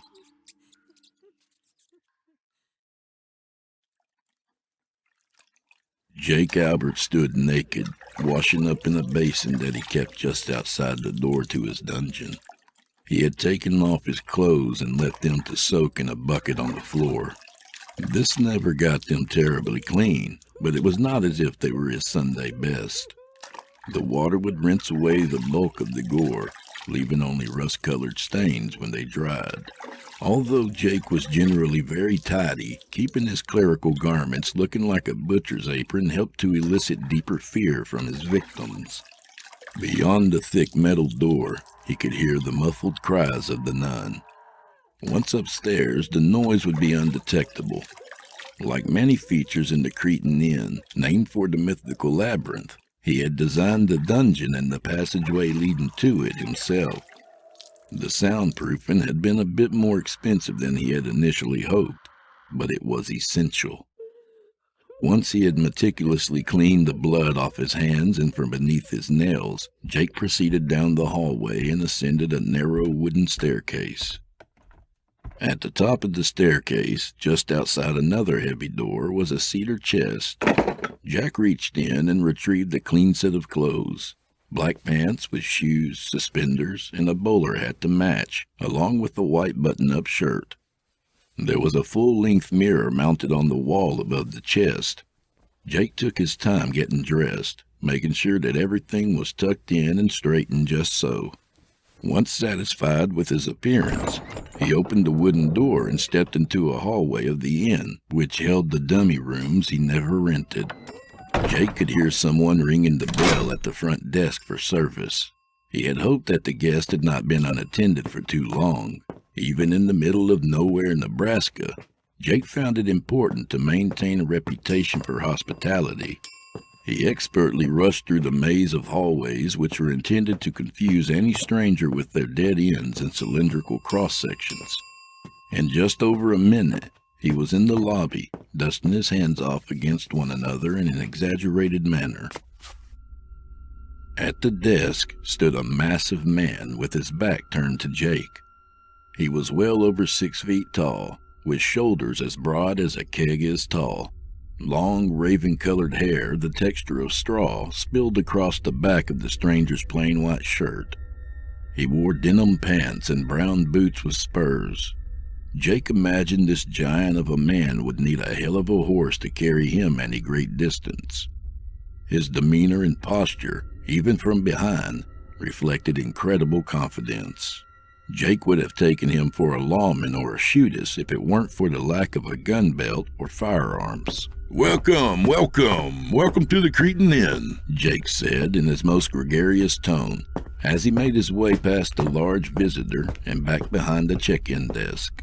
And if you're new to Winter's Inn... Jake's words were cut short as the vision before him stole the breath from his lungs. For a moment, Jake Albert, who truly believed himself to be a divine being, was positive that he was staring at the devil. The stranger's face was the color of adobe, riddled with deep cracks and black scabs. His eyes were as black as his hair and seemed to look straight through Jake, towards something beyond this world. His base features, below the disfigurements, were classically handsome. This lent an air of tragedy to the big man's horrific appearance. Jake caught himself staring. He closed his eyes in an attempt to regain his composure. He was prone to visions and hoped that this one would evaporate if he willed it so. When Jake opened his eyes again, the man was just as hideous, but he was now prepared. My apologies, sir. Your skin condition caught me off guard. Not leprosy, is it? The disfigured man before him seemed to awaken from some manner of daydream and now looked at Jake rather than through him. This is a place of sacrifice. It wasn't just the nature of the question that disturbed Jake, but also his visitor's voice, a sound like muffled thunder and breaking glass. A place of what? Jake asked. Apprehension had crept into his voice. The stranger stood still for a moment, as if thinking before asking again. This place. It is an altar of worship. A church? Jake responded in question. No, sir. This is a traveler's inn. There's no church in Winter's End. An inn? The visitor asked, once again looking through Jake. The innkeeper was becoming increasingly nervous. There was something wrong with the man in front of him, something that went deeper than a skin condition and a hoarse throat. Are you all right? There's a doctor in town if you need one. Jake's voice seemed to once again awaken the stranger from his reverie.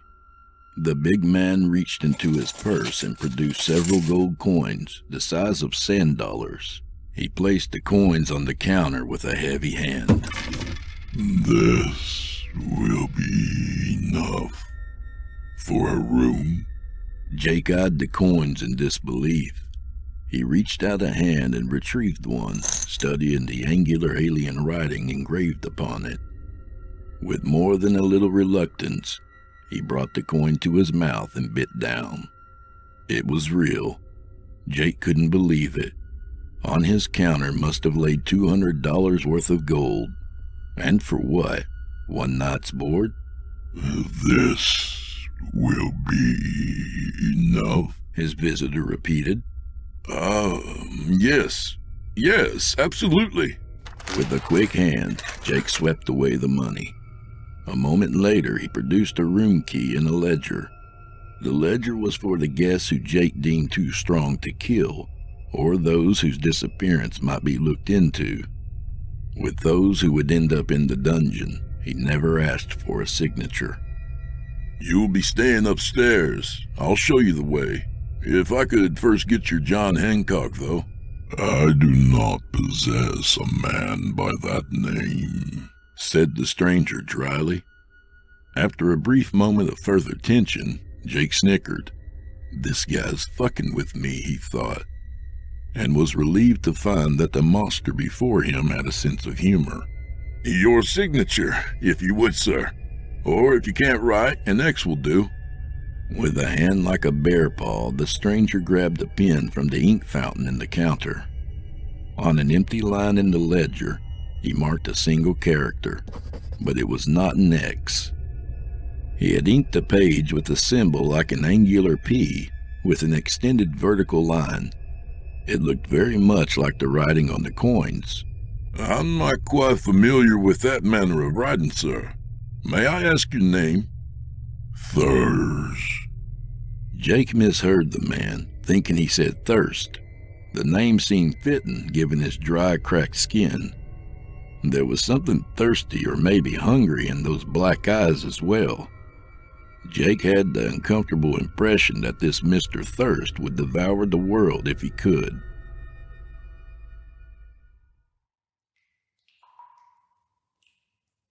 Stress and pain had led Sister Elizabeth to sleep, but even in slumber the grip of the Cretan inn was too strong for her to escape. Elizabeth's dreams had been nightmare reenactments of the innkeeper ravaging her virtue and of her failed attempt at escape. Her nightmares were non-linear, mental labyrinths where she repeatedly ran through the inn's maze of halls. Doors opened to bricked-over passageways. Again and again she was dragged into dark places where the evil man with the friendly smile nailed her to the ground, or sometimes to a cross, and forced his way inside of her. Presently, Dream Elizabeth was running naked through the inn's halls, blood and semen pouring from her defiled sex. The red and milky white fluid swirled together in a viscous dance of barbaric unity, a trail of sin for the devil man to follow. She glanced back over her shoulder. She could not see her pursuer, but she could hear him, sniffing and snorting like a wild pig tracking down a scent. Elizabeth came to a cross-section in the hallway where she could turn left or right. First, she cast her glance to the right. At the end of the hall was a massive oak door carved with a relief of Christ dying on the cross. The relief was not a static image.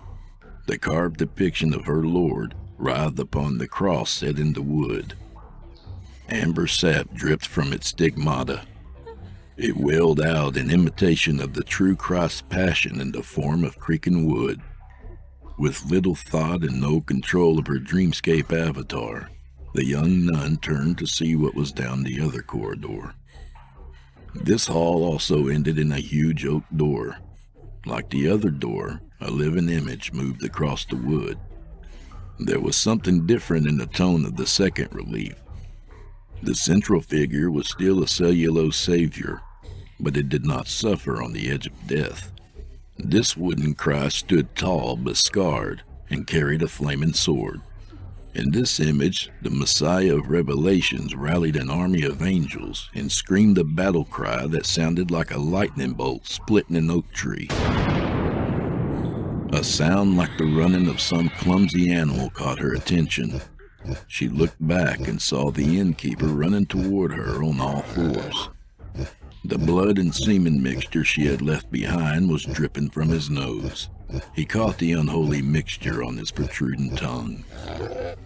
Elizabeth raced down toward the door where Christ in his warrior king aspect marched through the microcosmic realm, held in a plane of oak. Behind her, the devil man snorted and laughed. The slapping of his hands and feet against the wooden floor echoed behind her. Up ahead, Jesus let out another thunder and scream and beckoned for his wife in the church to join him in his. The nun was faster than her aggressor. Her hand reached the doorknob. She twisted it and pushed. The door swung open effortlessly, revealing a panoramic view of the night sky with no ground in sight. Countless stars cast their glow through the shifting auroras and blackest oceans of nothingness. Cold such as Elizabeth had never felt drifted into the inn from the open door. A haze of condensation formed in the passage. Misty tendrils beckoned the nun into the nightscape. She stood momentarily dumbstruck by the beauty and awe of the cold world beyond the door.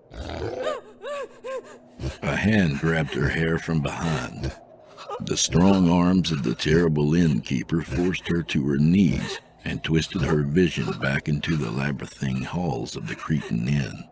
No heavenly father shall snatch you from my dungeon, sister. He spoke the words straight into her mind.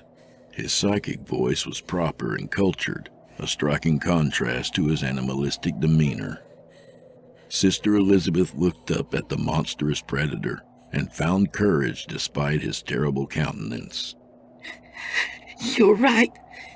No heavenly father shall snatch me away.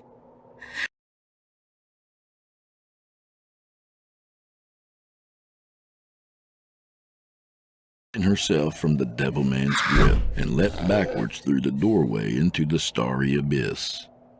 The perspiration dripping from her body became cosmic snowfall. Her body began to crystallize, the sea of nothingness devouring the heat from her body.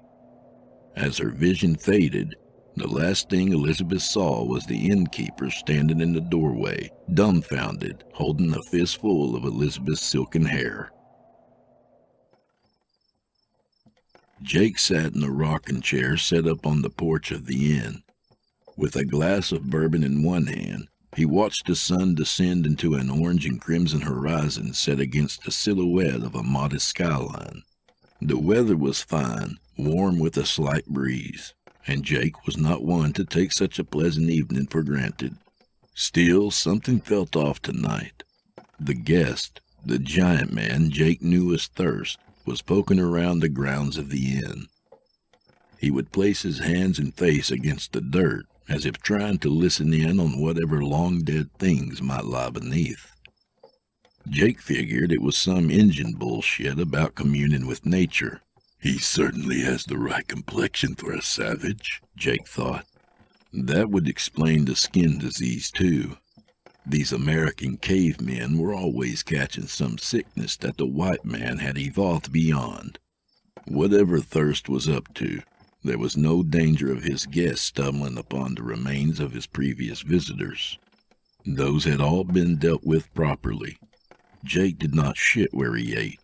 Still, the way Thirst got down on his hands and knees and mumbled into the dirt, Jake couldn't help but picture the souls of all his victims screaming out to this stranger for retribution. Of course, that was nonsense. The souls were here, trapped within the plaster and lumber of the inn's walls, not the dirt. As the god king of the Cretan, only Jake was privy to their ethereal suffering. He watched Thirst closely as the big man knelt in the middle of the dirt path that led away from the porch. As Thirst pressed his hand against the ground, Jake had the incredible impression that the man's flesh was becoming one with the earth. He could not tell for sure where the massive hands ended and the dirt road began. Jake shook his head, sure that he was hallucinating. He was prone to visions, and while he was quite sure some were of a divine nature, others were no more than vivid daydreams. When he looked again, the vision had grown more bizarre. Thirst was now looking down, face to face with the dirt in a quite literal sense. The earth below the giant had erupted into a gruesome sculpture of some deformed child's face. Jake dropped his glass. The tumbler shattered into 100 fragments, each momentarily catching the gorgeous light of the dying day before falling back upon the porch. A stream of bourbon rolled across rapids of broken glass and down the edge of the top stair. Thirst looked up at the sound of breaking glass, and the deformed infantile face melted back into the earth. The strange guest's black eyes were set upon Jake, though no expression was visible on his face. I think I've had enough drink for one night. I'll be retiring, if you don't mind. Thirst kept his gaze on the innkeeper, but did not reply. Jake nodded and walked backwards into the Cretan. You just ring the bell if you need anything at all, Mr. Thirst. The Cretan's proprietor had laid down for an early night's sleep just after sunset, but slumber did not come easily. He lay naked and comfortable as he did every night, but his mind was restless. The image of his Indian guest's mockery of a face was burned into his mind. The odd, angular sigil that Thurs had written in his ledger floated across his field of vision like dust in his eye. After an hour or so of chasing slumber, Jake wheeled himself to focus on more pleasant thoughts, his captives in the basement. The older woman, the one who'd been traveling west to find work after her husband was taken by a Confederate cannon, was surely dead by now. He'd left her to bleed to death, and he reckoned it should not have taken long. He hoped her suffering had been prolonged enough to distinctly affect the nun. Sister Elizabeth was the real prize. Just the thought of her soft flesh and softer soul excited Jake's body. His manhood twitched as he revisited her pleading sobs in the moments before he forced himself inside her virtue. He'd likened himself to a crusader, smashing through the gates of some Israelite temple to lay claim upon what rightly belonged to the soldiers of the divine. He ran his hand down his own chest as he recalled how her hair had felt gripped in his fist as he dragged her down the abandoned halls of his inn. With a firm grip on his own scepter, the god king of the Cretan relived the moments when he drove each spike through Sister Elizabeth's limbs. He moaned in ecstasy, thinking of her shrill, agonized screams. Just as he approached the climax which he hoped would bring sleep, a true and audible screech pulled him out of the moment.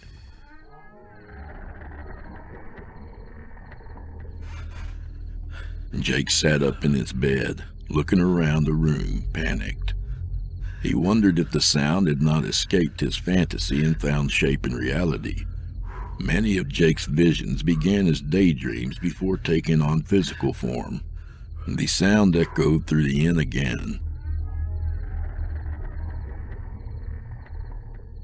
Jake focused on its tone and shift in pitch. After a moment's reflection, he decided that it was too low to be a screaming nun, and not static enough in pitch to be a moaning. It sounded like the creaking of wood, but far louder and more extended than the building settling. With the intensity of thunder, the horrid creaking began again, and this time it would not cease. When the terrible noise refused to stop after a few seconds, Jake covered his ears and backed himself into the furthest corner of his bedroom. The sound pierced his very being. He could feel its horrid vibrations in his bones and in his soul. Jake Albert was afraid. It was a feeling he had not felt since childhood. Crashes and shattering glass joined the cacophony. The sounds grew louder as if they came from some banshee racing toward Jake's bedchamber. The individual pieces of the door frame began to twist like wet rags being wrung out by invisible hands. Spiderweb cracks erupted across the surrounding plaster. The hinges separated on sheared pins just as the door exploded into a rain of splinters. Jake closed his eyes as much to protect his vision from the flying debris as to banish his grim hallucination.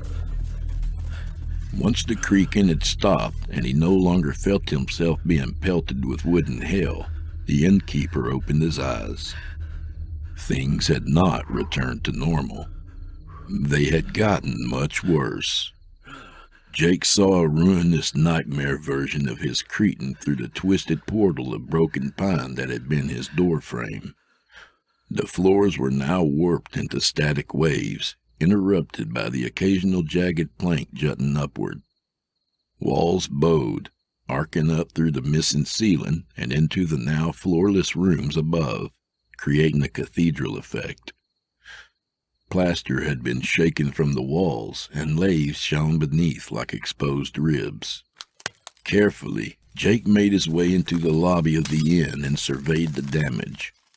He could now take in a more complete portrait of the damage. Furniture from the rooms above had crashed into the lobby, along with clouds of pulverized plaster. Wooden beams from the ceiling had crashed in front of the inn's entrance, barring any egress. The odd, deliberate twist and bend in the building's frame spoke of something darker and far more eldritch than a mere earthquake. Still, his rational mind argued that this had been a natural event, which his occasionally unreliable perception had transformed into something more horrific. Jake almost had himself convinced that he was hallucinating at least some of what he saw. That's when Sister Elizabeth's voice echoed from every direction. You cannot breach these walls, pumpkin. Her voice was toxic with hatred. Jake whipped his head back and forth while spinning around, trying to pinpoint the voice's source. In his panic, he caught his foot in a concave divot of the wooden floor. He fell to his knees and his ankle twisted in a way that ankles are not meant to twist. He let out a sharp cry of pain. Sister Elizabeth's incorporeal laughter flowed around him in response. Jake took a deep breath and looked down at the floor as he worked to banish the pain of his twisted ankle. The wood grain was moving, forming into the faces of deformed infants. One was missing an eye. Another suffered from a cleft palate. A third had the distinctive look of a mongoloid. Each wailed in wide-mouthed silence. Jake looked at the faces of the children, not with horror, but with confusion. He had firmly believed that the souls of his victims would be trapped within his castle, but these invalids were strangers. He had never enacted his will upon them. He had never even seen them before. The scraping sound of iron against plaster called Jake's attention away from the ghosts of the wood grain. This time the sound had a clear source. It was coming from the maze of hallways which led to his dungeon. You think you hold any power here? Jake screamed as he pushed himself back to his feet. His ankle hurt, and it was hard to stand. The pain made him feel weak. The weakness made him angry. I'll nail you back into the dirt, whore! His eyes were fixed down the hallway where the scraping was coming from. The sound was becoming louder, rougher. Jake shuffled unsteadily across the uneven floor, favoring his uninjured leg. Whatever had broken and corrupted his home, he blamed it on this bitch of God. Nothing mattered more to him at that moment than making her pay. Jake's angry resolve melted into impotent fear. The young woman was dressed in her monochrome vestments, complete with habit, though she looked anything but holy. Her feet were trailing blood from holes the size of quarters, where she had torn out the railroad spikes that staked her to the ground. She had not bothered to remove the spikes from her hands. She dragged them across the walls, her arms outspread in imitation of her lord. Her mouth was tightly closed in thin-lipped rage. The pink of her natural complexion was masked beneath dried blood and yellow-blue bruises. Still, it barely gave Jake pause. Sister Elizabeth, despite her stigmata and ugly determination, was not the first monster to try and unnerve him. What did you do to my home, you useless quim? You did this, devil man! Spoke the woman who was the image of hell. You challenged God, then invited him into your house. The sister's words made no sense to Jake. They were the ravings of a mad woman. Yes, he had challenged her Jew God countless times. He'd spit in the face of his creation and tortured his children. But he had never once invited God into his house, or even into his heart. With no further hesitation, Jake limped toward the approaching nun. Each had their eyes set upon the other. Each had the other's suffering in mind. With nearly 100 pounds to his advantage, Jake felt confident that he could put Sister Elizabeth down, regardless of his ankle and despite whatever curse the bitch had used to corrupt his domain. As they approached one another, Elizabeth brought the middle finger of her left hand to her mouth and bit a chunk of flesh from her fingertip. She unceremoniously spit the finger meat to the floor and then chomped down on the matching digit of the opposite hand. Jake paused, unsure of what was happening. He understood sadism quite well, but self-mutilation was alien to him. The sight of it troubled him. He felt sick and his fear was magnified. The nun put the raw meat of her middle fingers down to the spikes in her hands. She traced the head of each spike, painting their heads with her own blood. At the same time, she invoked words in a strange tongue. Jake doubted that the ugly discordant syllables had any human origin. A sharp, searing pain shot through the center of Jake's palms, then again even sharper in his feet. The unexpected agony was so sudden and intense that it sent the innkeeper to the floor. Uncontrolled tears flooded from his eyes. Jake unclenched his fists, and in his obscured vision could see that the nun's stigmata were now mirrored in his own flesh. Elizabeth ached in those nether regions where the devil man had violated her. Her muscles were knots of pain from stress and abuse. The wounds in her feet, where she had torn free from the iron staking her to the ground, were nearly overwhelming. The holes in her hands and the missing tips of her fingers burned like acid. For all of this, Elizabeth felt blessed. Now at one with Christ's passion, she truly felt God's light upon her for the first time. Her suffering had led her through the gates of heaven. She had learned the language of angels and looked upon the face of the infinite. In return for all these blessings, God demanded such a meager sacrifice. One single life, the devil man's life.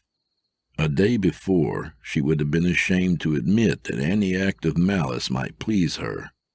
But her understanding of God's will had not been so deep yesterday.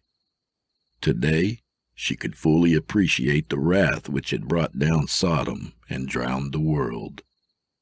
Today, she would take pleasure in cutting down her would-be killer upon the altar of her Lord. Elizabeth smiled as the innkeeper shambled across the uneven floor on his wounded feet and his twisted ankle. She did not run after him. She needn't. He would run through this maze, thinking it still the hell he created, only to find that God had changed every twisting corridor. The devil man would be lost and confused, just as she had been hours earlier running from him. And then he would stumble upon the altar, where she would bring some sense of worth to his otherwise wasted existence. Nothing made sense. Jake had built the Cretan himself. He knew every corridor and secret passage. Nothing was as it should be, and no mere earthquake could explain the changes. Dead ends with secret doorways had turned into circular hallways. Doorways to rooms that had been there were now met with blockades of earth and clay. Plain, neat staircases which had led to the second floor were gone, replaced by spiraling broken steps of madness which merged into the walls themselves. Amidst all this insanity, magnifying his pain and fear, were the soft sounds of Sister Elizabeth's bare footfalls. She was quiet and relentless, like a Komodo dragon stalking wounded prey until it fell from infection. Jake shambled down a long hallway toward a T-shaped cross-section. Behind him, he could hear the padding of the nun's bare feet. His uneven breath vibrated across the space of the hall and into his ears. She would soon outpace him, but Jake dared not look back to see how great a lead he held. Reaching the cross-section at the end of the hall, Jake looked right. The hall terminated in a dead end, covered in fallen joists that made the shape of a leaning cross. He switched his gaze to the left and was met with an open doorway which led to a deep darkness. Jake smiled and laughed. Beyond that door, there was still some place in the Cretan where this bitch and her bitch god might stand powerless before him. If he could reach the end of his hall and descend into his Holy of Holies, there would be a chance to salvage all of this. Jake ran as best he could, stumbling into walls along the way toward the darkened passageway. A mad laughter overtook him, casting out his pain and fear. A cold, soothing wind blew from the darkness ahead. It promised resolution. There's no escaping God's will, devil man. Called out a calm, feminine voice behind him. Having reached the door, Jake leaned against its wooden frame and turned his eye back to his pursuer. I am God here, sister. With that, Jake Albert allowed himself to fall backward through the darkened passageway. His vision ceased as the blackness overwhelmed him. He tumbled downward, wooden steps bludgeoning his head, back, and legs. Seconds later, he was met with the cold earth of the hallway to his dungeon. Despite the pain, Jake laughed. He was overwhelmed with relief. Jake was not what one might consider a warrior, but he was sturdy. He fought against the trauma and forced himself to his knees. Like a wild animal, he rushed forward on all fours toward the steel door that would lead to salvation. Behind him, Jake could still hear the nun's footfalls. The sound brought him excitement. The dumb bitch would follow him right back into his lair. Once through that door, he would show her the meaning of divinity. The darkness in the tunnel was absolute, and Jake smashed into the door before he'd expected. He snickered to himself and reached for the handle. The door pushed inward and Jake fell across the threshold. The ground beneath him was cool and soothing. He could feel, or at least could imagine that he felt, energy flowing between himself and the earthen floor. Jake gathered his strength and rose to a crouched position. He was a wolf, ready to pounce. Come on, you worthless bitch! He barked into the darkness. Jake stood ready, quite sure that his grim sanctum would make the nun powerless while granting him preternatural attributes. Wide-eyed, he waited for his vision to focus into superhuman clarity. He willed the pain in his hands and feet to cease, envisioning the skin around his stigmata knitting itself back together. He sniffed at the air, searching for the scent of her madness. All this was cut short as an unseen object, something long and sharp, penetrated Jake Albert's torso. The instrument slid cleanly between two ribs on his left side, puncturing his lung. Jake never saw it coming. The Cretan's proprietor gasped wildly for breath, but his lungs found only blood. He never felt the ground after losing his feet. In fact, Jake Albert swore that there was no ground beneath where he lay dying.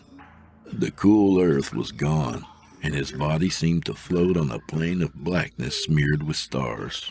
The light from the glowing nebula below him illuminated Sister Elizabeth, who stood above him like a ghost against the dungeon walls. Her left hand was still pierced with a railroad spike. Her right showed a gaping hole spitting plumes of blood. Jake guessed with some certainty that the missing spike was the thing currently lodged in his torso. The twisted, broken face of the Indian whom he knew as Thirst materialized behind the weeping, smirking nun. Jake had been right in his unease. He looked into the cold, black eyes of the hideous face. He now recognized the terrible thing held within them that had so spooked him earlier in this endless day. It was true divinity, that aspect of being which Jake had chased all his life. It sparked within the black pits of Thur's eyes. Who are you? Jake tried to speak the words aloud, but only gurgling and foaming blood escaped his mouth. Nonetheless, Thurs heard his question.